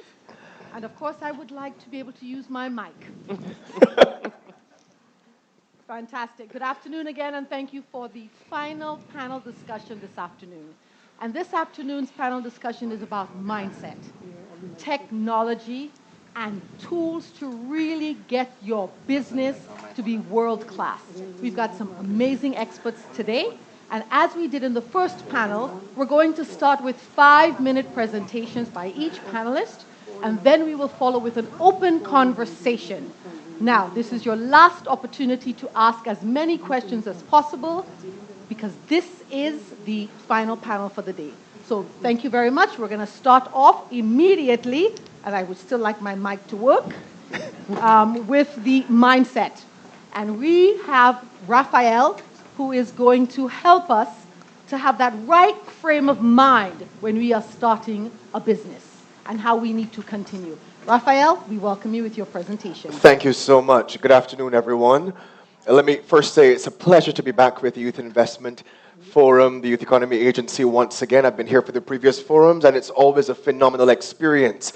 And I also want to join with my good friend Daniel in congratulating and celebrating the amazing entrepreneurs who've already benefited from the YEA programs, and many of you, I'm sure, are going to be the success stories now in writing. But tremendously inspiring stories all around this room and even beyond. So, recently, I read a quote about entrepreneurship that deeply resonated with me, and perhaps it will resonate with you as well. The quote in essence said that entrepreneurs are equal parts madmen and mavericks. And maybe as you're navigating your journey of entrepreneurship or mad women, so just to be fair, Maybe as you're navigating your journey of entrepreneurship, you felt one of those two experiences. Have you at any point in time felt like, man, I must be crazy for thinking this is going to work? Yeah. And then have there been days when you felt like this is just going so amazingly well? This is the best thing in the world. I never want to do anything else for the rest of my life.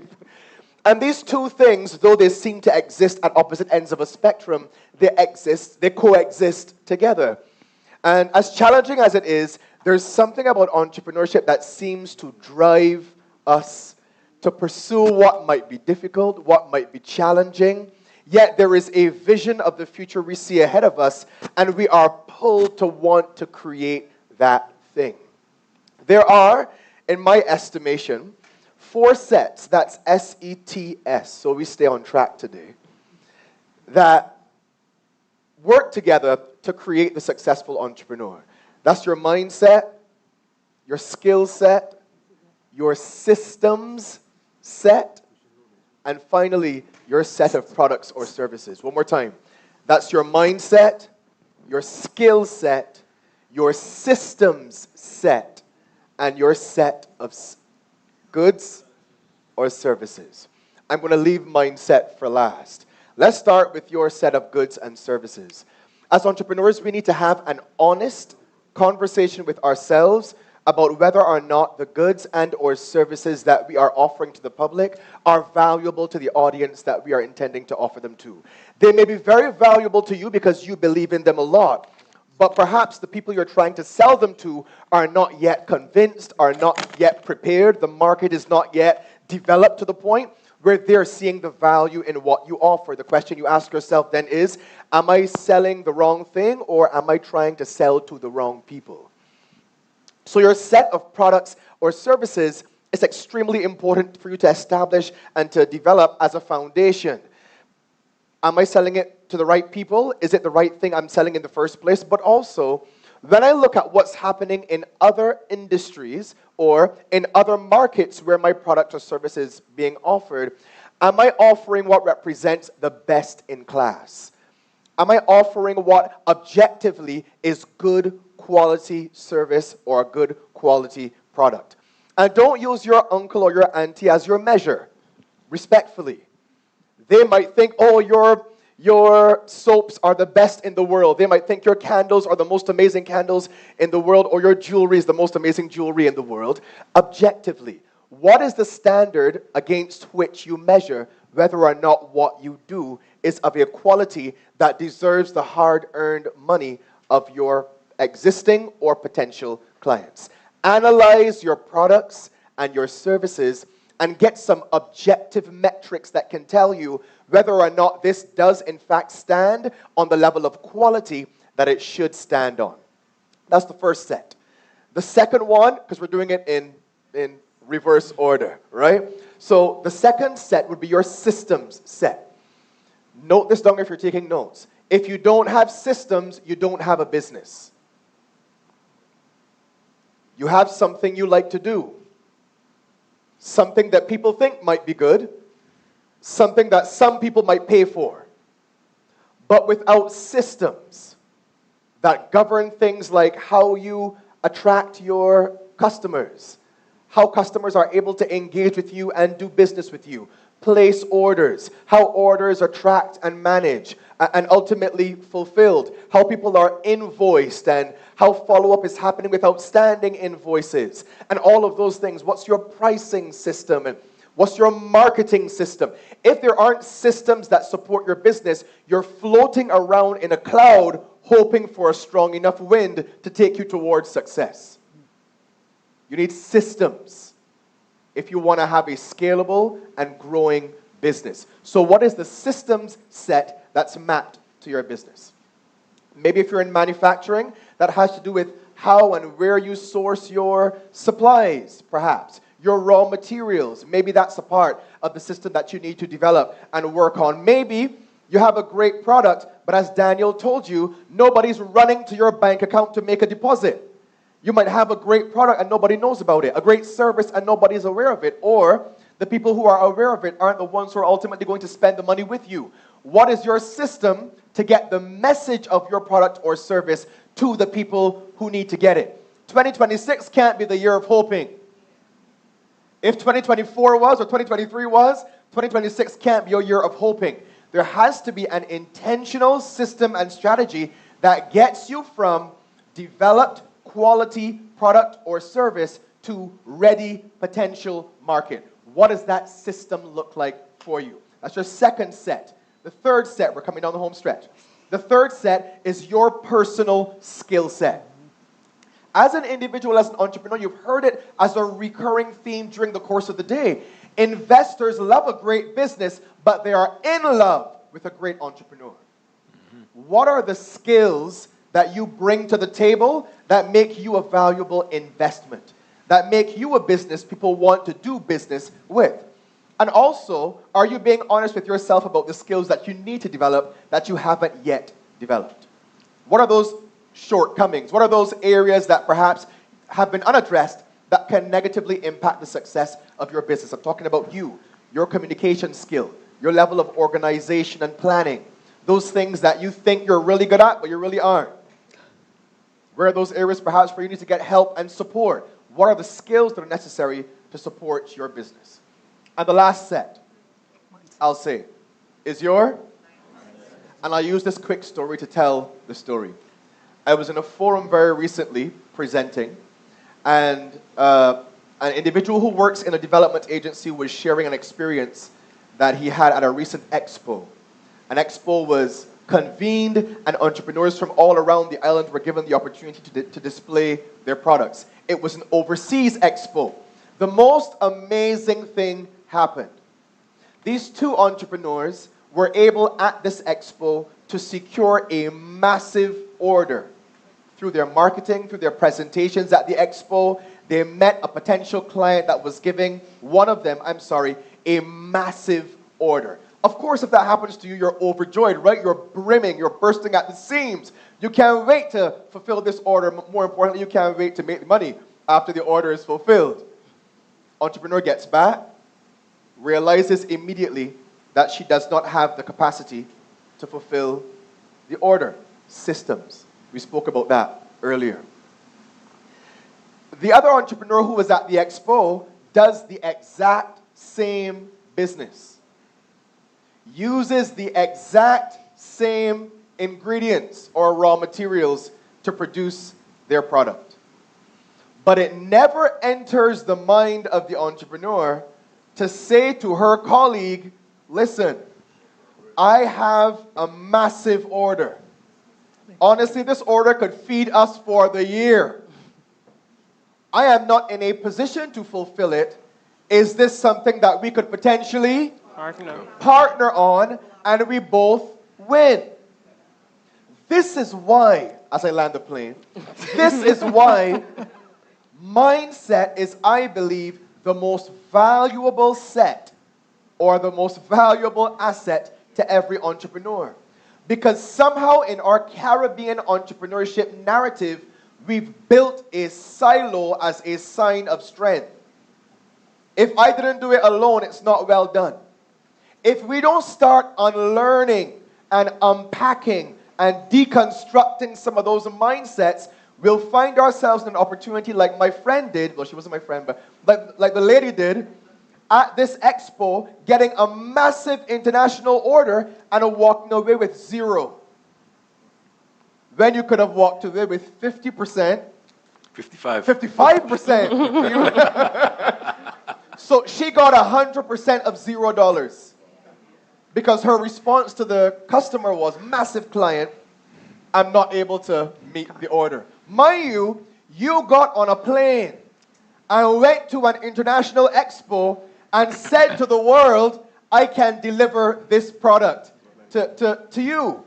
You win the lottery of getting an actual customer, and because of your limited mindset, you completely lose out.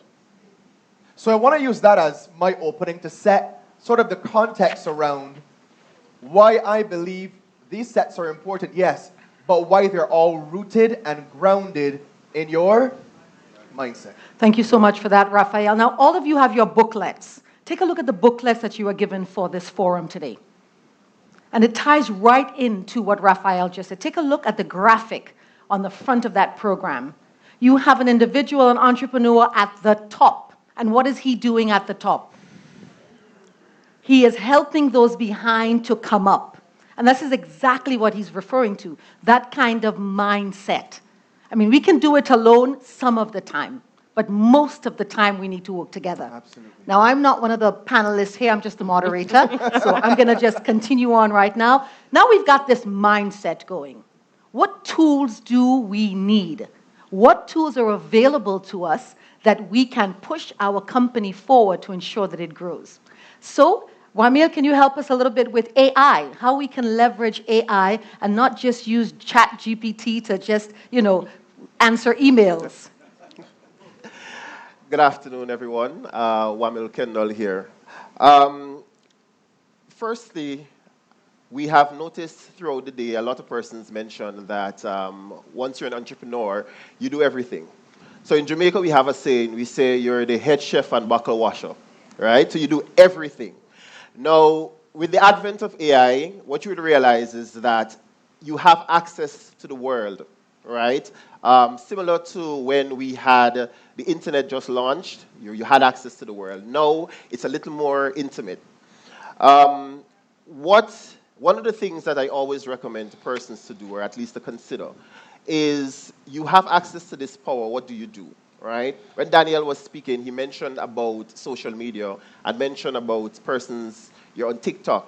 You started at 8 o'clock in the morning, and by the time you quint, you close your eyes and open it back, it's 1 p.m., right? So you spent hours just scrolling through TikTok. But did you make any money from that? Probably not, right? But guess who made money? The owner for TikTok, right? Because what? You watch ads, you saw something, you clicked on a link, and you went forward, right? So with AI, one of the things I always say, AI is here as a multiplier and not to replace your jobs. So a lot of persons are thinking that, hey, AI is here and we're no longer going to have jobs. I don't look at it that way. How I see it is that you should learn, you should adapt, right? You should know, since you are the head chef and bottle washer, what do? You learn how to make these systems work for you, right? So there are a bunch of AI tools that you have access to, and how do you make them cohesive? How do you make all of them work together so that you don't have to do as much, right? One, you can leverage automation. So with AI, you have a lot of options to automate many things. So something as simple as a customer reach out to you on your website. How do you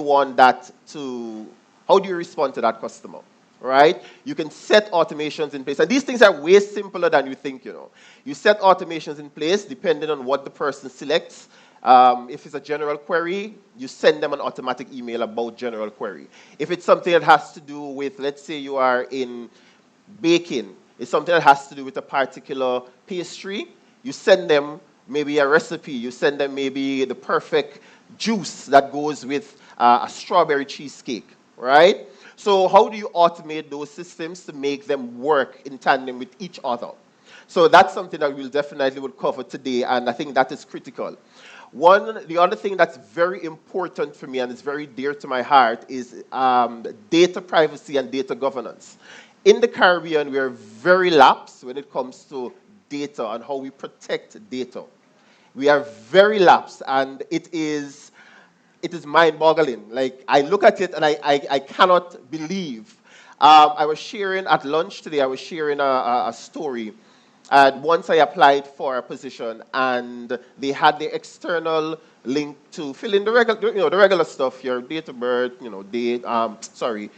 name, address, and so forth.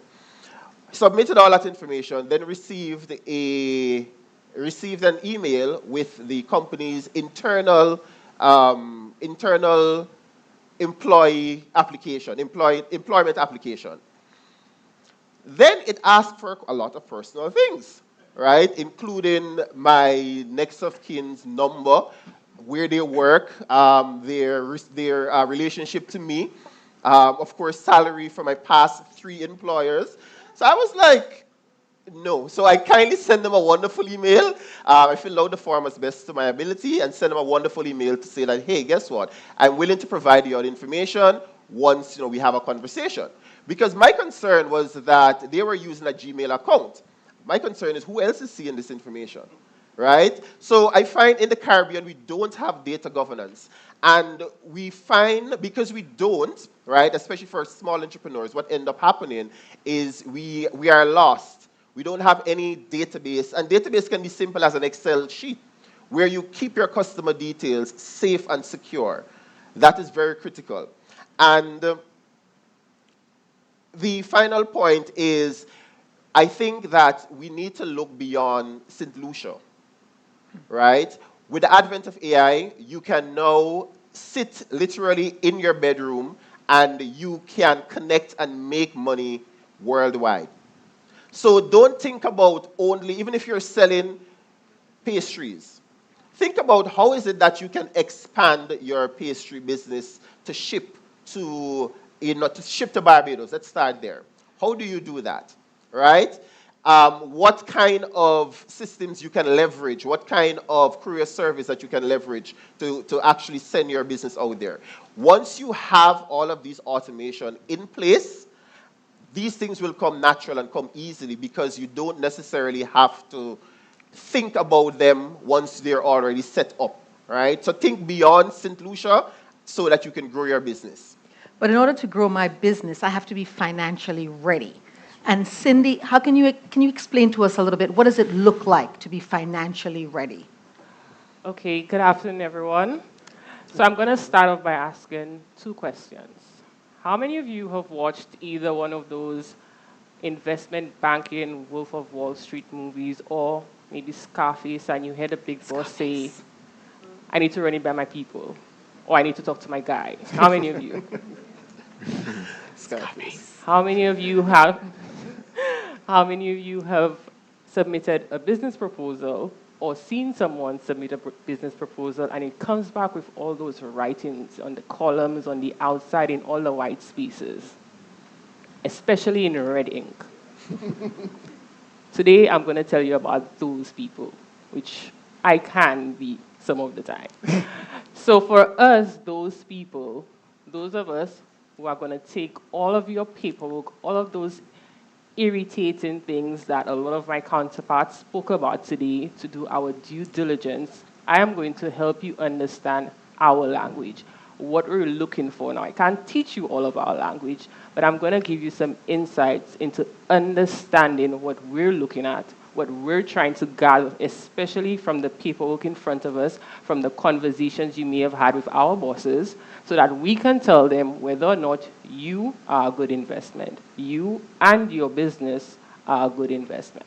Now, earlier, a young lady asked Shahid about preparing financial information, because you're new to this, you haven't done this before, or maybe you've done it before, but not at the level they're asking for.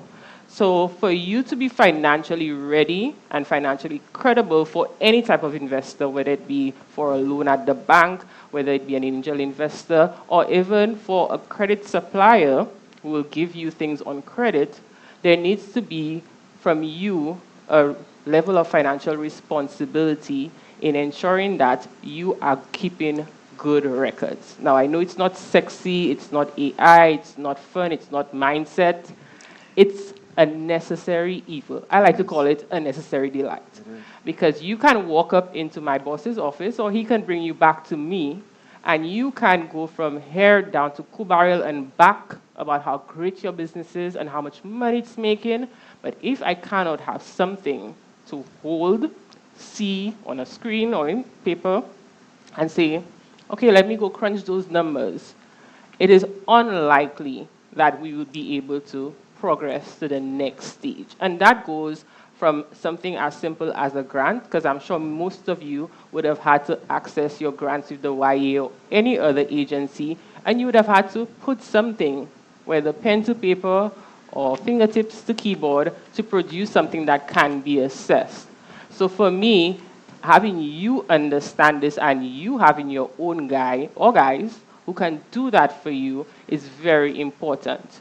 Having the mindset of I need to be financially ready. I need to understand what these people are saying. It's very critical that you adopt that from very, very, very much very now, when the idea has come into your mind of, oh, I am going to create this fantastic product. Okay, I am going to grow it. I'm going to scale it up. I'm going to make it the best as possible. How am I going to do that? Yes, you may start off on your own, but eventually you may want to access someone else's capital. So as soon as you get that idea, you need to start educating yourself in the language of my people. Now, again, going back to the young lady, and even in the YEA, there's an magazine, there's an article about preparing a financial report or financial statement called a profit and loss statement. Again, the language of my people. You need to get very familiar with these terms. It might sound daunting at first, but it is in your best interest to either acquire the knowledge for yourself or get someone else to do it. You may not want to do it, but you can outsource it. So for us, the people, the number crunchers, those ladies and gents with the red pen, we want to know that you, from the moment you started this business, are training yourself to keep on taking a record of everything that's happening in your business. That's how you build a story as well for your business. So Daniel spoke about building the story of you so your clients can interact with you. I want to see the story of your business, and it starts by documenting it from start to finish.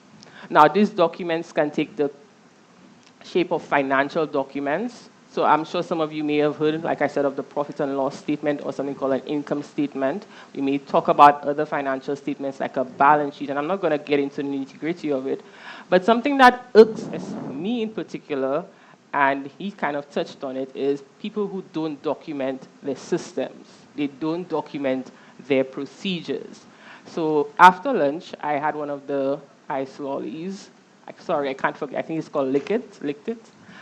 And something that a lot of people don't think about is, have I documented? A lot of us don't want to document because we're afraid of someone else seeing it, copying it. But like you said, if you went to Miami and you broke your leg, the business has to continue. Someone else in your business needs to know how to make this product so that your clients don't jump ship to whoever's selling, can I get another name, please? Unwrap it.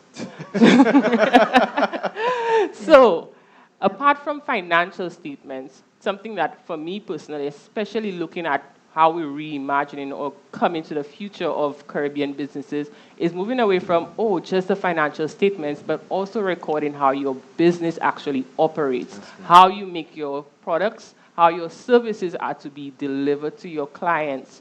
Everything has to be documented. So when I, at the back room, typing at my little computer, gets that business plan with your financial statements, I can go through and say, oh, there's an entrepreneur who gets it. They not only have that entrepreneurial mindset, they also understand business. They know what I'm looking for so that I can tell my boss, yes, boss, we can help them. We can price it. I think you can give them a 5% interest rate, or we can only ask for 20% dividend because they are less risky. Ultimately, I am trying to price for my boss, and maybe myself, because maybe I'm the boss too.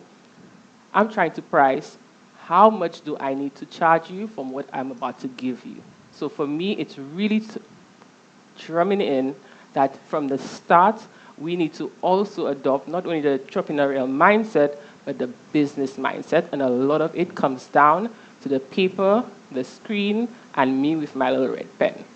Okay? Excellent. Thank you so much for that, Cindy. For those of you who don't know, I have 2 small children, and it took me a very long time to have those 2 small children.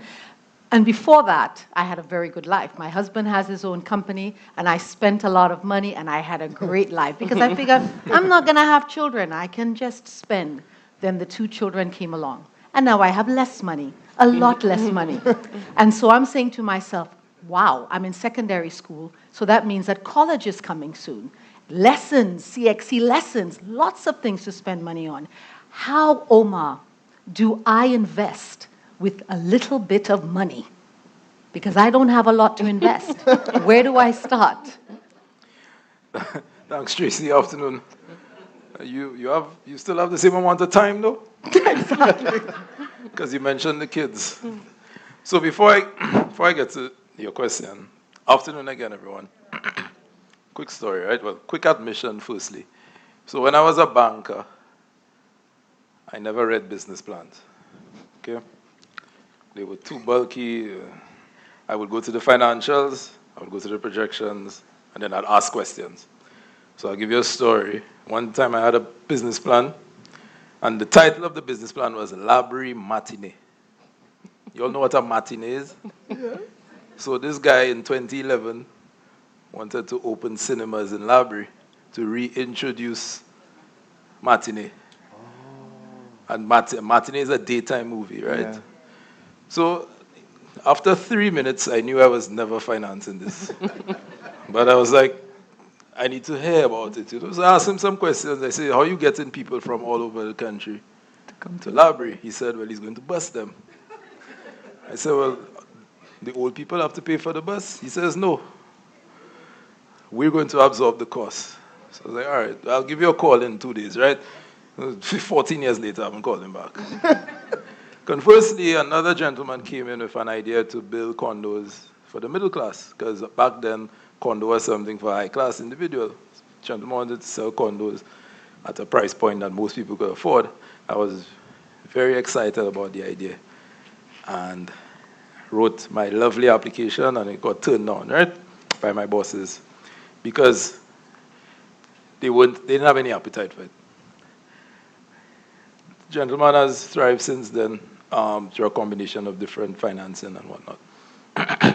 What this speaks to is that when you think about the financial institutions that are in front of you, they have their own mandate, right? At the time the guy came to me with Library Matinee, maybe somebody's granny wanted to see a movie, but I had a $50 million target that year. So that wasn't my objective, right? Now, the bank's objective and the investor or the entrepreneur's objective is different. Now, fast forward from my banking days into investments. Every year, when I ran for Citizens, we would raise $1 billion EC dollars, right, for the governments in the Eastern Caribbean, including ours, okay?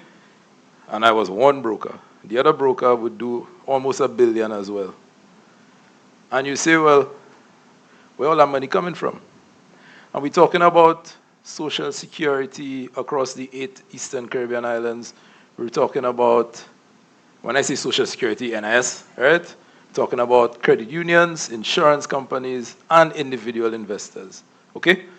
So across the region every year, we would raise a combined, say, $2.5, $3 billion in the debt markets. Folks, we have a lovely region existing right now that we're a part of. And when we think about our business, and I encourage you, and it may take some time because I've been spoiled. I've been working in a regional capacity now for almost 8 years. So I don't think of St. Lucia singularly. I think about the broad region.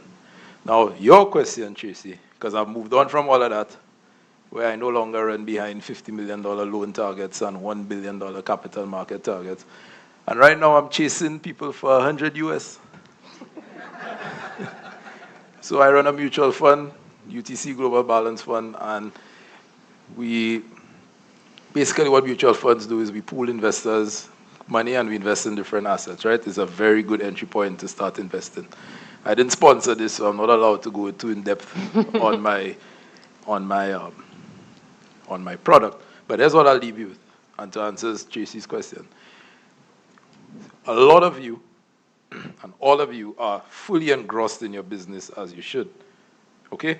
But don't forget yourselves, all right? Because at some point, you will have to retire, you will have to send that kid off to school, you may have a medical emergency, you or somebody in your family. You also have to put a plan in place for yourself, right? So I know all your blood, sweat, and tears and every cent you have is going into that business, but I encourage you to start looking at mutual fund products like ours, and maybe other investment products to start putting money aside, right? So you could actually start, while growing your business, simultaneously putting a nest egg aside. Because let's just say your business is something that you only can do, okay?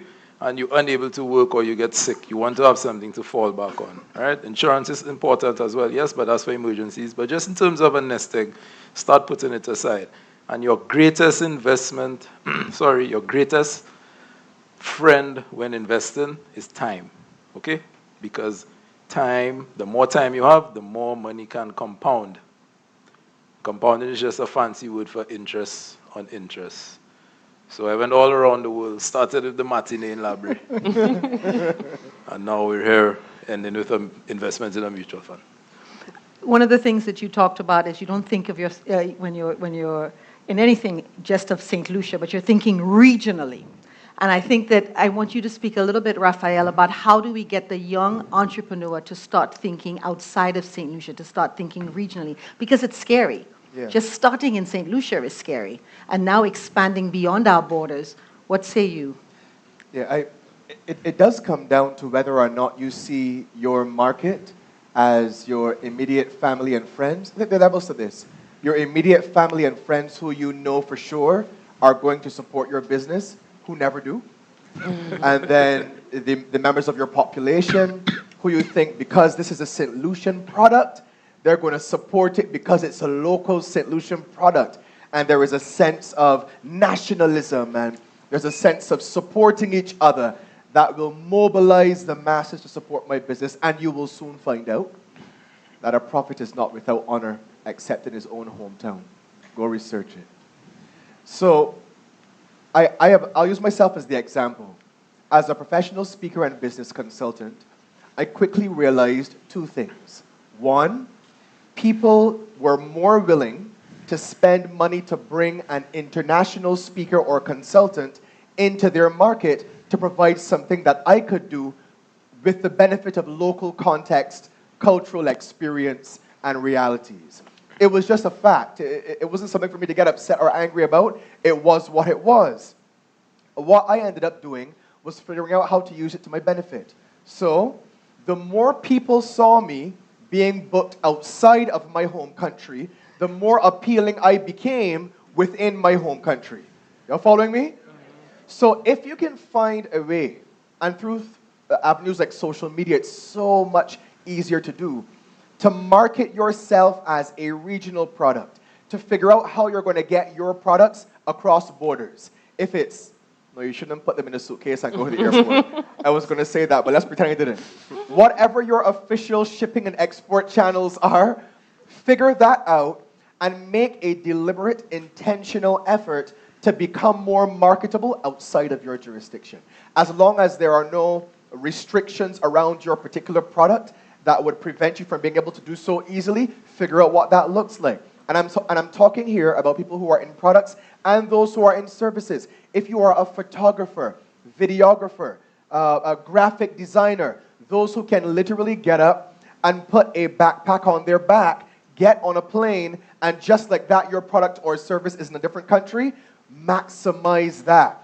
And I promise you, the more opportunities you get outside of your locality, the more opportunities it will produce for you inside of your locality. That is just the way the cookie crumbles. Don't get in your feelings about it. You're trying to grow your business, aren't you? Yes. Yep. Recognize that to be the reality of the markets.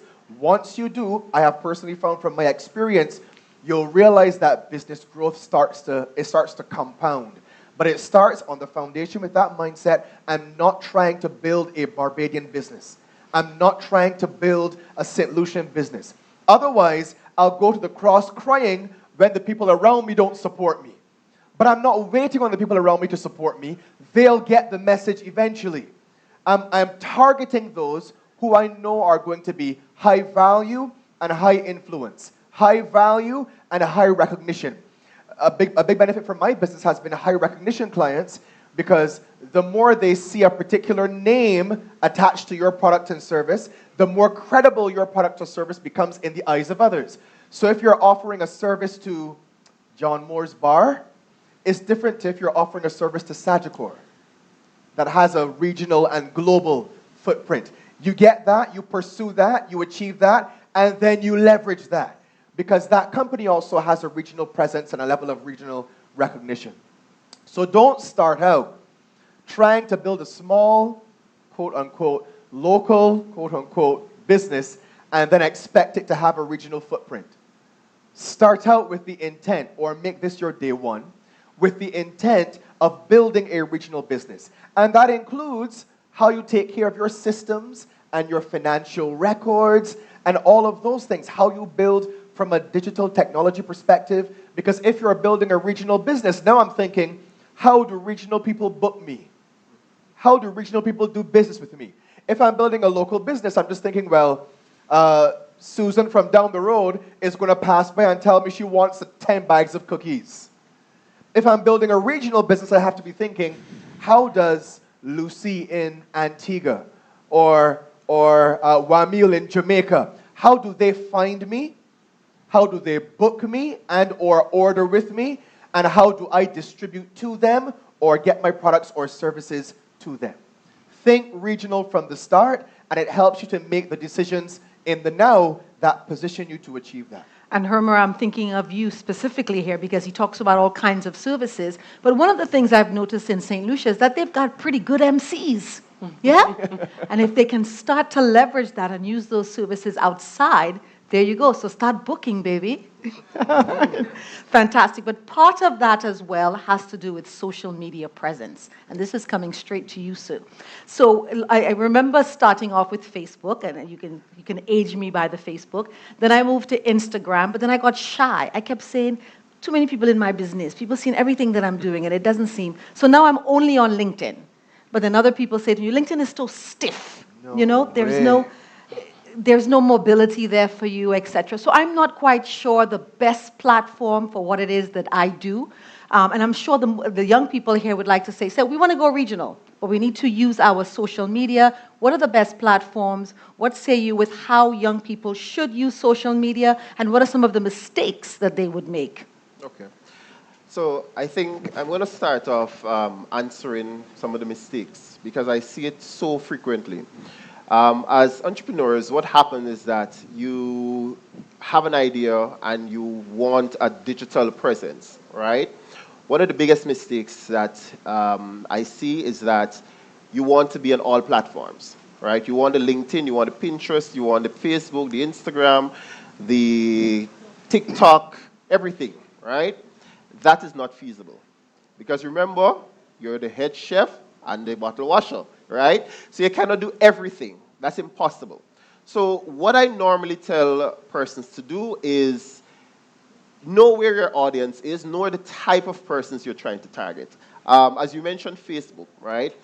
It is a fact that the Facebook audience the Instagram audience is younger than the Facebook audience, right? That is a fact. However, what I find, when I came to St. Lucia, I realized that St. Lucians use a lot of Facebook. In Jamaica, it has shifted a bit. You find more, of course, TikTok and Instagram, but in St. Lucia, you still use a lot of Facebook.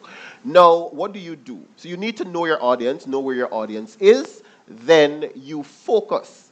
So you can go ahead, of course, and create the handles for all of the social platforms, but you push one or two. Because remember, it's just one person. So you cannot, you shouldn't try to overextend yourself to do everything. And it's okay if you're only on Instagram. That's fine, right? I actually ran a business for approximately a year in Jamaica. And the business was solely, it was me alone, of course, and it was delivery. It was a product, right? And it was delivery. Persons would order, and of course, I would go and do the delivery. Instagram was it for me, right? And I tried my utmost not to overextend myself because what ends up happening is that you have 5 platforms and a customer messages you on, I don't know, TikTok. And you don't check TikTok, you only check TikTok every 4 days. As a customer, we're living in 2025, there's no way I waited more than 15 minutes to hear back from a customer, from a potential person I want to do business with. When you have all these fancy social media handles, oh, we are on all of these things, message us, but then you don't respond. Right? I just move on. And it happens a lot, and I'm certain yourself as well, you're not going to sit and wait on somebody to respond to you when you ask them, oh, what is the price for this cake? And then you realize 2 days pass. I say, oh shucks, I didn't get a response. Right? You move on. More than likely, you move on. And that is just the reality that we're living in. So my suggestion would be know your audience, and you may not know your audience from the beginning, right? But based on what your business or service is, you have an idea where your audience is, and then you go ahead and you focus on that platform, that 1 or 2 platforms, and you push out your content. Then eventually, you can spread your wings. So I've been a bit selfish here, asking all the questions that I want to ask, and have not given you an opportunity as an audience to do so. So, are there any questions that you have for any of the panelists? Yes, there's a hand in the back. And then, Cindy, I have to ask you a question about early red flags. What do you look for? Oh, my. Hi, good day. April Littleville, Ministry of Agriculture. I think my question is for Omar. So we know that our industry, agriculture, is very high risk. And we're trying to increase the engagement and participation of youth in agriculture. So how do I present mutual fund options for youth, for young farmers, young agribusiness persons, as an avenue for them to, I guess, lower their risk or have a bit of more leverage in recovery and so on in their business? Thanks. Oh, yeah. That's an excellent question. And just from in the individual capacities, right? Yeah. So if you look at the landscape that existed before with investments, you would need about $5,000 to get started, right? To maybe do a bond or whatnot. Now mutual funds bring it that affordability now, right? And not just ours, but others that are available.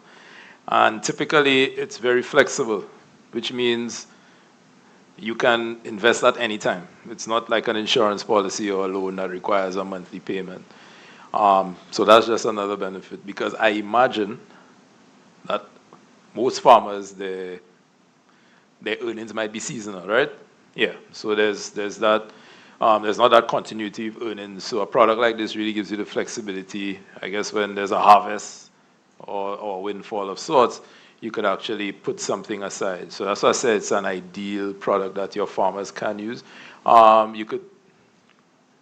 booth is outside where you can actually get more information, because one of the mandates of Global Balance Fund in particular is to really cast a wide net, right? And I'll use a big word, to really democratize investments, to bring it to the man on the street.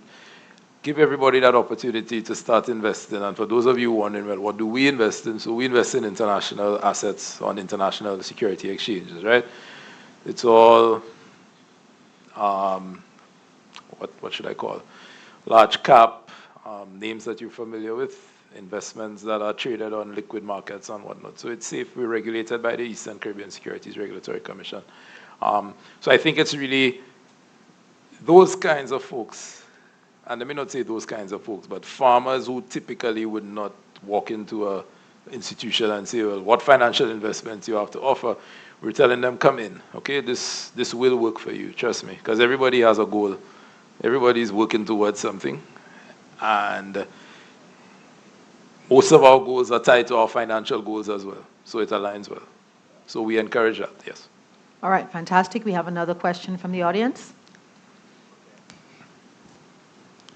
Okay, my question is for you again, Omar. As it relates to investing in your mutual fund, how much is insured? So if I give you $200,000 of my money and you lose it, do I get it back?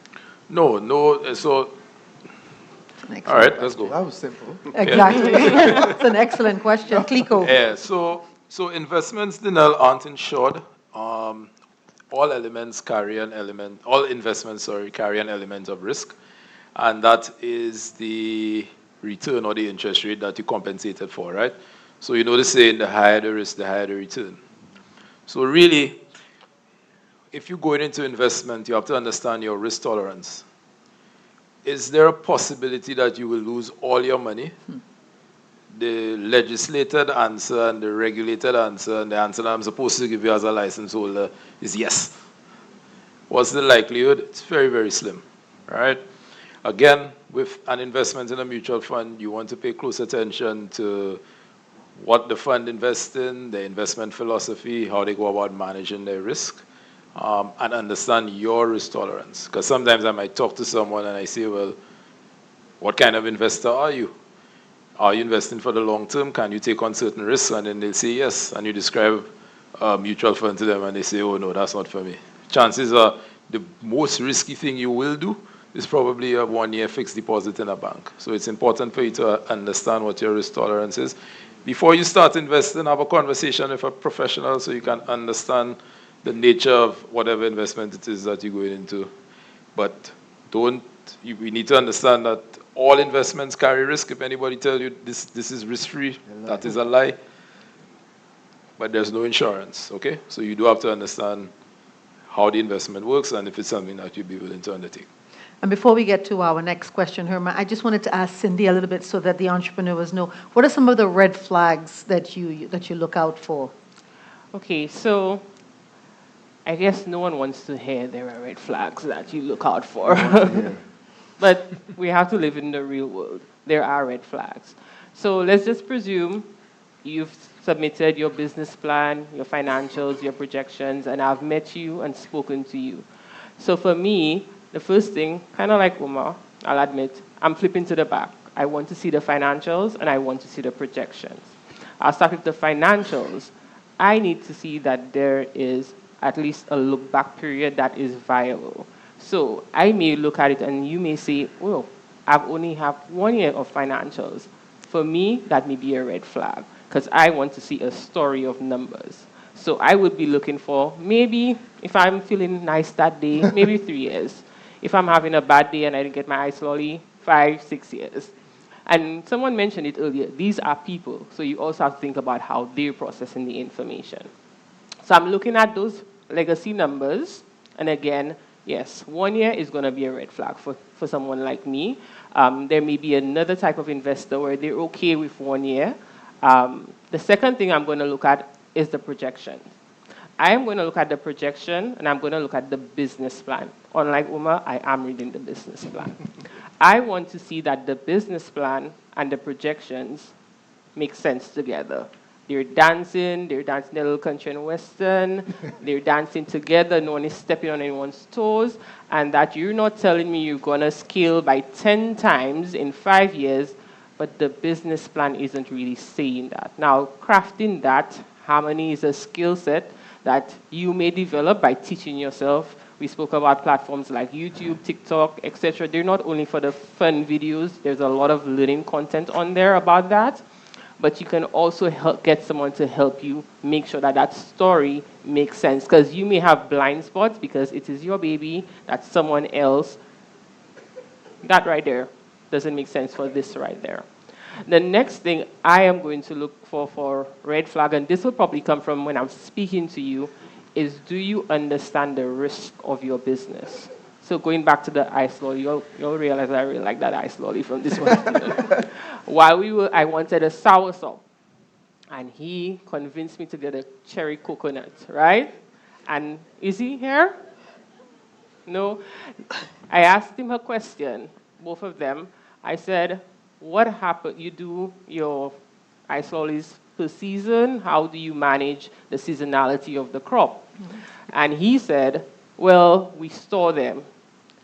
Now, I could have gone a bit further and said, well, where my soursop, but I didn't.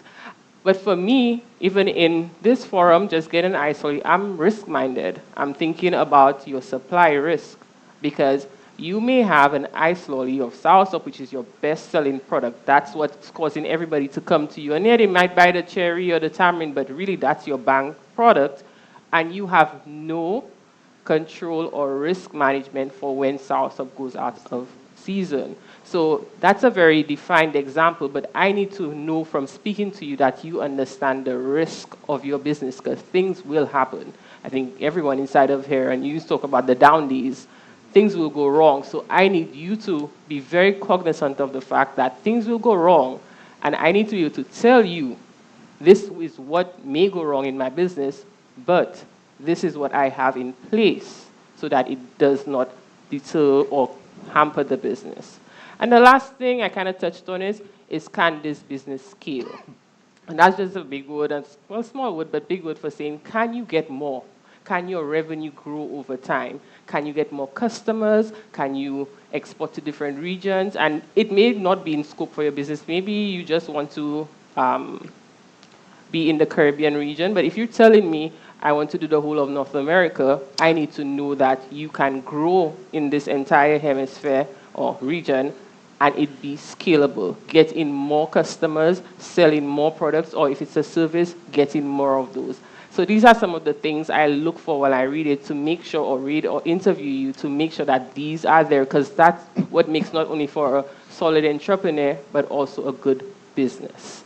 Excellent, thank you. You will not believe it, but an hour has passed. And so we're going to take this question, and then we're going to take a nugget. Make sure that each of you leaves the audience with a special nugget that they can take away with. So you got it, sir, the last question of the afternoon. Thank you very much. My question is for Raphael. I met you last year, big fan. Became a big fan last year. Great. I've been following you since. I follow your social media page, and I'm interested. Which one? Well, on Instagram mainly. And I'm very interested in how you choose the type of content that you post, because I realize your job is a very serious job. It is. But you post humorous content as well. I really like the reverse video. It was hilarious. Yeah, how do you choose what type of content you post and still stay aligned with that seriousness of your brand? Oh, this is so good. All right. So over the last year, you're absolutely correct. It's something I've struggled with because my brand is a very serious one. The clients that I work with, very big corporate, Caribbean and North America. So I struggled with that for a while. One of the things that helped me this last year is that I got help. So I actually contracted a social media consultant who sat with me, went through my brand, understood all of my core values, which are unchanging, they're not going to move, and it helped me to understand how I can weave those things into different types of content.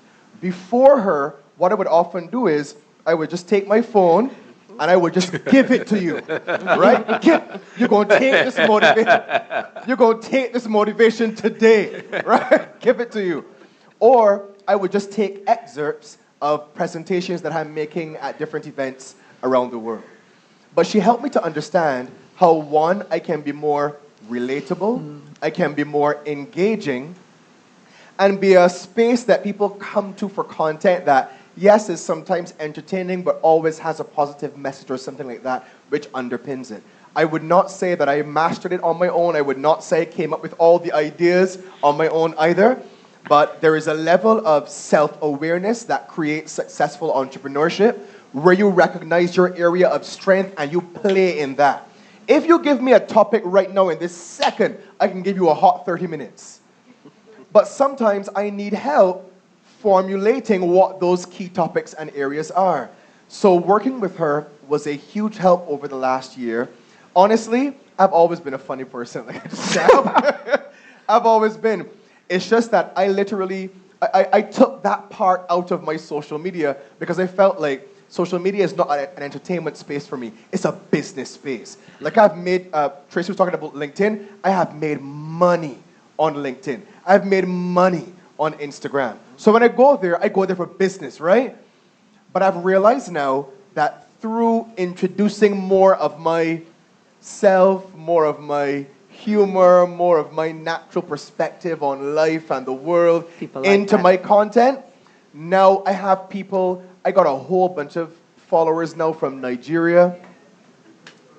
I don't know who the people are, but they love my content. And what they'll do is, they'll come for a funny video, and then they'll go back. And I'll see them liking things from 2019 and 2020 and coming all the way forward because now they're a part of the fold, almost. So because I see social media as a place where you can build community, you have to think of it as, this is where I build community. Community, at some point in time, might turn into commerce, or it might not. But community in itself has value if people see enough value in what you do that they're willing to give you the benefit of their time and attention. Always remember, we are in a time and attention economy. Those are the two most valuable commodities. You can't invest without time, and nobody knows what you have to invest in if you don't earn their attention. So the style of content that you choose to do, it might be very, look, spice it up. Don't take yourself so seriously. Also, don't be afraid, I'm gonna finish now. Don't be afraid to show people the story behind the story. It is one of the most valuable things you can do. Don't try to present on social media as this polished and finished product, because it does not inspire people to follow you as much as showing people the behind the scenes of what it takes for you to be able to do what you do. Thank you for that. And you can speak to him a little bit after. Now, we've been here since 9 o'clock in the morning, and it has really been a fantastic day. You know, I just want to take this opportunity to really thank the organizers. They've been wonderful. And I know that nobody's going to remember to find our wonderful MC. The energy has been amazing. She's somewhere around. You know, there's just so much thought that has gone into today. But I really want the panelists to just give us 30 seconds of wisdom here. And next year, hopefully, we can invite some of them back to hear that backstory. You know, I'd love to know where you started. I'd love to know. I think I taught you a million years ago when you were a student in secondary school. And I'm on the stage with her. Yay! You know? So these backstories, as you very much indicated, it's important. And we want to hear it. The young entrepreneurs want to hear it so they know that they can be where you are now. So with that said, Omar, we're just going to come down the line. You're going to start with your nugget. Okay, thank you. So, I'm happy Dinell was here. Dinell might be surprised that I'm saying that, but I remember going to many forums before YEA. I think I first met Dinell circa 2017. Came to a youth seminar, and I've been speaking about equity financing and angel syndicates for a little while now. I'm happy that people have actually given me the opportunity to do so, because I think it's what's necessary. I hear all the hue and cry and people lamenting the banks, and I hear all the stories of young entrepreneurs, and I'm always thinking, guys, you need an investor, you need an investor, you need an investor. This can't work, don't give up, right? So my final nugget is a challenge to the YEA. You've done excellent work in your 4 years of existence. But going forward, this will be the next frontier where we actually build that ecosystem now to actually take savers out of those banks and turn them into investors. Let us make capital marry innovation and really develop and grow our economies. Thank you. For me, I do believe, I've seen the youth economy for the last couple of years as well, and based on what I've seen, they have done a phenomenal job. So, of course, thanks to the organizers. For me, what I would like you to take away is think beyond the borders of St. Lucia, right? We have internet, we have digital media, we have AI. There are so many things you can do. You can literally open up Perplexity and just ask it to find out about different companies in another country, in Jamaica, in Trinidad, right? And it will give you a detail and provide you with resources, with sources that it cited. Before, you'll have to do all those researches on your own. You'll have to go and open up Google and, go to different websites. But now you have all of that. You may not know what to do, but just open it and type something. It may even prompt you. So what I would want you to take away is think bigger. Right? You may think right now that, hey, you're only here and you have your craft business and you only want to serve persons within Labrie. You only want to serve persons within your area. But what about serving persons outside of St. Lucia? Right? I know sometimes it's not as easy when considering the shipping and so forth, but then if you think about it, you may be able to send your items over using a different shipping method rather than just the traditional one, right? So think bigger. I'd say partnerships could be your key to scale, but successful partnerships require humility. Quick story. I liked someone's post on LinkedIn because I'm very inspired by their work. Someone saw that I liked that person's post and that person was connected with a US agency. Fast forward 6 weeks later, and I was offered a $12,000 engagement because I had the humility to show support for somebody else that I followed. And I like to leave the last word for the woman because you know we are the wise ones. Yes, we are. I would like to implore every one of you to become comfortable with every part of your entrepreneurial journey, especially the uncomfortable parts, the parts that you don't like, the parts that you don't know. That is where the growth of your business will come from. The things that you like will be so easy, and it will become very easy for you to become complacent about your business. So go out, learn the things, ask for the things. The YE is here to help you. Because I, as much as I'm here with my little red pen, I really want to be giving out gold stars.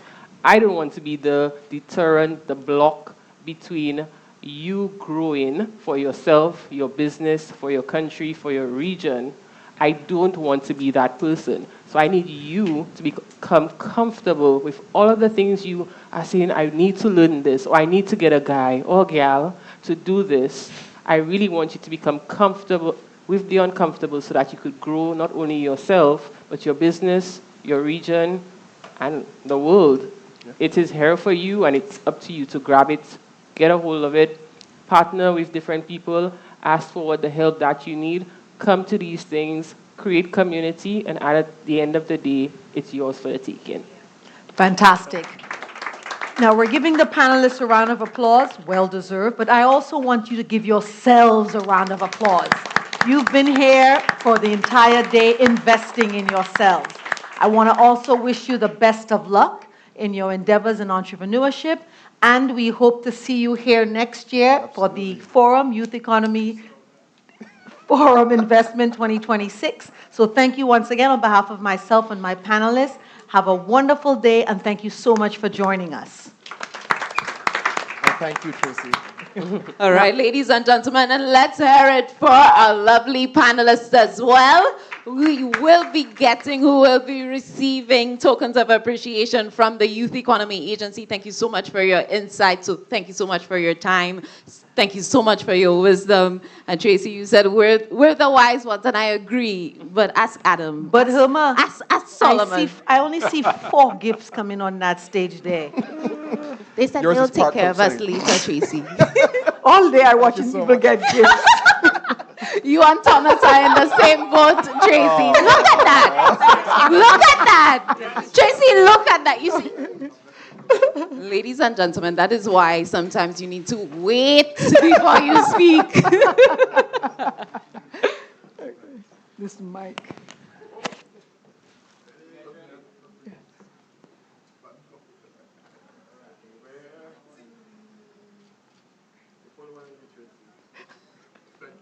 All right, thank you. All right. Pleasure. We're done. That went by fast. It did. No, I was shocked when you said that it was an hour. I was like, no way. That's what I was getting to. That's what I was getting to. All right, ladies and gentlemen, once more, we want to thank you so much for your time.